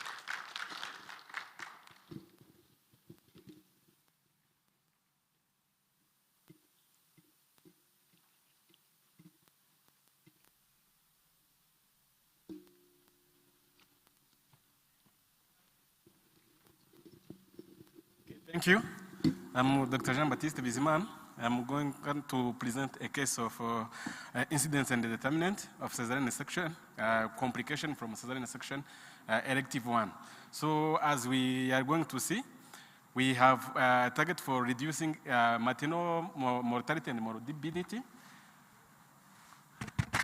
And we can't reach that one without also having an overview about elective cases, because among complications we used to see emergency cases, but also elective cases, if the system is not well prepared, we can have some morbidity or mortality depending on the cases. That's the reason why we did this study for 6 months at CHUB, so that we can show some of the mortality and morbidity neonatal and maternal accordingly. So as the background, as we saw for the previous presenters, so the maternal mortality in Rwanda, it is reducing obviously, but in recent years, the decrease is starting to be slow due to different factors, of course. That's the reason why beyond emerging cases, we can also see the elective cases so that at least we can be prepared during those cases, as the rate of cesarean section is increasing globally. So we have to take into consideration that one so that we can also have other preparation so that during the procedures we can be prepared. So that's the reason why we are going to see those more complications. So as the research question was to determine the incidence and also the outcome for the mother delivering for elective cesarean section at Seashika from January to June 2024. So this one was done because we don't have other data showing that elective cesarean section also can have some complication. If not well managed, also they can lead to maternal mortality and also neonatal complications. So these are the objectives during our study. So we determined the incidence at Seashika for the elective cesarean section, and also we assessed the indication of cesarean section, and we assessed the neonatal complication among the baby delivered by elective cesarean section, and also we tackled on the maternal complication among the mothers delivered by elective cesarean section, and also we assessed the factors associated with those maternal complications. So the methodology, it was a cross-sectional study, which was done for 6 months from January 2024 to June 2024. So no conflict of interest during the study and no sponsor for the study. So we have findings here. We found that those mothers who were delivered by elective cesarean section, most of them, they were having a median age of 44. And we found that normally the mother who delivered during that period, most of them, they were multigravida. Most of them, 93% were multigravida. And we found also the incidence was 22% among those mothers who delivered by at Seashika. And we didn't consider the emergency cases. Those are the elective cases. And if the case which was elective turned emergency with contraction, it was excluded during the study. And we find that the incidence was 22, which is also high due to the different also factor, because it is a tertiary level where the multiple scars are referred from the DH, so that the management can be optimized by the different multidisciplinary team, as we are going to see. So the indication, most indication was previous scar, so which was also encountering around 90%. It is around 90%, 83%. So those cases, the indications also was previous Itenisca, multiple and or one previous, and also the breach presentation. As we saw for the previous presenter, also the breach presentation is, if it is not well managed, here we used to put it as indication for cesarean section. Maybe in the future we have adoption for those interventions so that we can improve that one. Because if you prevent the primary C-section, you prevent the further complication, as we are going to see. So for the babies, normally for the babies who delivered during the study period, most of them, they were having normal weight, they were at term, but we have also some of them which were underweight due to the multiple pregnancies, as we are going to see. So those babies who delivered, among them, 6% of them, they were transferred to NICU due to different indication. mainly the respiratory distress and also low birth weight and also low Apgar. So these are also other indicator that we can neglect during the cesarean section, so that before deciding to deliver a case, you are equipped well for neonatology part, so that at least after delivery, the baby can be admitted with enough care. So we found that among those admitted, we have some of the complication, because most of them, they have had the neonatal sepsis, and also the others, they were admitted more than 48 hours after delivery. So for the maternal complication, we had different complication, but most of the complication was cesarean hysterectomy. So this one may be due to that the risk of high incidence of the case with multiple scars.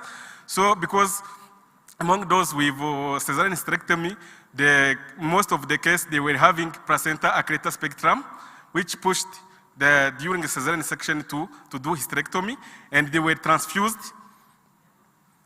And they were transfused due to blood loss more than 1 liter, as we used to define as PPH. Then after, we had the other was less likely, like internal organ injury due to those also multiple scars. So for the other factor that we took into consideration, so here we saw that, sorry. So the mother whose gestational age was less than 47, they had neonatal complication and even maternal complication. It is obvious because those mothers, they are those who were having multiple pregnancies and they were having multiple scars. That's the reason why after cesarean section, maybe the complication will increase rather than the others. Even the neonatal risk was high compared to the other, which were at the term at 49 weeks of gestational age.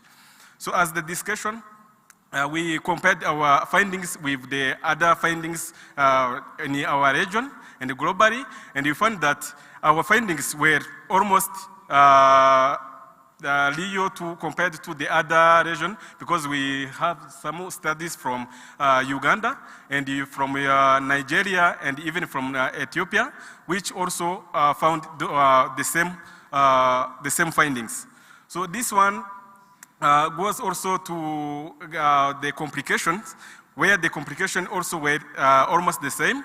So it allows us that during, before deciding the elective cesarean section, it is better to analyze the case and also to get prepared before operation, so that if complications happen, we can intervene timely and also with good outcome.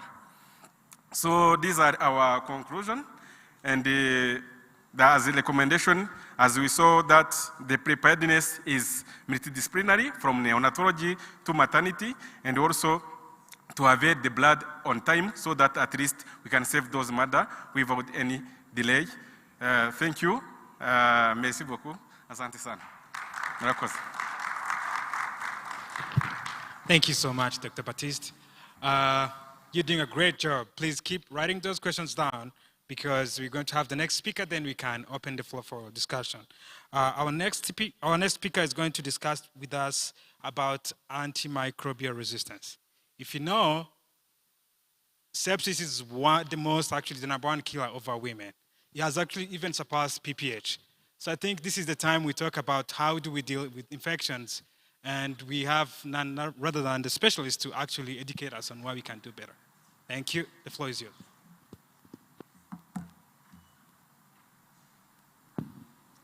Thank you very much. My name is Jibril Barushimana.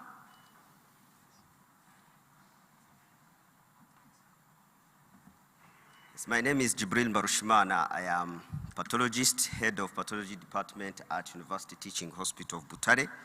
So I'm going to discuss about antimicrobial resistance in OBS and GYN.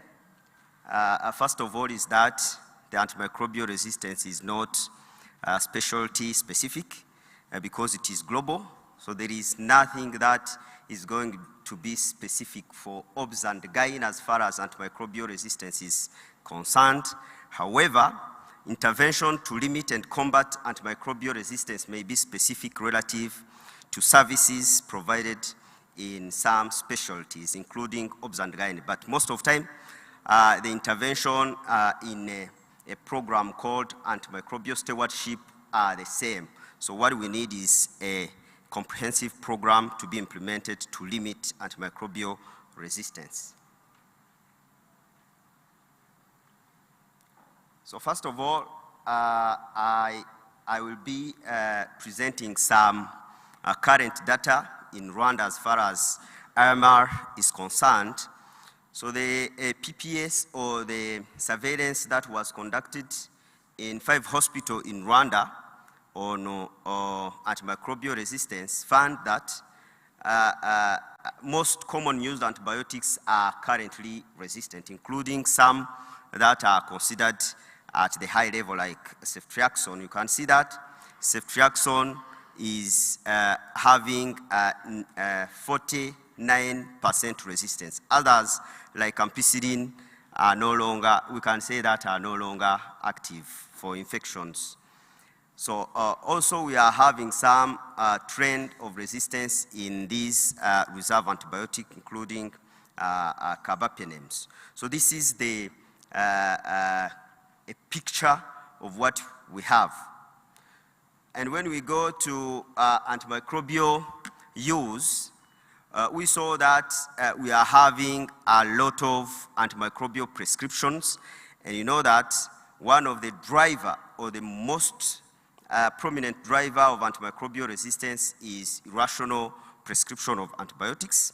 And it is known that more than 40% of some of antibiotics we provide are without a reason.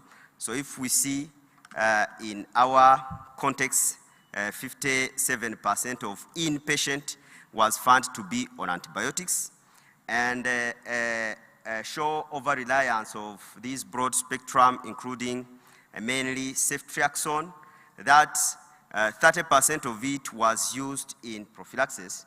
So it is challenging that prophylaxis is using ceftriaxone, even though in our national guideline of rational use of antimicrobials or antibiotics, the most prescribable as prophylaxis is cefazolin, but it is never used. We mostly use ceftriaxone as prophylaxis, which should be in watch category. There is also extensive emergence of use of these reserve carbapenems, where 16% prescription in that current PPS showed that patients were on carbapenems. Also, the limited antimicrobial stewardship diagnostic, that only 35% of surveyed cases were having prescriptions with justified microbiology request. So the recommendation is that we should implement an antimicrobial stewardship program that is robust, just to limit this resistance, but also to limit these kind of irrational prescriptions of antibiotic. Also, improve documentation, because as limitation of this PPS, we saw that most of data collection was having missing data because of documentation. That is, even saying that an antibiotic have an indication, we couldn't say yes or no, because some of indication are not well documented. Another thing is to strengthen the microbiology, that is diagnostic stewardship. Currently, we were used to have our tertiary hospital or teaching hospital having microbiology services, but there are sentinel sites that are providing microbiology services that should be used. I was discussing with my friend saying that even where the microbiology services are being implemented, people are not getting used to just benefit from that service is asking microbiology test. So there is successful intervention that we can learn from that was implemented in obstetric and gynecology hospital Fudan in University China, where they established antimicrobial stewardship team that's to supervise or to overall all interventions related to the rational use of antimicrobials by reviewing or auditing all prescription, but also including pharmacists and labs in review of all prescriptions, where prescription is erroneous, to give feedback for correction. That was conducted within 10 years, but also including the real-time training and publicity using the panel in the hospitals. But also it was not limited to these interventions that are technical, but also administrative, that is including the guideline and statement in the administrative document that everyone needs to follow and implement. Not only that, implemented some performance measures, including penalties, wherever there is erroneous use of regulations, some penalties were implemented. Some of them are the financial deduction from the salary. For example, whoever doctor will issue unreasonable medication, so he was having a deduction of Chinese yuan, 50 Chinese yuan from his salary. I think it is around 10,000 Rwandan francs. So there is something that's significant if you have your salary deducted because of error, but also accumulation of bad point, where if this accumulation attained a threshold, so it was just punished by off-job training. Off-job training is different from study leave. So you go off for a month without being paid for training, and you come up with a certificate that you are trained and you will be compliant with regulations.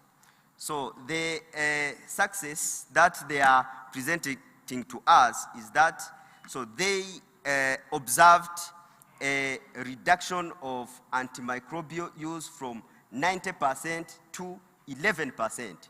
That is, if we have, in our case, 67%, we can have even 2 to 3%. This is just something tremendous.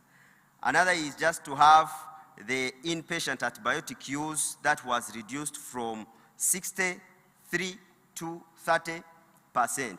And then the use intensity from 40 to DDS, this is daily defined dose, to 30 DDS.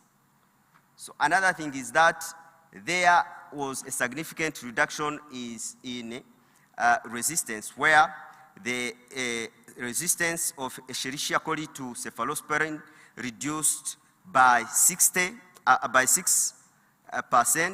then to ciprofloxacin by 7%, while Streptococcus agalactiae and Candida albicans reduced to this number respectively. In fact, they analyzed these microorganisms because they were the most identified isolate in their settings. So another thing is that when we speak reduction, we have to include economic or financial impact. There were a reduction of antibiotic cost over the total drug cost from 16 to 3. That is, if we do a caution or a report, antibiotics to overall drug consumption, it was 16%, but it was reduced to 3%, while antibiotic costs over the total hospitalization cost was reduced from 3 to 0.6.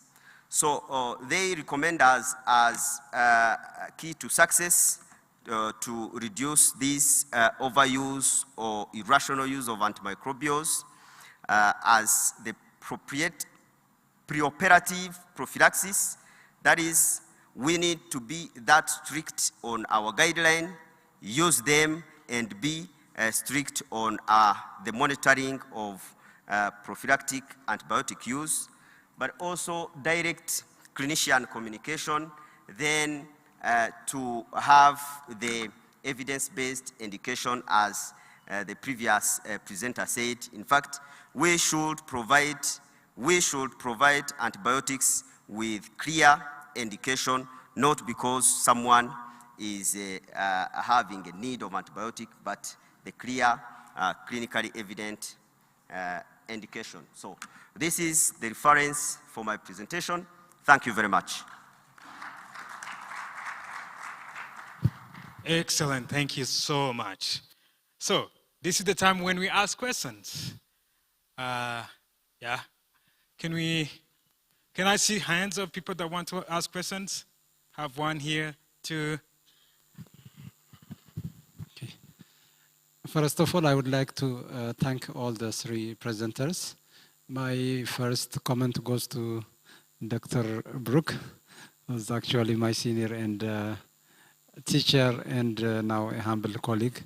So I think what you have intervened seems like a QI project, but I believe it's like worth of considering it as an actual implementation research if this is a common problem across level 2 or level 1 district hospitals in Rwanda, because cesarean section is a public health problem, and yes, it saves lives, but if it is not done appropriately or timely, also it's equally exposed for or jeopardizes the baby's as well as the mother's life. So if you can clearly outline the protocols that you have applied to improve the quality of care, because quality of care is a big agenda now. That's why we do have it as a department in all, including the Minister of Health or other bigger organizations. So I believe this is something that you can work on, and then it can be expanded as an actual implementation research. Or if you can work on it, it is something that can be also considered, I don't know, for publication, because it's changing the landscape of practice, one big practice, and that intervention is tremendous. That's one thing that I would like to comment. And the second comment is for the second presenter. It's a good paper and a good research, but always if you are planning to consider for publication, you should always focus on your 2 or 3 primary objectives. For example, throughout your discussion, you are focusing on the socio-demographic characteristics findings. So you should focus on the maternal and perinatal outcome, and then you can work accordingly to improve it and then consider for publication. Thank you. The next question, please go on.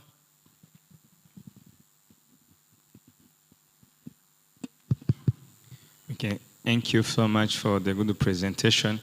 So I have 2 questions. One will go to the second presenter, and the second will go to the third presenter. So in assessing the both maternal and neonatal outcome on erective C-section, don't you think for those cases who are like high risk, you mentioned about those cases with placenta previa, whom have evidence of placenta keter spectrum, we always, even before operation, we expect outcome that is not in favor of our side. So don't you think if those cases are included in your study, are not going to give maybe a first result for the study? Maybe you will comment on that. So the second question goes to the pathologist. So when dealing with those issues of antimicrobial resistance, sometimes there is, sometimes we need to, what do you think about, there is like clinical indication and pathological. So what's the comment on sometimes you don't have maybe access for doing like curvature, antibiogram, things like that in remote areas where we don't have maybe a laboratory which is able to perform that. So what do you think about symptomatic treating in case you can't get, like you can't get a result for the proper antibiotics that would match with the germ? What's your comment on that? Thank you. I would like to get the respondent from, maybe we start with Dr. Baruch, then Dr. Baptiste, and then finally. It's more of a comment, right? Dr. Abraham's point is, I think it should be scaled up to everywhere. We know that this is a mini, right, project, but it has a potential to be scaled up. And nationally also, it's good to set standard for a planned cesarean sections, or in general, a planned surgery needs to have a starting time, right? So that we will adhere to it as a practical point of view for practical purpose. But regarding publication, yeah, we are working on it. And how we implemented it is also very important, but the slide didn't show the details. But we did also fishbone analysis, and we know the gaps. We formed also quality improvement project, WhatsApp groups, and there were a lot of back and forths. It was not easy, right, to come up from 1140 something to 931. So, but our target is still 9 or 830, right, the target. But there are a lot of issues, but we are working on our part. And also nationally, also centrally, we need also setting standard time for starting morning sessions and also for starting planned surgeries in general. Thank you, Dr. Abraham. It was a comment. Okay. Thank you for the good question. So for the cases with placenta previous and past, so they are included because we want to assess the complication. So for elective cases, because for those who were operated emergently, we didn't consider them. And we want to see if for the cases that we prepared and we planned, if there is any contribution to the complication for the cases that we usually see, which came in the emergence and we are not prepared. And we saw that the complication of 7.2, it is not negligible. That's the reason why we emphasize on, especially for blood product and also preparedness of the team. Because if you plan the case and you operate it without any preparedness, that's the reason why you will need the NICU, for instance, and the NICU is not available, and you need the blood transfusion.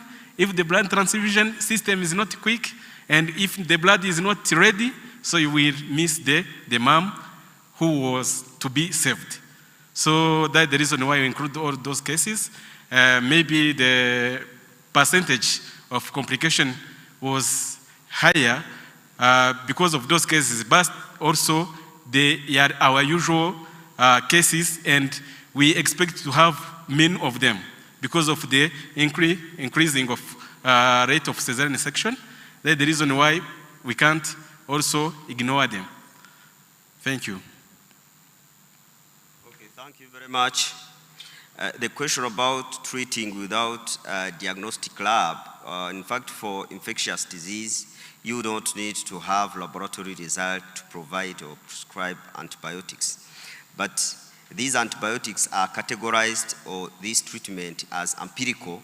So these should be guided by data to know which empirical treatment you are going to choose and when to stop it and when to prolong it and when to switch to another antibiotic.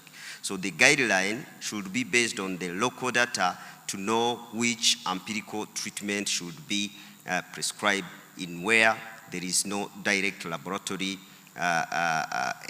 test. But also to know that it is good that if in the context, the reactive status of a patient, you think that it may be not bacterial, it is not good to provide with antibiotic, because we know that a lot of antibiotics are being used because of viral reactive statuses And some of them, or I can even say many of them are prescribed by we clinicians. So it is good just to judge as clinician, but also to know which empirical antibiotic we should provide. So in the presentation, I say that it is good to implement the AWARE classification. We know that most of clinicians, we made a kind of survey, a direct survey, asking clinicians. There were 76 of them, but only 3% were aware of what is AWARE classification is, to know which antibiotic should be put as the empirical, to not choose what could select resistance, and then know when to switch and where to send maybe for laboratory test. Another thing is that some of clinicians still think that if one started antibiotic should complete the cure dose. You prescribed for 7 days, even though meanwhile you saw that the antibiotic was for nothing, you should stop. In fact, the antibiotic should be stopped if you realize that the reaction was not for bacterial infections. Thank you. Let's give them a round of applause. Thank you so much for that. You may take your seats. Thank you so much. Let's give them another round of applause. So I'd like to present Patrick Iraguha, who will be speaking on the health ecosystem prosperity. He's from the Bank of Kigali. So please give him a round of applause as he gets up on stage. Good afternoon, everyone. There's a saying that says that you end up becoming who you hang out with. And today I've been hanging out with doctors. Then I feel like I'm not almost a doctor, but I feel like I'm half a doctor. After seeing what Professor Frank have just showed us pictures, I feel like I can do the how do you call it, the brechin delivery. So thank you so much for inviting us. As they said, I'm coming from Bank of Kigali. I would like to start my presentation with a quote that I do love so much. It says that the greatest wealth is health. So I would like just to see with a hand whoever believes that this statement or this quote is true, whatever say. That means I'm in the right room. Thank you. As I've just said, I'm coming from Bank of Kigali. So at Bank of Kigali, we strongly believe in being more than just a financial institution. And that is the reason why we have took initiative to become a partner in supporting and empowering SMEs that are in healthcare core system. That includes clinics, hospitals, that includes medical equipment suppliers, vendors, among other health care providers. Through this partnership, we have created solutions or products that,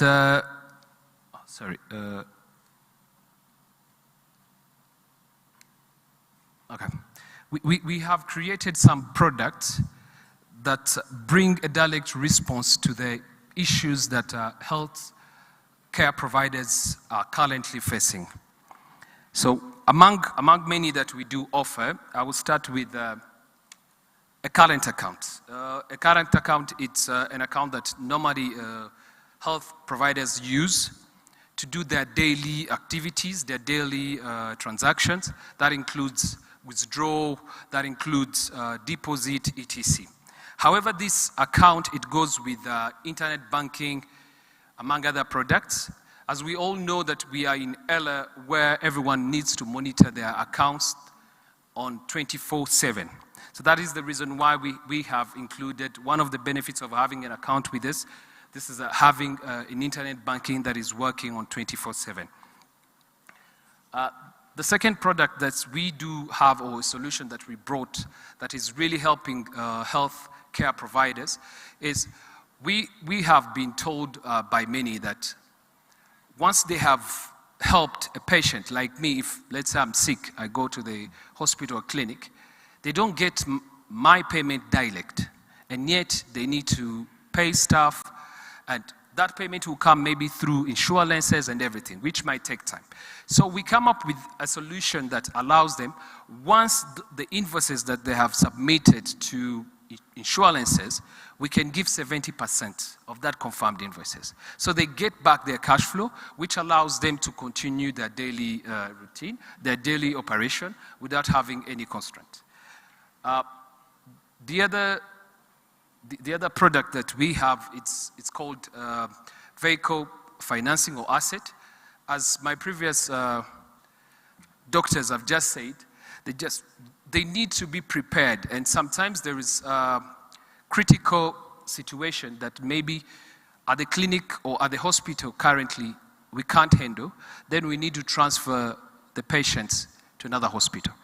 So that's the reason why we have come up with this product that helps them maybe to acquire ambulance or any other support that can help them.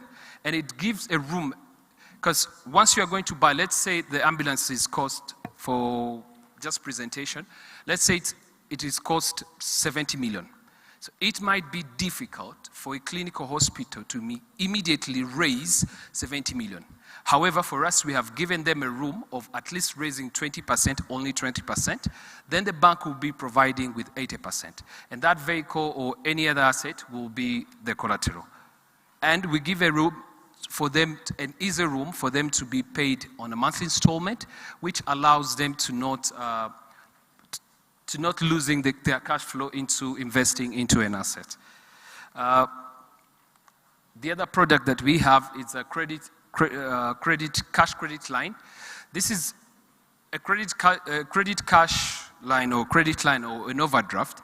It helps clinics to have access on cash whenever they need it. And the beauty of it, if you don't need it, the cash on the account, but if you don't need it, you don't pay interest.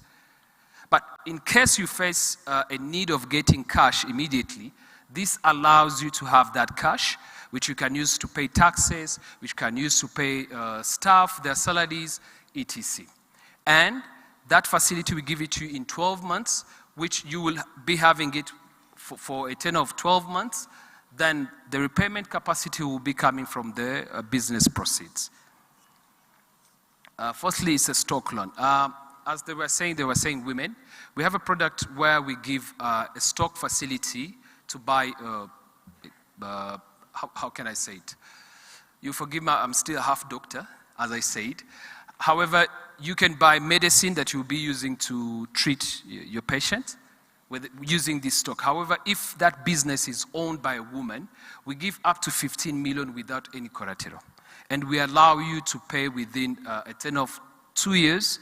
And if it's a normal business that maybe you even need more than that, we can even give you more money depending on the business cycle and even allow you to pay within a term of 3 years. That gives a flexibility in the repayment schedule.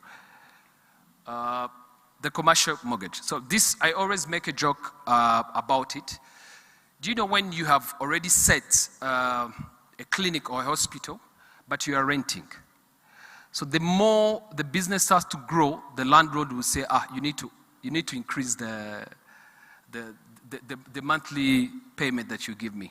So the next 2 months he increase. So sometimes we were facing some issues when you sit with a health provider owner. Then he tells you, it says, I'm fed up. I'm trying to do business, but my landlord continues to increase. So that's the reason why we came up with the commercial mortgage, where we can help you either to construct or to buy. And again, at the time of constructing, we can even give you a grace period of 12 months, which allows you to finish the construction, get in, and use the rent that you were paying to be an installment that will allow you to acquire that asset after paying.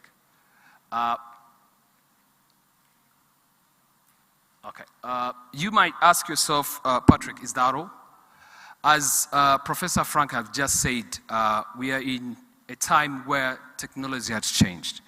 And my colleague has just said the microbiology test, which we didn't have maybe in the 80s. You'll correct me if I'm wrong.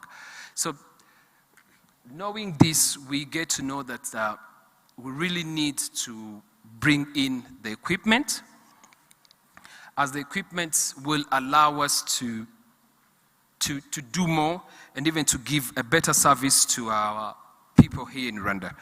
So we came up with this product, medical equipment product. Medical equipment product, it's a product that we recently launched where we are helping healthcare providers to get equipment at a cheaper rate and even at an affordable pricing. How are we doing it? Before, we used to face an issue where clinics or hospitals will tell you, we really want to buy equipment. However, we are facing like two main issues. One, financial institutions are requesting for an additional collateral. Yet me, who is trying to increase my business, all I'm trying to do is to increase the equipment that will help me to treat my patient very well. So that was one of the issues. So in solving it, then we came up with this product where we have entered into partnership with different stakeholders. That includes vendors, the suppliers of those equipment, those clinics and hospitals, where those vendors are helping us to continue doing the maintenance. And the beauty of this product is, let's roll.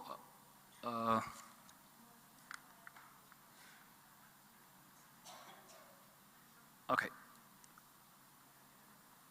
The beauty of this product is that you no longer need to buy it fully, which was costly. What we are doing is we are financing up to 80%, which means that health provider has to bring at least an equity contribution of 20%. We have increased the tenor, the repayment tenor, where we are allowing the clinics, hospitals to at least be able to pay within 5 years, that's 60 days. That equipment that we have managed to buy will be the only collateral that we will be holding. So in addition to that, you'll be getting maintenance from the vendor until you have fully finished to repay the loan, which was another solution as people were importing machines, but at the end of 2 years, the machine is not functioning and they couldn't pay the bank well. So that was causing issue. So bringing in vendors that are providing this product, they will help us to do the maintenance, making sure the machines are being operational and even are generating an income from them to health providers. So every party will be win-win. And this gives another additional advantage to the vendors, where vendors were giving equipment on credit. However, the repayment was a little bit taking long. This includes the FX loss. However, this time, the vendors will be getting the full amount as they give out the machine, which is a profit for the health sector and even from the vendors. These are the documents that are needed for those clinics to be eligible. They have at least to be there for 3 years in operation. They have to have all the necessary documents from Ministry of Health. So I will close maybe here saying this quote too that I do love.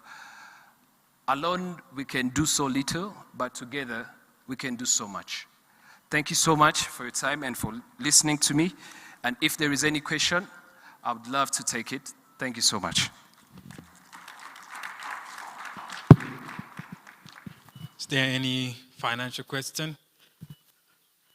I have a question. What can we do to reduce the interest rate for doctors for the mortgage?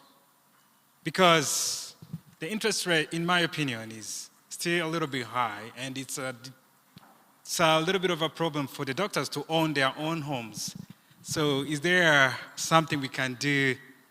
Because I understand the business part, but also facilitating that. Because in the end, it would, in my opinion, probably increase the retention of the doctors at different levels. Do you mean on the personal part or the business? Either. Because from the personal level, we probably would increase the people that could get mortgages, because when I speak to my colleagues, there's always this fear about, I'm not going to take a loan, one, because the interest rate is high, second, because it's going to be a little bit of a problem to pay it in a long run. So I'm like, is there a way we could work as organization to increase the people could ask for the loan and also get those rates a little bit down? In my opinion, I feel they're high, but maybe others don't feel the same. Okay, thank you so much for that question. I will answer it this way. Before, I would say the interest rate was a little bit high, but bringing in the vendors into this partnership has really reduced the risk. And it is all about the risk are the one that it determines the interest to be charged. So as the vendors have just come in, the interest has a little bit gone down, and it's something that we are really working on to see how we can not only give money or equipments to people that are costly, but at least it has to be fair. And it's what we are doing currently. Yeah. Any other questions? Okay.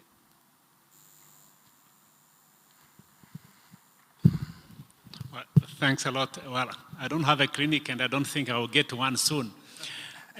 My question would be, I had a chance to go to Poland, Krakow, one university, and I saw that that hospital, all the equipment and everything were on what they called wet lease.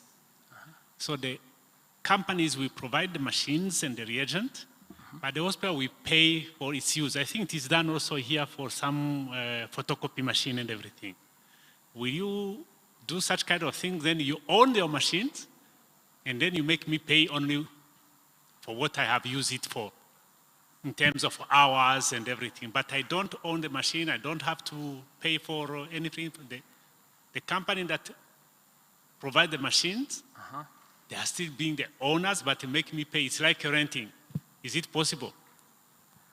It's something to explore, and thank you for bringing it up.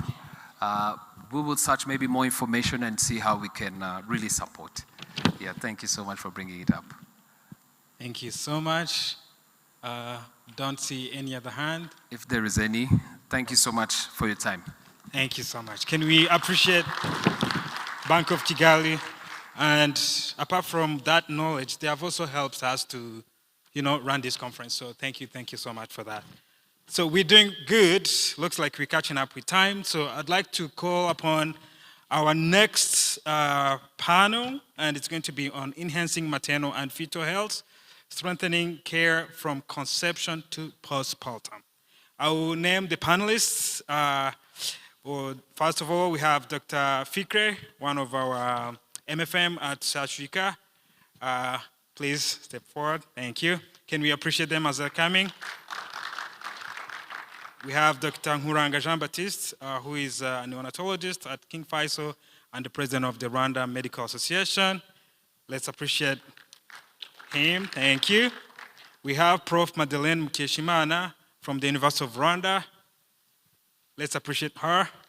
And then we have Mucho Helen, who is a registered midwife at the University Teaching Hospital of Kigali. And I'd like to call our dear moderator, Dr. Emmanuel Shimyumuremyi, to moderate the session.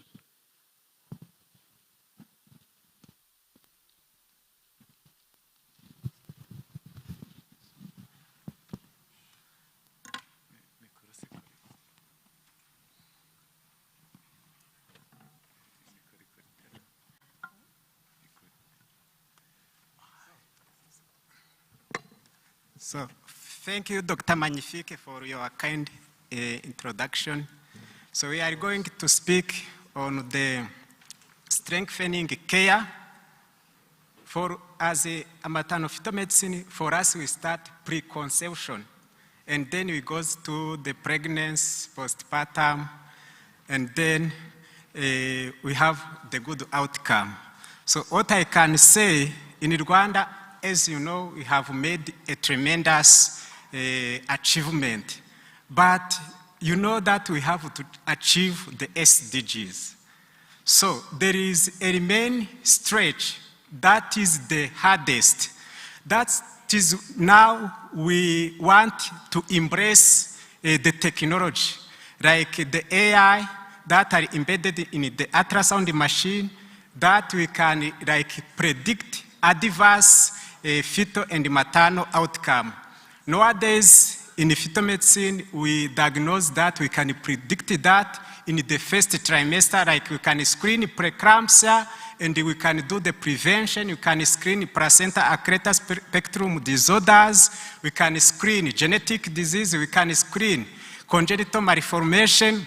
And then we can even predict preterm delivery, and we can do some intervention that can help the woman and the baby. That's why, in that regard, in the first trimester, we do like a stratification, and we classify women in low risk and high risk women. In that regard, we need our colleague, like pediatrician, neonatologist, who can help us for like counseling women even before delivery. And we need our sisters and brothers, midwife. So without a delay, I'm going to ask some question for my panelists.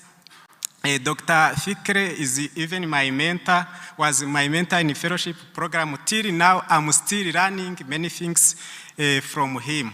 So in managing high-risk women, which specific intervention has done in Rwanda that has led to the reduction of adverse outcome, and how can we scale up those interventions across the country?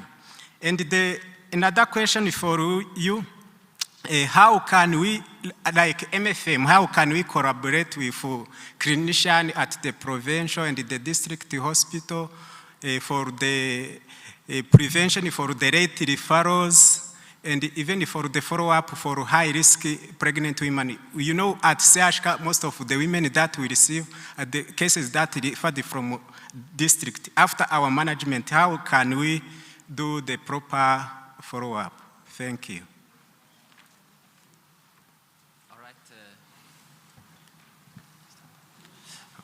Thank you, Dr. Emmanuel, for the question.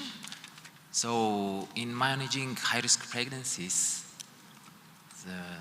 there are many factors that have contributed. There are many factors that have contributed to the betterment of the outcome of pregnancies.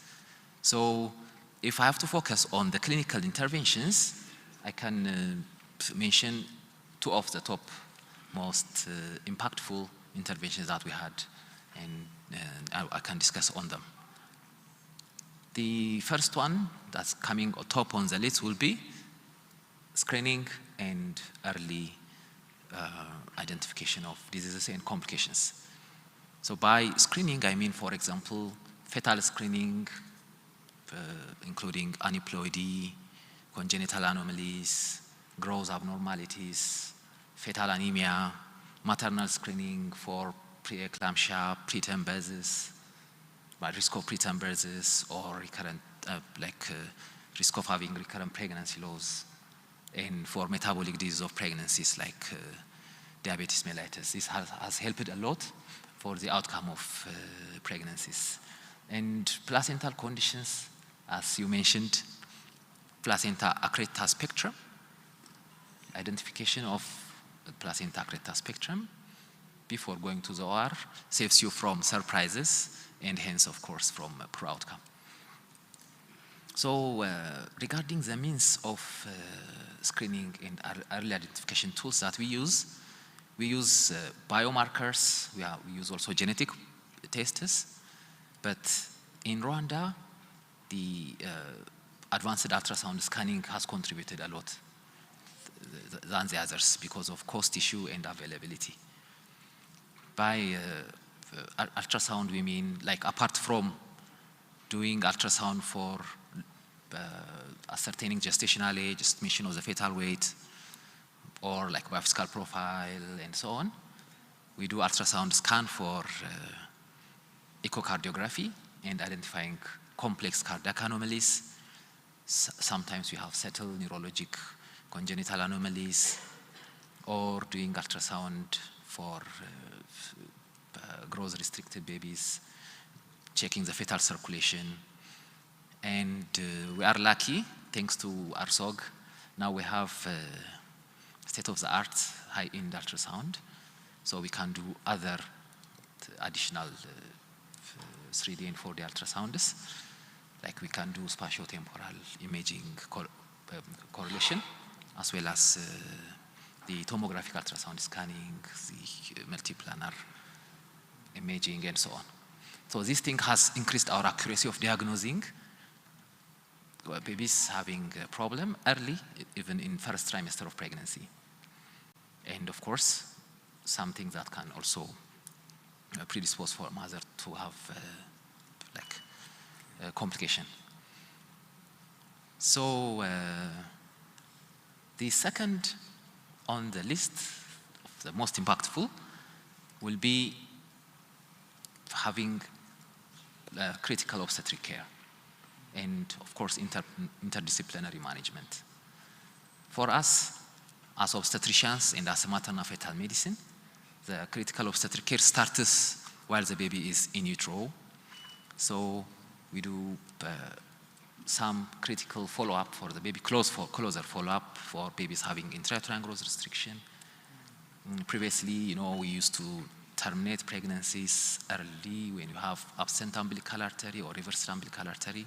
Now we are pushing pregnancies to 32 weeks and so on to deliver babies. So the other is we can do also intrauterine transfusion, serial intrauterine transfusions. This is part of our critical care for the baby. Parenteral medications like parenteral injection for antiarrhythmic agents for babies having supraventral tachycardia and so on. There are a lot of interventions that we do for the baby. That's what we do. For the mother, it's like I think the multidisciplinary management has contributed a lot in improving the life of the patients. We have seen patients who have been followed smoothly throughout pregnancy without any complication in postpartum after they underwent percutaneous mitral balloon commissurectomy. And we have the dialysis unit is also helping us a lot. Our gynecology, oncology surgeons have been involved in the management of patients for placenta creta spectrum. So the interdisciplinary management, and after delivery of the baby, we also send babies to our cardiologists, pediatric cardiologists. That has really contributed a lot. And of course, critical obstetric care in the ICU has contributed. So as you said, these services are not kind of universally found. They are found only in a few centers. So to scale these interventions in an equitable manner, we can kind of propose some key solutions. One is the capacity building. It's like training clinicians for a basic, yet with high yield skills, like doing ultrasound, identifying placenta previa in a patient having scar, and sending for her for placenta creta spectrum screening. The second one is strengthening the referral channel, so that we can ensure timely intervention and can prevent complications. The third will be we can also have collaboration and mentorship with the clinicians that are working, so that we can have a phone call using a phone, or you can use a WhatsApp group, or you can use a telemedicine to guide them as a guidance, which patients can be referred and to initiate management of most high-risk patients at the district level before they go to the hospital. Okay, thank you, Dr. Fikri, for the great insight. My next question goes to Senior Dr. Muranga. So from neonatal perspective, where do we lose the most critical opportunities in the delivery room, early neonatal resuscitation, and postnatal follow-up? And the next question is, as we are, the MFM, we are dealing with most of the time with high-risk pregnant women. How can we collaborate better with the pediatrician to ensure the high quality for those pregnant women? Thank you. Hello. Okay. I can hear. Thank you, Emmanuel, for the questions, and thank you, colleagues, for the opportunity to join you in this memorable scientific conference. Good news from the start is that there is reliable information that we have achieved the SDG as long as neonatal mortality is concerned. The SDG states at least 12 neonatal deaths per 1,000, and the national statistics average of recent is counting around 11.1. Does that mean that we need to say, absolutely, yes, you can clap, that's a reality. Does that mean that we should sit and relax or become more energized and inspired to do more? And I think the answer is the second, is that we need to be inspired to do more, because the SDGs are set for our context, not in a real world scenario as we know it. And unfortunately, we have all the tools. People seated here, we have the tools to exactly do what you're asking and achieve even more. Even if I believe if we continue the momentum, even the maternal mortality will be reduced to less than 70 in the next 5 years. If we all committed, each one from here, if we go back with that focus and do what we have to do, I have no really ambiguity in thinking that it's impossible. Now, why am I saying this? It's because you, the obstetricians and overall maternal health professionals, contribute 50% of what we need to do in neonatal care. So the achievement in neonatal care I mentioned has nothing to do with just a neonatologist or the pediatricians or neonatal nurses. It's largely to do with the obstetric care, as we all know. The perinatal asphyxia still ranks number 2 to complications associated with prematurity. I believe everybody here knows very well that perinatal asphyxia, death due to perinatal asphyxia, ranks second for a couple of years in the overall cause of mortality for neonatal cause of mortality, second only to complications associated with prematurity. So what do we need to do? First of all, you said which opportunities. There is absolutely, if we all agreed and committed to have some level of paradigm shift in doing the right basic things, and we do them rightly, we should be able to reduce that number by half in the next 5 years. One, we should be able to communicate better in terms of the obstetric side and the neonatal professional side. I mean neonatal professionals, meaning nurses, pediatricians, and everybody who is involved in neonatal care. Why is it important? In neonatal care and reversing neonatal mortality is based on anticipation and planning, full stop. If you tell me that there is a baby who is going to be born, is a preterm 28 weeks, I join you in the delivery room, prepare the radiant warmer, prepare the necessary tools that may help in case I need to do a little bit more, and that baby is born when everything is set. That baby has 50% higher chance to survive than if you do not do that. And again, you can go back and read the evidence. So, step number 1, if everybody here understands the critical role he or she plays in the neonatal survival and stop thinking just the mother, which I'm not saying men or majority here do think just the mother. No, but I mean sometimes for obstetric colleagues and professionals, We focus 90% about the mother. Of course we should, but we completely forget our critical role in making that baby survive, but not survive, but also have good quality of life. As we know, the majority of our population that are having neurodevelopmental impairment are likely from the babies with some form of birth asphyxia that survives and goes home.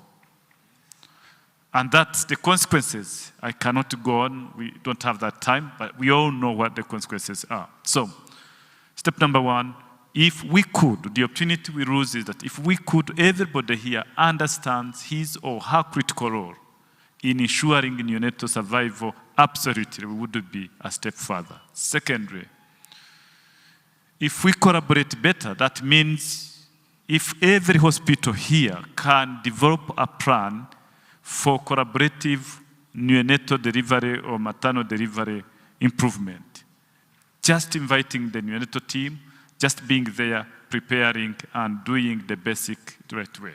We all know, of all the mortality that we have, more than 50% die within 24 to 48 hours. Why? It's because it all starts from the period around delivery. And if we can collaborate to sort out a few things that happens around delivery, then we could reduce that whole baggage of preventable mortality that are due to neonates. So the answer is absolutely the lost opportunity that you mentioned, anticipation, planning, and preparing for delivery so that when the baby comes, we are all ready to provide whatever basic support that we need. And if we can solve all that, then we will be moving in the right direction. And I hope after this conference, we'll have that commitment. What we need to do is just having joint monthly M&M. And once, if we can have functional joint M&M, then we will remember, then we will discuss those things, then we will remember them, then we will sustain them, and then it will become part of our standard practices.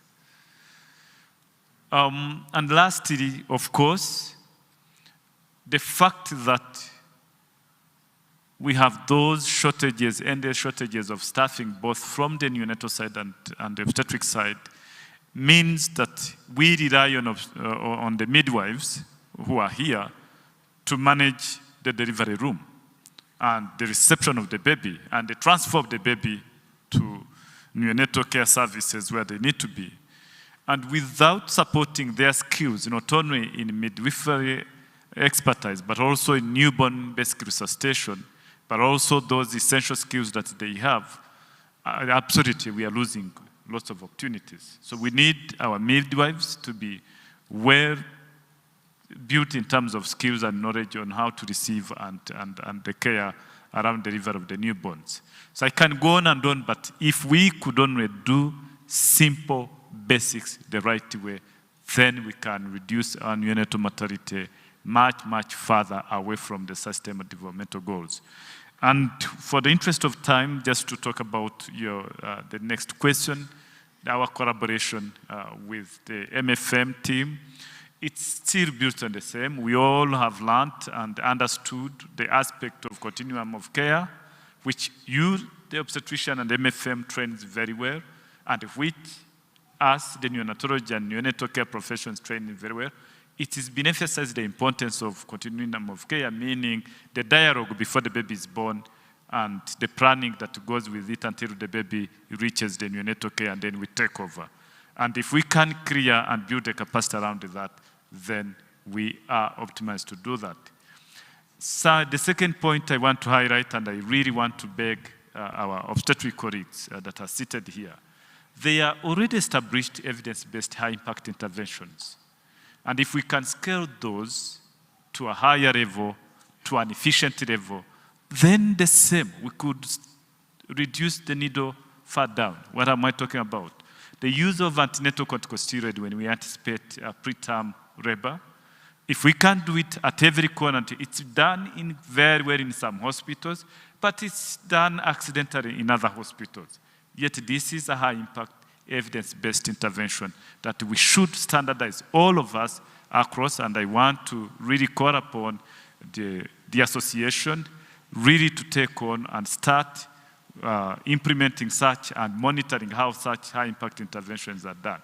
Secondly, not of high impact, but we all know the delayed cord clamping on how it improves, especially preterm, and doing that. That also could be very, very, very helpful in terms of doing that.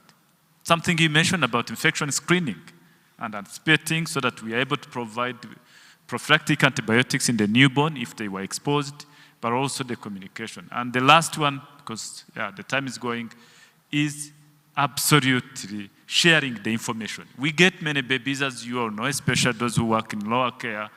You just go receive the baby without knowing what happened about the mother, without knowing any obstetric history. And therefore, that limits what you are able to anticipate, intervene, and provide life-saving, timely interventions. I'll stop there for the interest of time. Thank you. Thank you so much, Dr. Nguranga. So my next question is going to Professor Madeleine.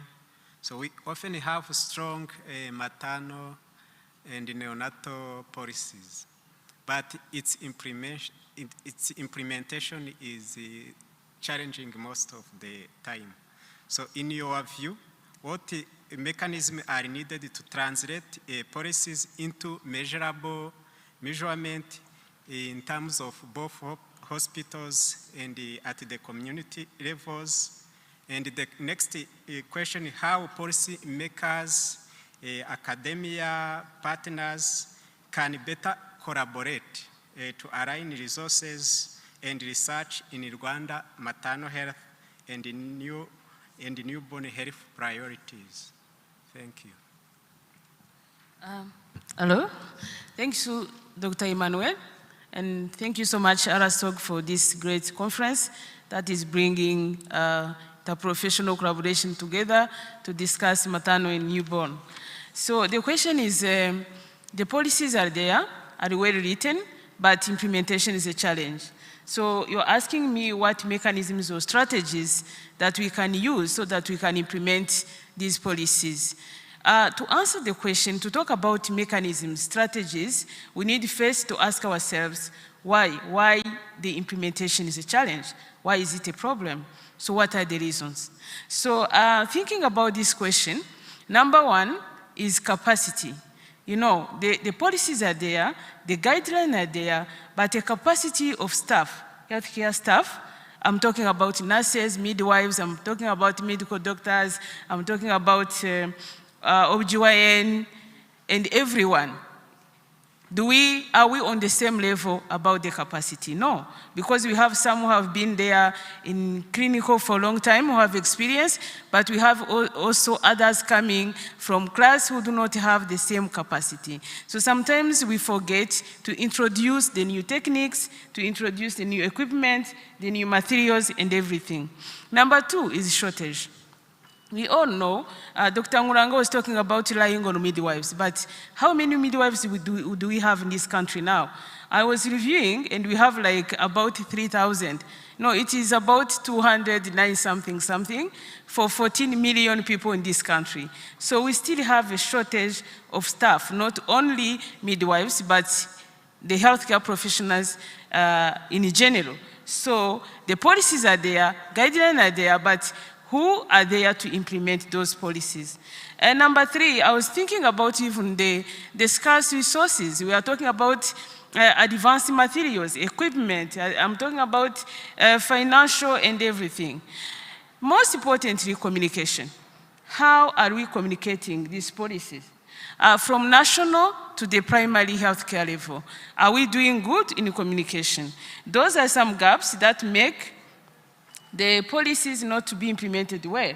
So mechanisms or strategies, we need to address those ones. Number one, to strengthen the communication. So if we have the well-written policies, but we should make sure that those policies are well communicated from the national level to the primary healthcare level. Someone who is at the health center understands very well those policies as someone who is at the top level. Number two, strengthening monitoring and evaluation. Are we doing really the monitoring? Are we tracking the progress? Are we tracking what is going on? Another thing is capacity building, as I mentioned. Now I'm in academia. I'm a faculty at the School of Nursing and Midwifery. I see people struggling, nurses, midwives, struggling to improve their skills, knowledge, you know. So we need to facilitate those people, again, to gain more knowledge, more skills, but also establish regular CPDs for our people. Increase the number, but also increase the quality.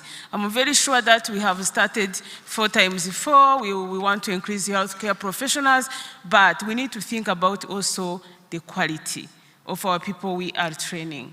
Another mechanism is to empower what we have already.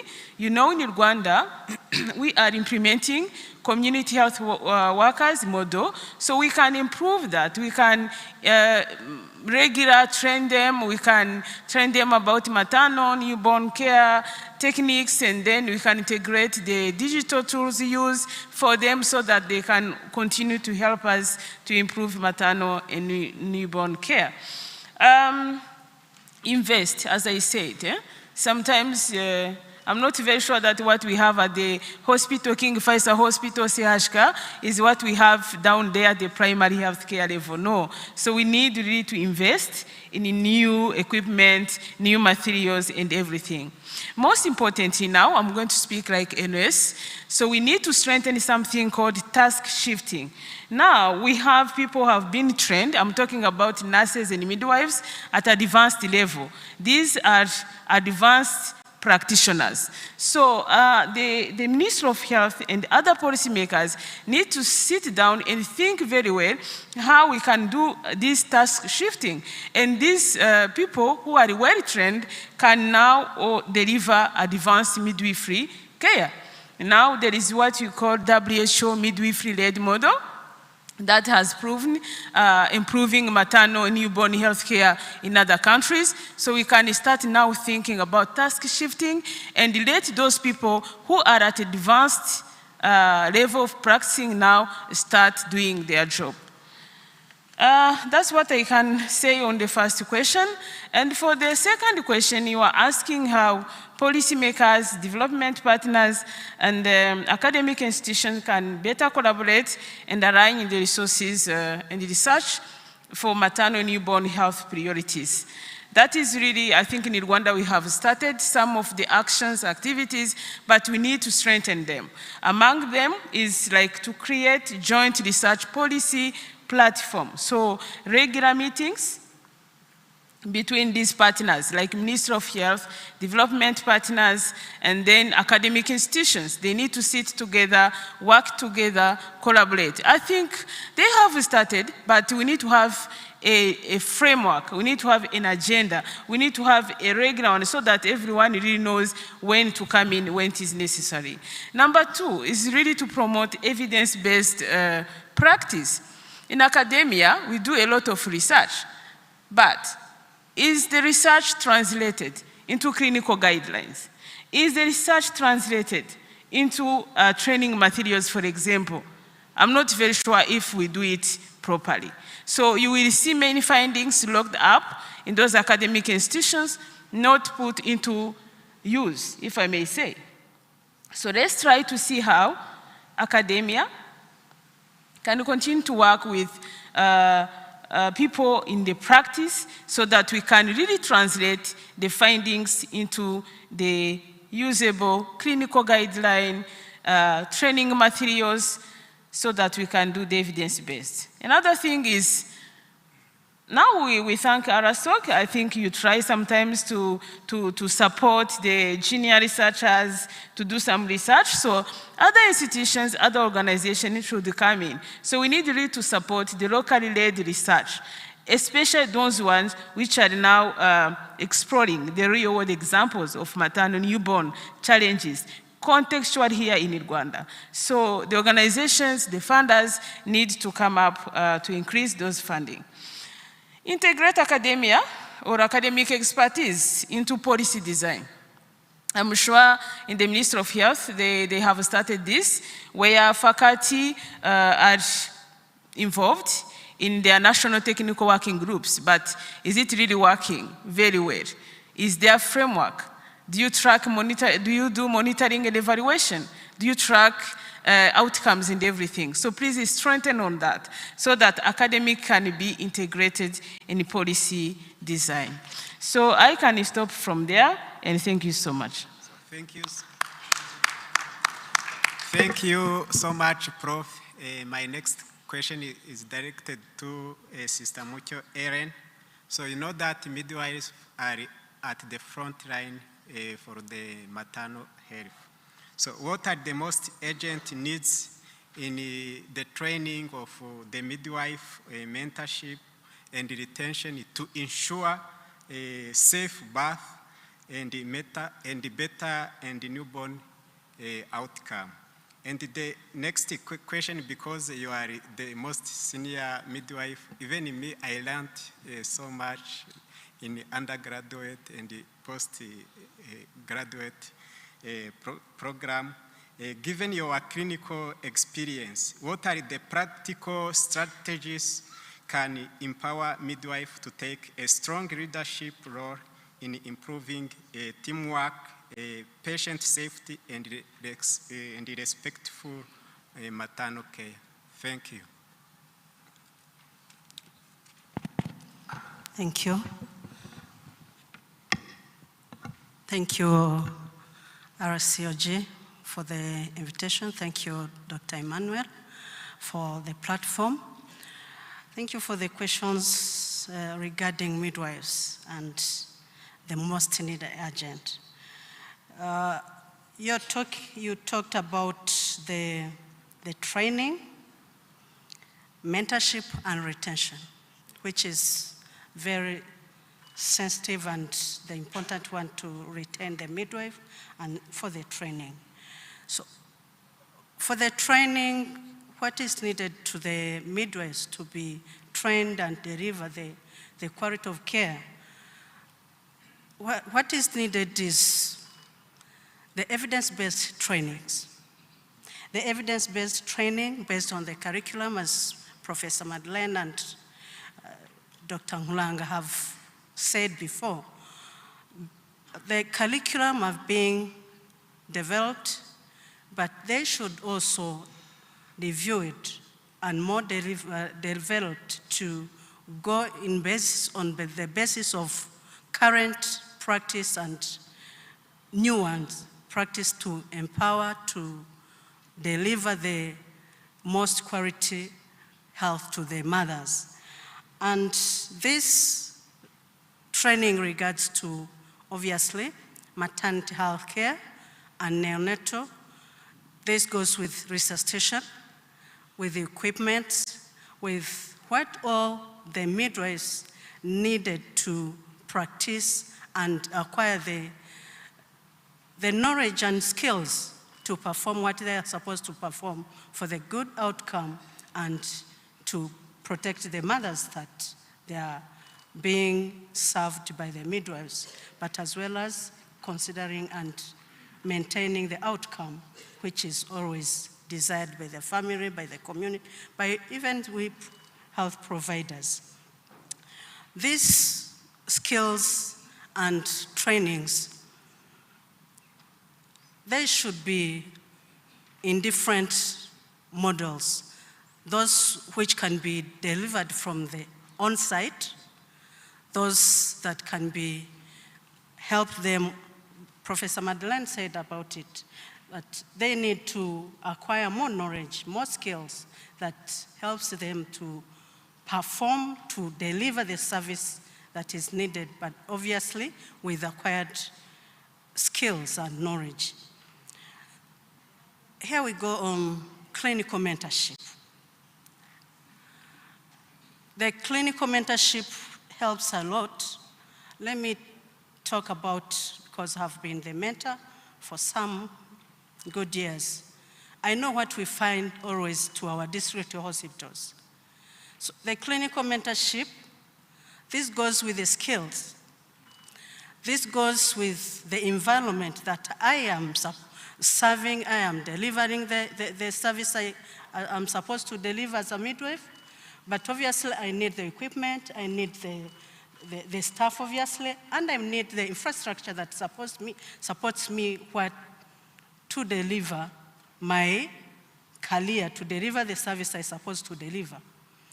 So these skills, obviously, we have seen the data, and always have the data that affects, that contributes a lot to maternal death. This is the sepsis, among them, the PPH. The mentorship and training should be based on what is needed to the ground, what is needed within the country, what is needed by the population that we are serving. So the training needs really to focus, but also comes in answering the problem that is the population is facing. I have talked about the environment that midwives works within. This contributes also as well. Let me see too about the equipment. I know the government is trying, but also they need to keep on trying but improving as well by providing the equipment that are needed to facilitate the midwives to do the work that is supposed to do and deliver the service. That is the basic needs, the CTGs, the Dopplers wherever it is necessary. As we know, they serve the big number of mothers that do attend, depending to the number of midwives, as my four colleagues have said. And concerning the first question, the retention issue now. Our district hospitals faces a lot of turnover, staff turnover. Where do these midwives and nurses who works in maternity, where do they go?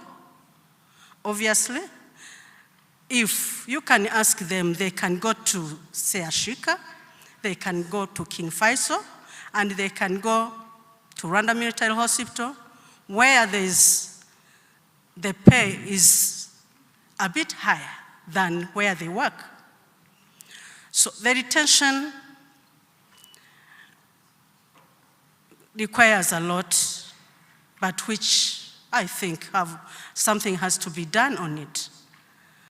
Because I remember a few months ago, some of our colleagues could leave one place to another place because of workload, and even what I'm getting from, then I need to go to green pastures, either within the country or somewhere else where it is, because the door is open. So what should we do?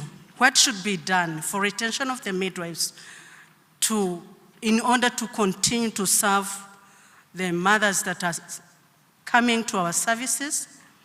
This goes to the increasing their salary.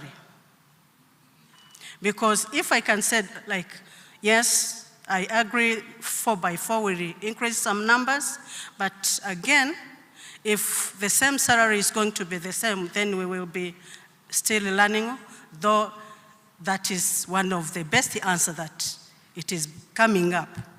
So the increase of the salary of the midwives and nurses, those who are attending the mothers, should be increased for them to be sustained. Even it may not be the salary is one, but also allowing them to upgrade and recognition of their acquired level within their facilities, and they are being paid for them because they have that, they have acquired that knowledge and the certificate and bachelor's and so forth. So that can be one of the retention, because I'm remaining here because they are acknowledging, they are recognizing my level of education I have acquired within that period of time.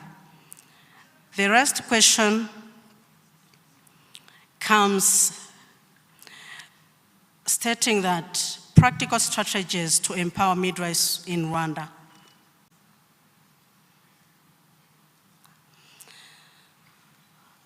The strategies, I think, to empower midwives, yeah? These good training programs that helps them to solve problems that are affecting the community, that obviously the health facilities that we are serving. But again, empowering them with the skills that they are able to solve those kind of problems. Another thing is how can we do this? Either by retreat, either in service training, either by the conferences like these ones that we acquire different knowledge and we share the networking. And also, we may do initiatives with quality improvement project. So we participate, we encourage them to participate, so that they may know, here we have a certain problem, we have a certain gap. Then if we do a QIP, then we know where we are coming from and where we are heading. And then when we come to implementation, then we have empowered the midwives. They have known the gap that is present within the facility, within the profession, and then they are ready to contribute in solving such problem. There's also, how can we again empower midwives? By rewarding, recognizing, as I have said, if such and such midwife have done a tremendous job, a tremendous QIP, then she or he is awarded. She or he can be awarded for scholarship. And that can be can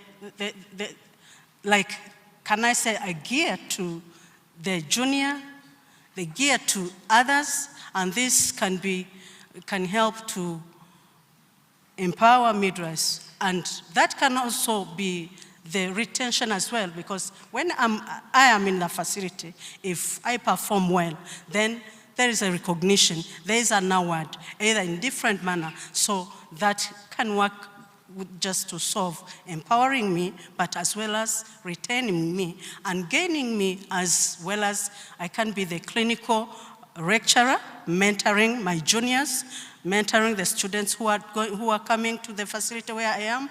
So I think, without taking much of time, that can be done and then can contribute much to midwives. Thank you.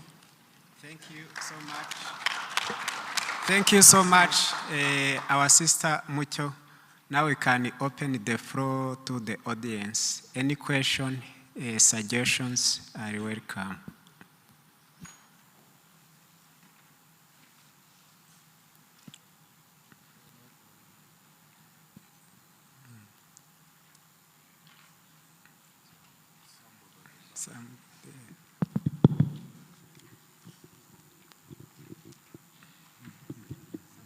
Thank you very much for the points that has been explained by the panel. My name is Cliff Oso. I work with the NGO called Hatch Technologies. And we are very interested on midwives using point-of-care ultrasound. I wanted just to know, is it a practice that has started in Rwanda, or is something that you want to start allowing midwives to use the point-of-care ultrasounds? Thank you.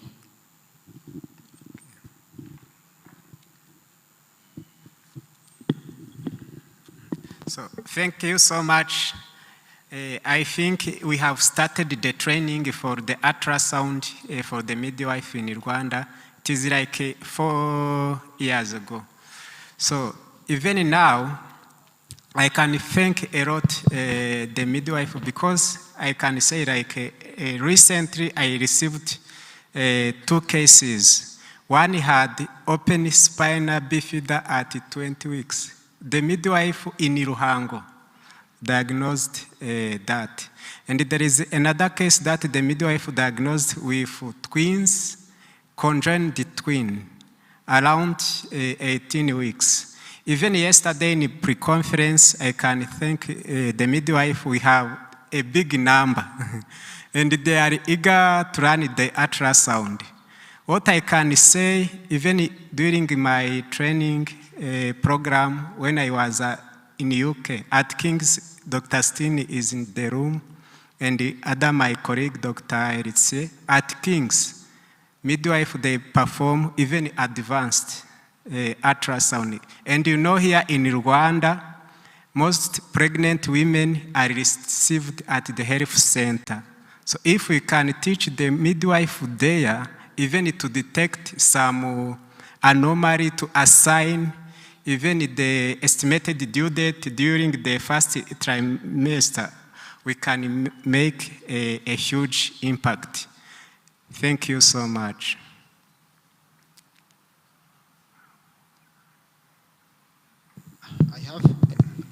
I have another question. The neonatologist, Dr. Nkuranga, told us that obstetrician need to have a good communication. We need to practice evidence-based practice, delayed code clamping. I have a question regarding the viability of fetuses, which are set at 24 weeks of gestational age in Rwanda. There are some neighboring countries where viability is estimated at 28 weeks. I wonder if we don't risk to do unnecessary interventions like cesarean sections. I wonder if we are good at that low gestational age of viability. If the rationale to lower it until 24 weeks rather than 28 weeks in neighboring countries. Thank you. You can answer directly. The facilitator suggests that we answer question by question. Thank you very much for that question. And the honest answer is I don't know. As you mentioned, WHO and some low-resource income countries have selected the viability to be above 1,028 weeks. But we know that in a Rwandan context, that's not true. We have babies surviving 26 weeks, we have babies surviving 27 weeks. But also, I agree with you that we have to be careful and do not have to do unnecessary interventions. We are already getting pressures in our clinical practice, all of you, with a complication, preterm complication at 26 weeks, and the family needs you to do any magic, and you don't have solutions. So the right answer is we need to assess our context as a country, and then we determine when we need to act and when we need to do that. So what you're provoking is to ask the chair of the Rsog that we need generally to conduct whether we do a point of prevalence survey, and then we see actually how many have survived. Those who survived, how has they lived? That's the only way it can gain. Because for Rwandan context, we are in catch-22. We are not in the poorest country category where babies below 28 weeks have to die, are condemned to die. But on the other side, we are not also what we have put in our guidelines, which says, and HMIS actually says, 22 weeks and above. And that is, as we know, it's unrealistic, and we are not yet to be there. So without taking much of your time, I don't know the answer, but the most important thing, as a proactive society and a proactive nation, we need to work with Rsog and the pediatric and neonatology to provide assessment to understand the context, and then we advise the ministry and say, this is what we think. Otherwise, yes, all of us get tied up into that complexity, and we don't know any ethical guidance on what to do. Thank you. Thank you very much. I have another question, if you allow. It is me. Let's have one more. It's the same person. I can go ahead and ask. All right. Thank you so much. I think I started earlier, and I also want to thank the panelists. And I lead one of the great things that we have a huge diversity where we have pediatrician, academician, midwife, and then obstetrician, MFM. So my question is now, as we know, to improve maternal and newborn outcome, sometimes it requires lifelong intervention throughout the. And what we most of the time see, for example, if I talk to pediatrician, I think you have a lot of newborns who die because they are born with congenital anomalies, malformation, probably among your top 4 cause of newborn death. And when you look at the intervention which are needed, some of them are preconception, something which have to be done before the woman become pregnant. And most of them, let's say a diabetic woman is seen by internist or just a general doctor, not necessarily by obstetrician. And so how do you think we can collaborate to make sure that there's these interventions which are done before pregnancy to make sure that we are improving neonatal outcome, one way managing someone who is not pregnant? Then the next question, most of the time for us, when a woman has delivered, sometimes they leave the hospital, but we hand them over to you, not only the babies, but they come for vaccination. But sometimes after, when they are throughout the vaccination period, within 1 year, they get pregnant. And short inter-pregnancy interval also lead to a lot of complications such as anemia, preterm deliveries, and so, which also again affect the newborns, again increasing the rate of newborn mortality. And at that point, we also what do you think should a pediatrician be doing when these mothers are coming? Because we feel like family planning is at this time needed, counseling, so not only the babies. So how do you think pediatrician, internist, all of these people, healthcare providers, can be involved and understand the impact and the role they can play in improving maternal and newborn outcome? It can be you or anyone. Thank you. David, that's a complex question. But also, what we need to do is clear. It's 1, 2, 3. But complex in the sense that there is no direct answer. Step number 1, it takes on how we evolve and become mature. Why am I saying this? The solution number 1 is what he says. Are we able to screen and detect early? If we're able to screen and detect early, then we will be able to counsel, dialogue with family, and make a decision, depending on the severity of the condition, whether to terminate or not terminate. That is one way. Can we have the midwives do the screening, refound time, and then before, depending on the role, before we reach the terminal age, then we can decide, and that's when grab it. That's step number 1.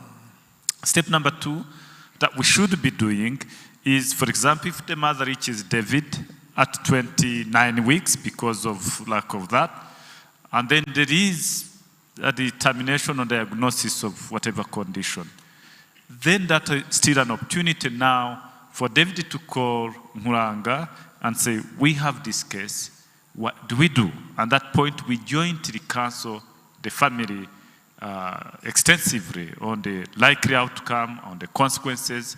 Both, as you said, the main problem is the long term that the family doesn't have. But if with thorough, good education, we should really be moving, especially in our fair hospital, we should be moving into prenatal counseling and dialogue between the obstetrician and the pediatrician. That should be now be a standard of care. For the Rwandan context, we should be moving that.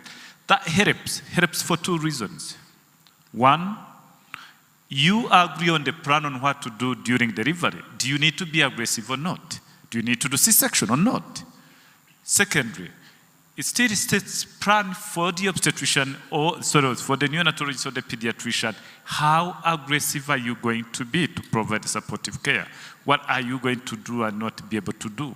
So if that we can standardize prenatal dialogue and counseling jointly, we will solve most of the ethical dilemmas that are concerned with children that are born with very many complications. Most of the time, again, you get a solution if you need. The challenge with that is that it's going to require pediatricians that are very skilled, mature enough to counsel, to guide, to support the families as much as they can. The same applies with the obstetric side. And lastly, without taking much of your time, is the more we do that, especially the challenges we have are many true that could be guys. We should be able to ask our ministry to be able to provide some form of genetic testing, because that helps if we can able to move from karyotype screening to at least some basic of gene sequencing or microarray diagnosis. That helps you to say, even if I see ABCD, this is most likely the genetic anomaly that I'm doing, and the outcome is this. And that helps family. Once you determine, once you talk to the family with clear evidence on what you're talking about, it's extremely relieving to decide on which direction to do. So in other words, the last point I wanted to say, we need to ask now the country address to a little bit move a needle and start doing those basic diagnostic testing. And that way, we'll address that complex problem. Thank you. So, thank you so much. Let us thank the panelists. A round of applause. Thank you. Thank you. It's been great to hear from pediatricians and the midwives. It's great to hear your perspective and how you help us. So I apologize for lack of time. I believe many of you had more questions. Please feel free to find them at the end if you would like to ask some more. So next up, we have a state-of-art lecture from Dr. Zhang from China, who is at the Zhejiang University. She'll be speaking on prenatal and postnatal screening. Welcome. Let's give her a round of applause.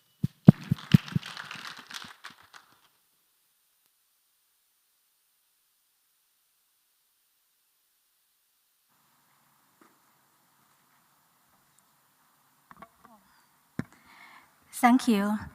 Thank you for Rsog invitation. I'm Dr. Zhang from China. This is my first time come to Rwanda, but I know Rwanda for a long time for the famous film Rwanda Hotel, and also for the excellent international student from Rwanda in Zhejiang University as Marie. And also, I read the research from the Prof. Steven about how to Rwanda reduce the maternal mortality rate over past years. And today, I'd like to introduce about the prenatal and postnatal birth defect management experience from Zhejiang province. I'm manager for the maternal and children's health in Zhejiang province, particularly for birth defect prevention and elimination mother-to-child transmission of HIV, syphilis, and hepatitis, and others, maternal and health, maternal and infant paralysis. And first, about Zhejiang, most people know Beijing, Shanghai. Actually, Zhejiang is close to Shanghai. And this is a simple introduction about this, about Zhejiang. Zhejiang is a well-developed economy in China, located in the east coast of China. Actually, the capital of Zhejiang province, the Hangzhou, the total population here is similar to the Rwanda. Zhejiang also has a maternal and infant health with a very, very low maternal mortality rate and infant mortality rate under 5, children's mortality rate. About the University of Zhejiang University, last year the QA's World University ranked about 49, and the university also has many international students here. This is a picture of our university. My hospital belongs to the university, and the top 2 women's hospital in China. Last year, the total births in our hospital about 28,000 here, and the key national discipline is obstetrical and gynecology. This is about our hospital total bed, 1,500, and I think in a very large big hotel, and there are 4 campuses in Hangzhou. Okay, about the birth defect prevention. Everybody knows birth defect is strongly associated with the infant mortality. So how to avoid the avoidable fetal and infant deaths? In China, actually we perform 3 types of prevention system. I think the primary prevention at the community hospital, we prepare pre-material and and folic acid supplication for the women, and genetic counseling and fertility guidance. And at the city level hospital and the provincial level hospital, we provide prenatal screen and diagnosis. In China, first we offer serological prenatal screen to women at their first trimester or the second trimester. NIPT is a second option for pregnant women, and ultrasound screen is frequently offered in the first trimester and the second trimester. And we also offer prenatal diagnosis for high-risk women. And our hospital is a high-level hospital, so we perform advanced technology and, for example, the exit surgery. Yeah, and last year, our hospital, we began a CBO program in China. We aim to fill in the infant biomarkers information. And in Zhejiang, we set up international coverage for all births, and also include birth defect, include early abortion and termination, or pregnancy and stillbirth. And we follow up all births with birth defect within 7 days after birth. And we also follow up all live births, the babies, at 1 year, 3 years until 7 years. So why we focus on prenatal and postnatal management? Because we aim to improve accuracy prenatal diagnosis and reduce avoidable fetal loss. Because we noticed some birth defect diagnosis is different if we according to the postnatal diagnosis, and we also strive for the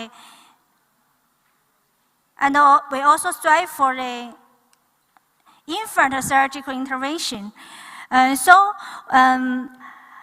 According to the floor, we perform prenatal and postnatal CHD. For example, prenatal diagnosis of CHD is performed in qualified hospital in Zhejiang. Actually, in Zhejiang, there are almost 400 delivery hospitals, but only 23 hospitals qualified to prenatal diagnosis. And if the fetal with high risk of CHD transferred to the high-level hospital, and if they fetal with a critical CHD, so we give the suggestion to the pregnant women. They decide to they can choose the termination of the pregnancy. But for mild CHD, if we can transfer to the children's hospital in Zhejiang, and postnatal we national screen for all infants CHD screen.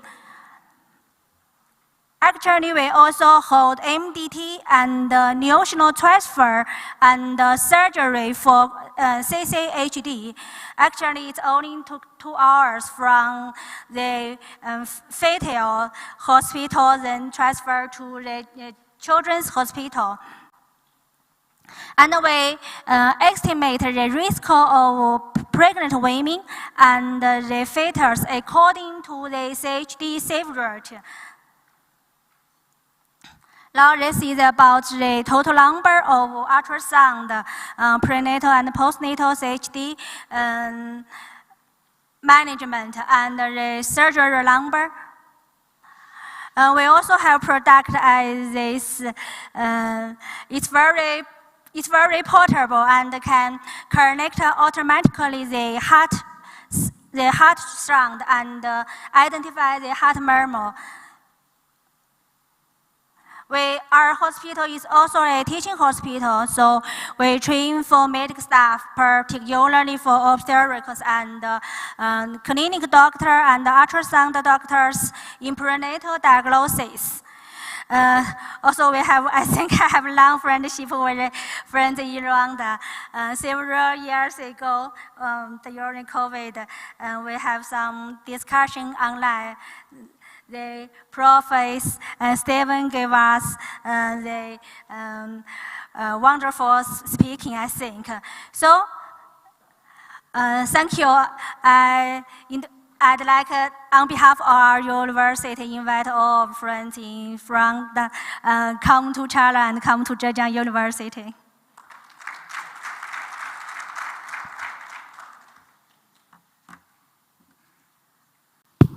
Thank you so much. I'd like to please request you to take a seat, and then we're going to have our next speaker, then we get the questions after. Thank you so much. Could you grab a seat, then we'll get our next speaker, Dr. Nwari. He's one of the senior obstetrician and gynecologists. He's going to talk to us about his research. And after that session, we'll have this question and answer sessions with both speakers. Please, the floor is yours.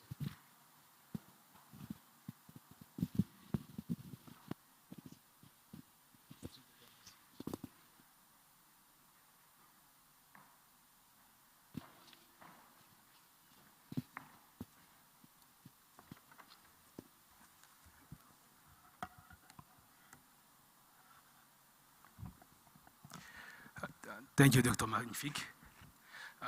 As you say, my name is Dr. Ndize Nwari. I was in practice in the last 13 years. Currently, I'm working for the Rwanda Social Security Company, RSSB. It's a public, sorry.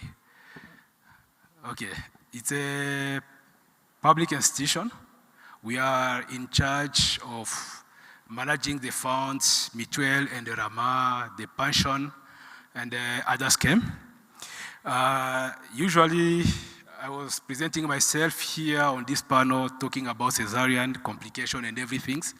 But since June last year, I joined RSSB. I'm combining my clinical skills with health financing and health economy. That's why you will see my presentation is more oriented on cost saving, not more in cesarean practice. As we know, the cesarean section rate is rising globally and even in this country. If you see the statistics globally from 1919, it was 7%, but currently it's estimated to 20%. In Rwanda, the cesarean section rate, another slide. Okay. Use this one.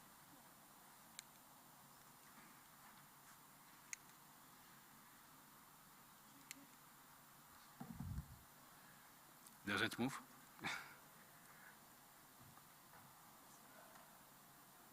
Okay, thank you. In Rwanda, it was the same. We have also observed a high rise of the rate of cesarean section, which it was 2.2 in 2000, and the last DHS, it was estimated at 15.6% for the national country, for the nationwide. But currently, if you go to the private health facility, the cesarean section with the same DHS2 is 56. But with the institution-based reports, the HMIS, some reports go to 68. There are even that who goes even over that. For us, what we did is to see the financial impact of that raise of cesarean section.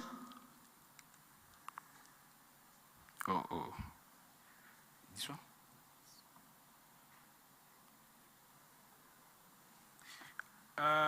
Our aim for that observation, it was only to see the financial burden of this raise of cesarean section, and also to do some assumption in case this cesarean section is reduced, what can be the cost saving?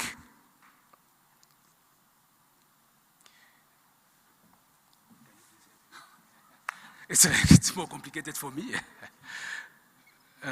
Go to another slide. Another slide, yeah. For this observation, no, come back. For this observation, the methodology which was used, it was a mixed approach. It means we use the claim form where the service was claimed from the health facility, and also we use conversation with the practitioners to standardize what can be the standard cost of doing a cesarean section, what can be required, and what can be the standard cost of doing vaginal delivery. And so we compare the current cost, which is in the claim, compared to the standard cost, which was provided by the experts. And from that, we try also to make some assumption. If the 600 cesarean section made in the private health facility correspond to 56.8%, what can be saved if we reduce this to the ideal rate or to expectation, because we think by 2030 the cesarean section rate can go to 30%. Can you come to the result? The other. This was the comparison. As you will see for the vaginal delivery, the standard cost is on orange, and this is the actual cost. It means vaginal delivery, the mean vaginal delivery cost in the polyclinic is very high even to the whole private hospital. And you will see, come back, and you will see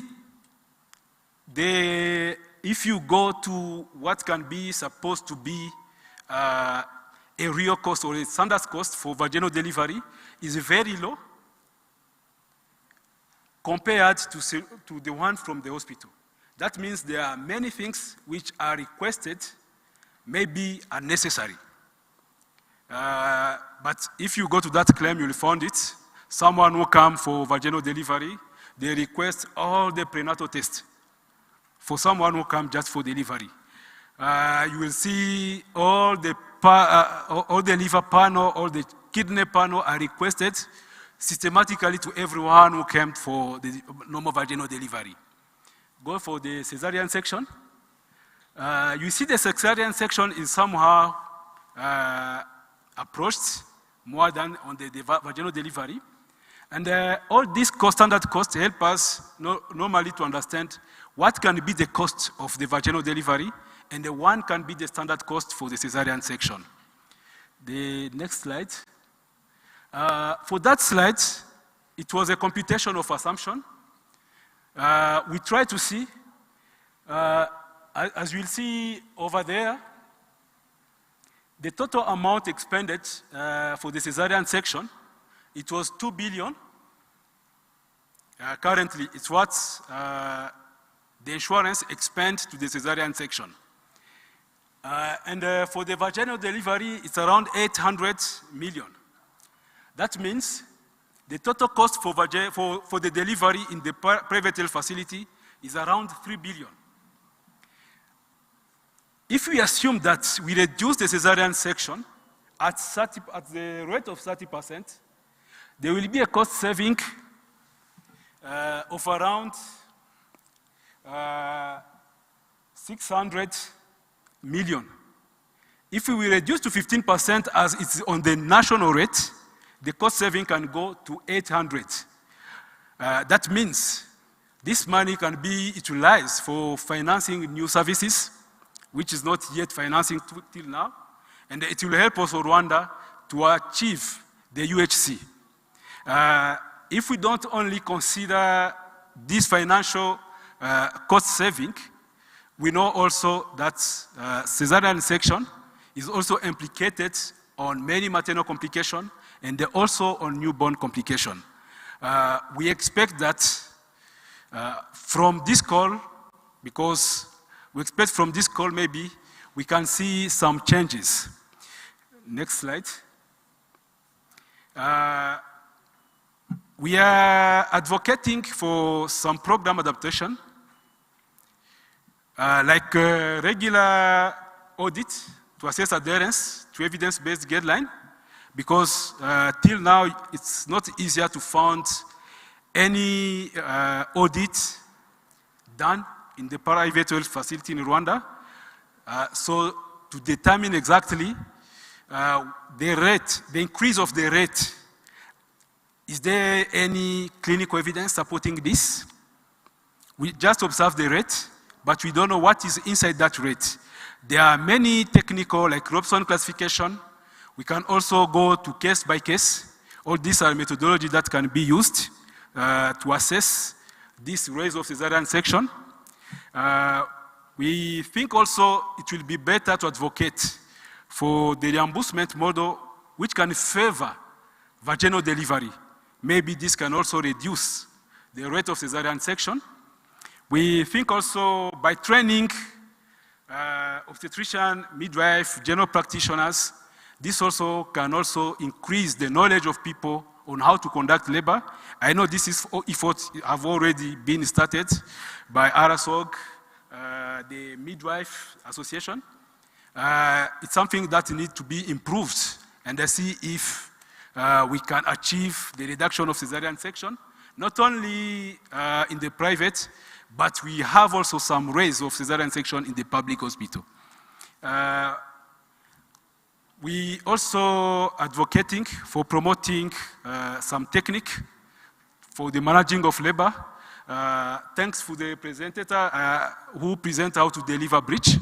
Unfortunately, I was not there, but this is also one of the techniques to reduce the cesarean section rate. And we think also partners, insurance, should also come to this effort of reducing cesarean section, because not only it will reduce the public health burden, but it will also permit that there is a cost saving. Another slide. This is the dissemination we plan to do. We presented this to the 7 Association of Health Economists, and this is our second presentation to Rsog, but we want also to continue this dissemination. Thank you.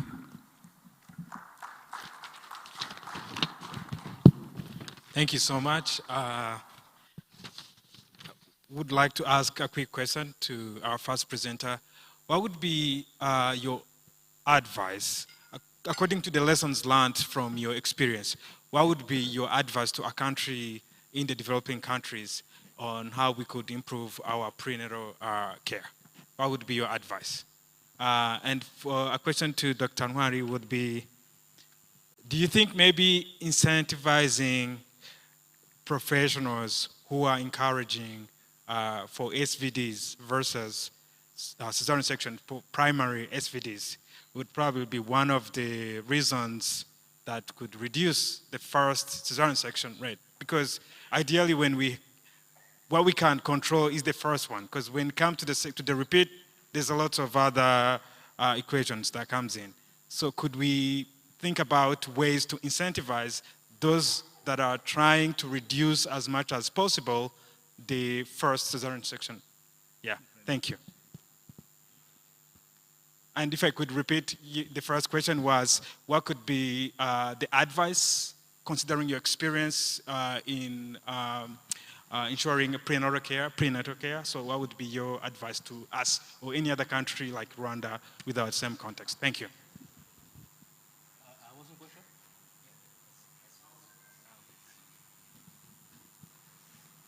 Did you hear the question? Sorry, I'm not so.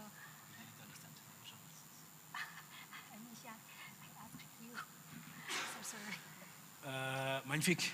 Can you please try to summarize your question well so we can understand? Okay, so go slowly and summarize. According to your experience in China, Serious in China, yes.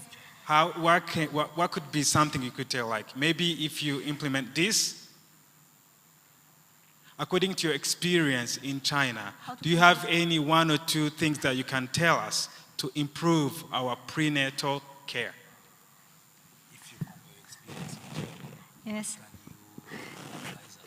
Yeah.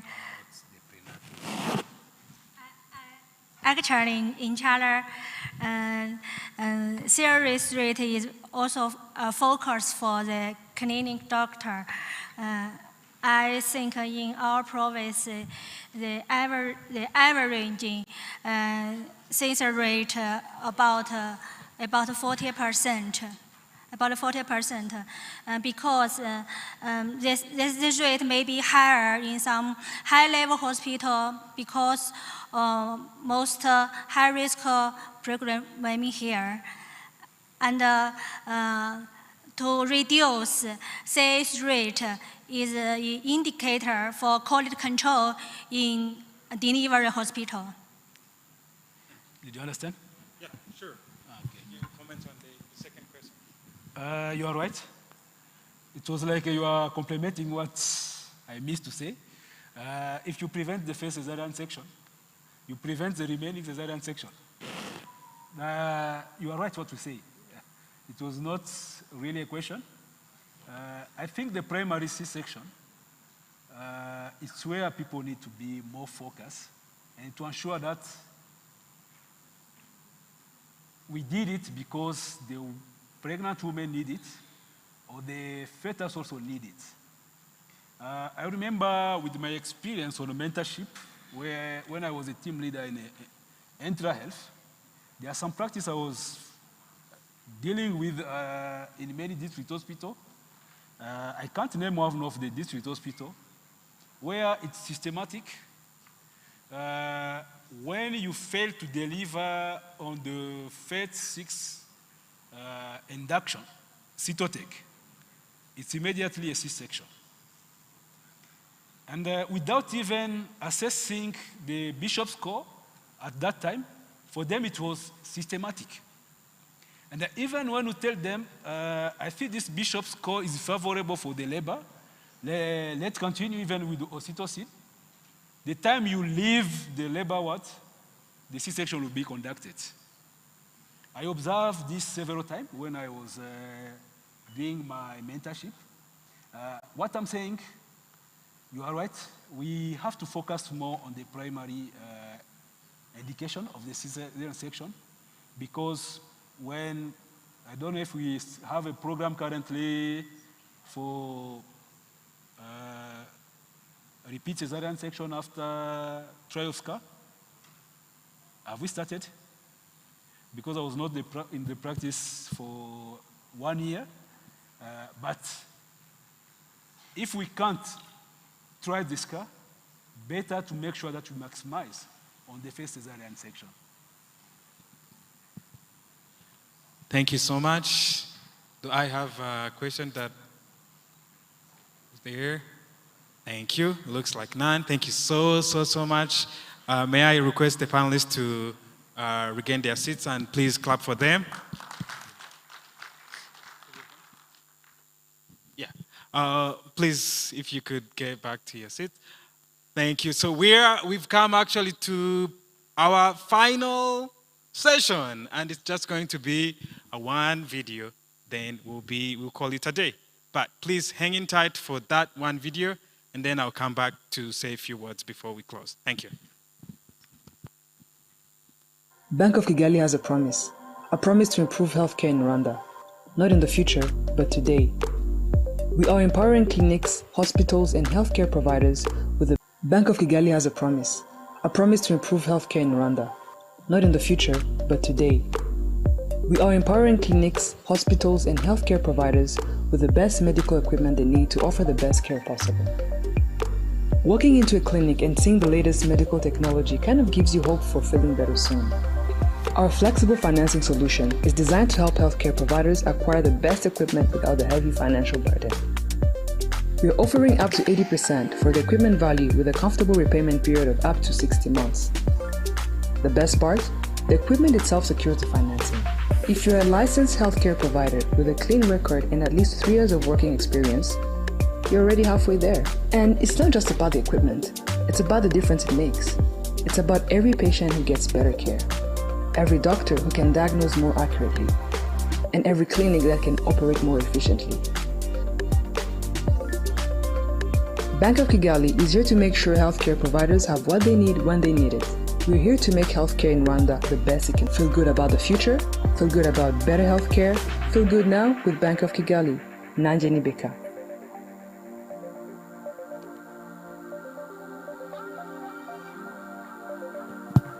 Thank you so much, Bank of Kigali. I'd like to welcome the president of Rsog to thank our exhibitors. You understand, being here, we need partners and we should recognize them. So the president is going to say a word, then send us home. So first of all, I would like to thank people who are present here, because without people, we can't do this, even though we do good preparation, but without participants, who are we going to talk to? So thank you so much for being here. And morning, the room was full, but we know some people have a commitment. Again, second things I want to say, it can't happen like this without friend partnership. That's why I would like to thank exhibitors. You can see along the room, even outside, we have different exhibitors, manufacturers who are contributing to improve the women health by providing equipment, but also developing the equipment. We have seen some of the new version of ultrasound with AI. Very important to have the accurate tools to help us to improve women's health. So thank you so much.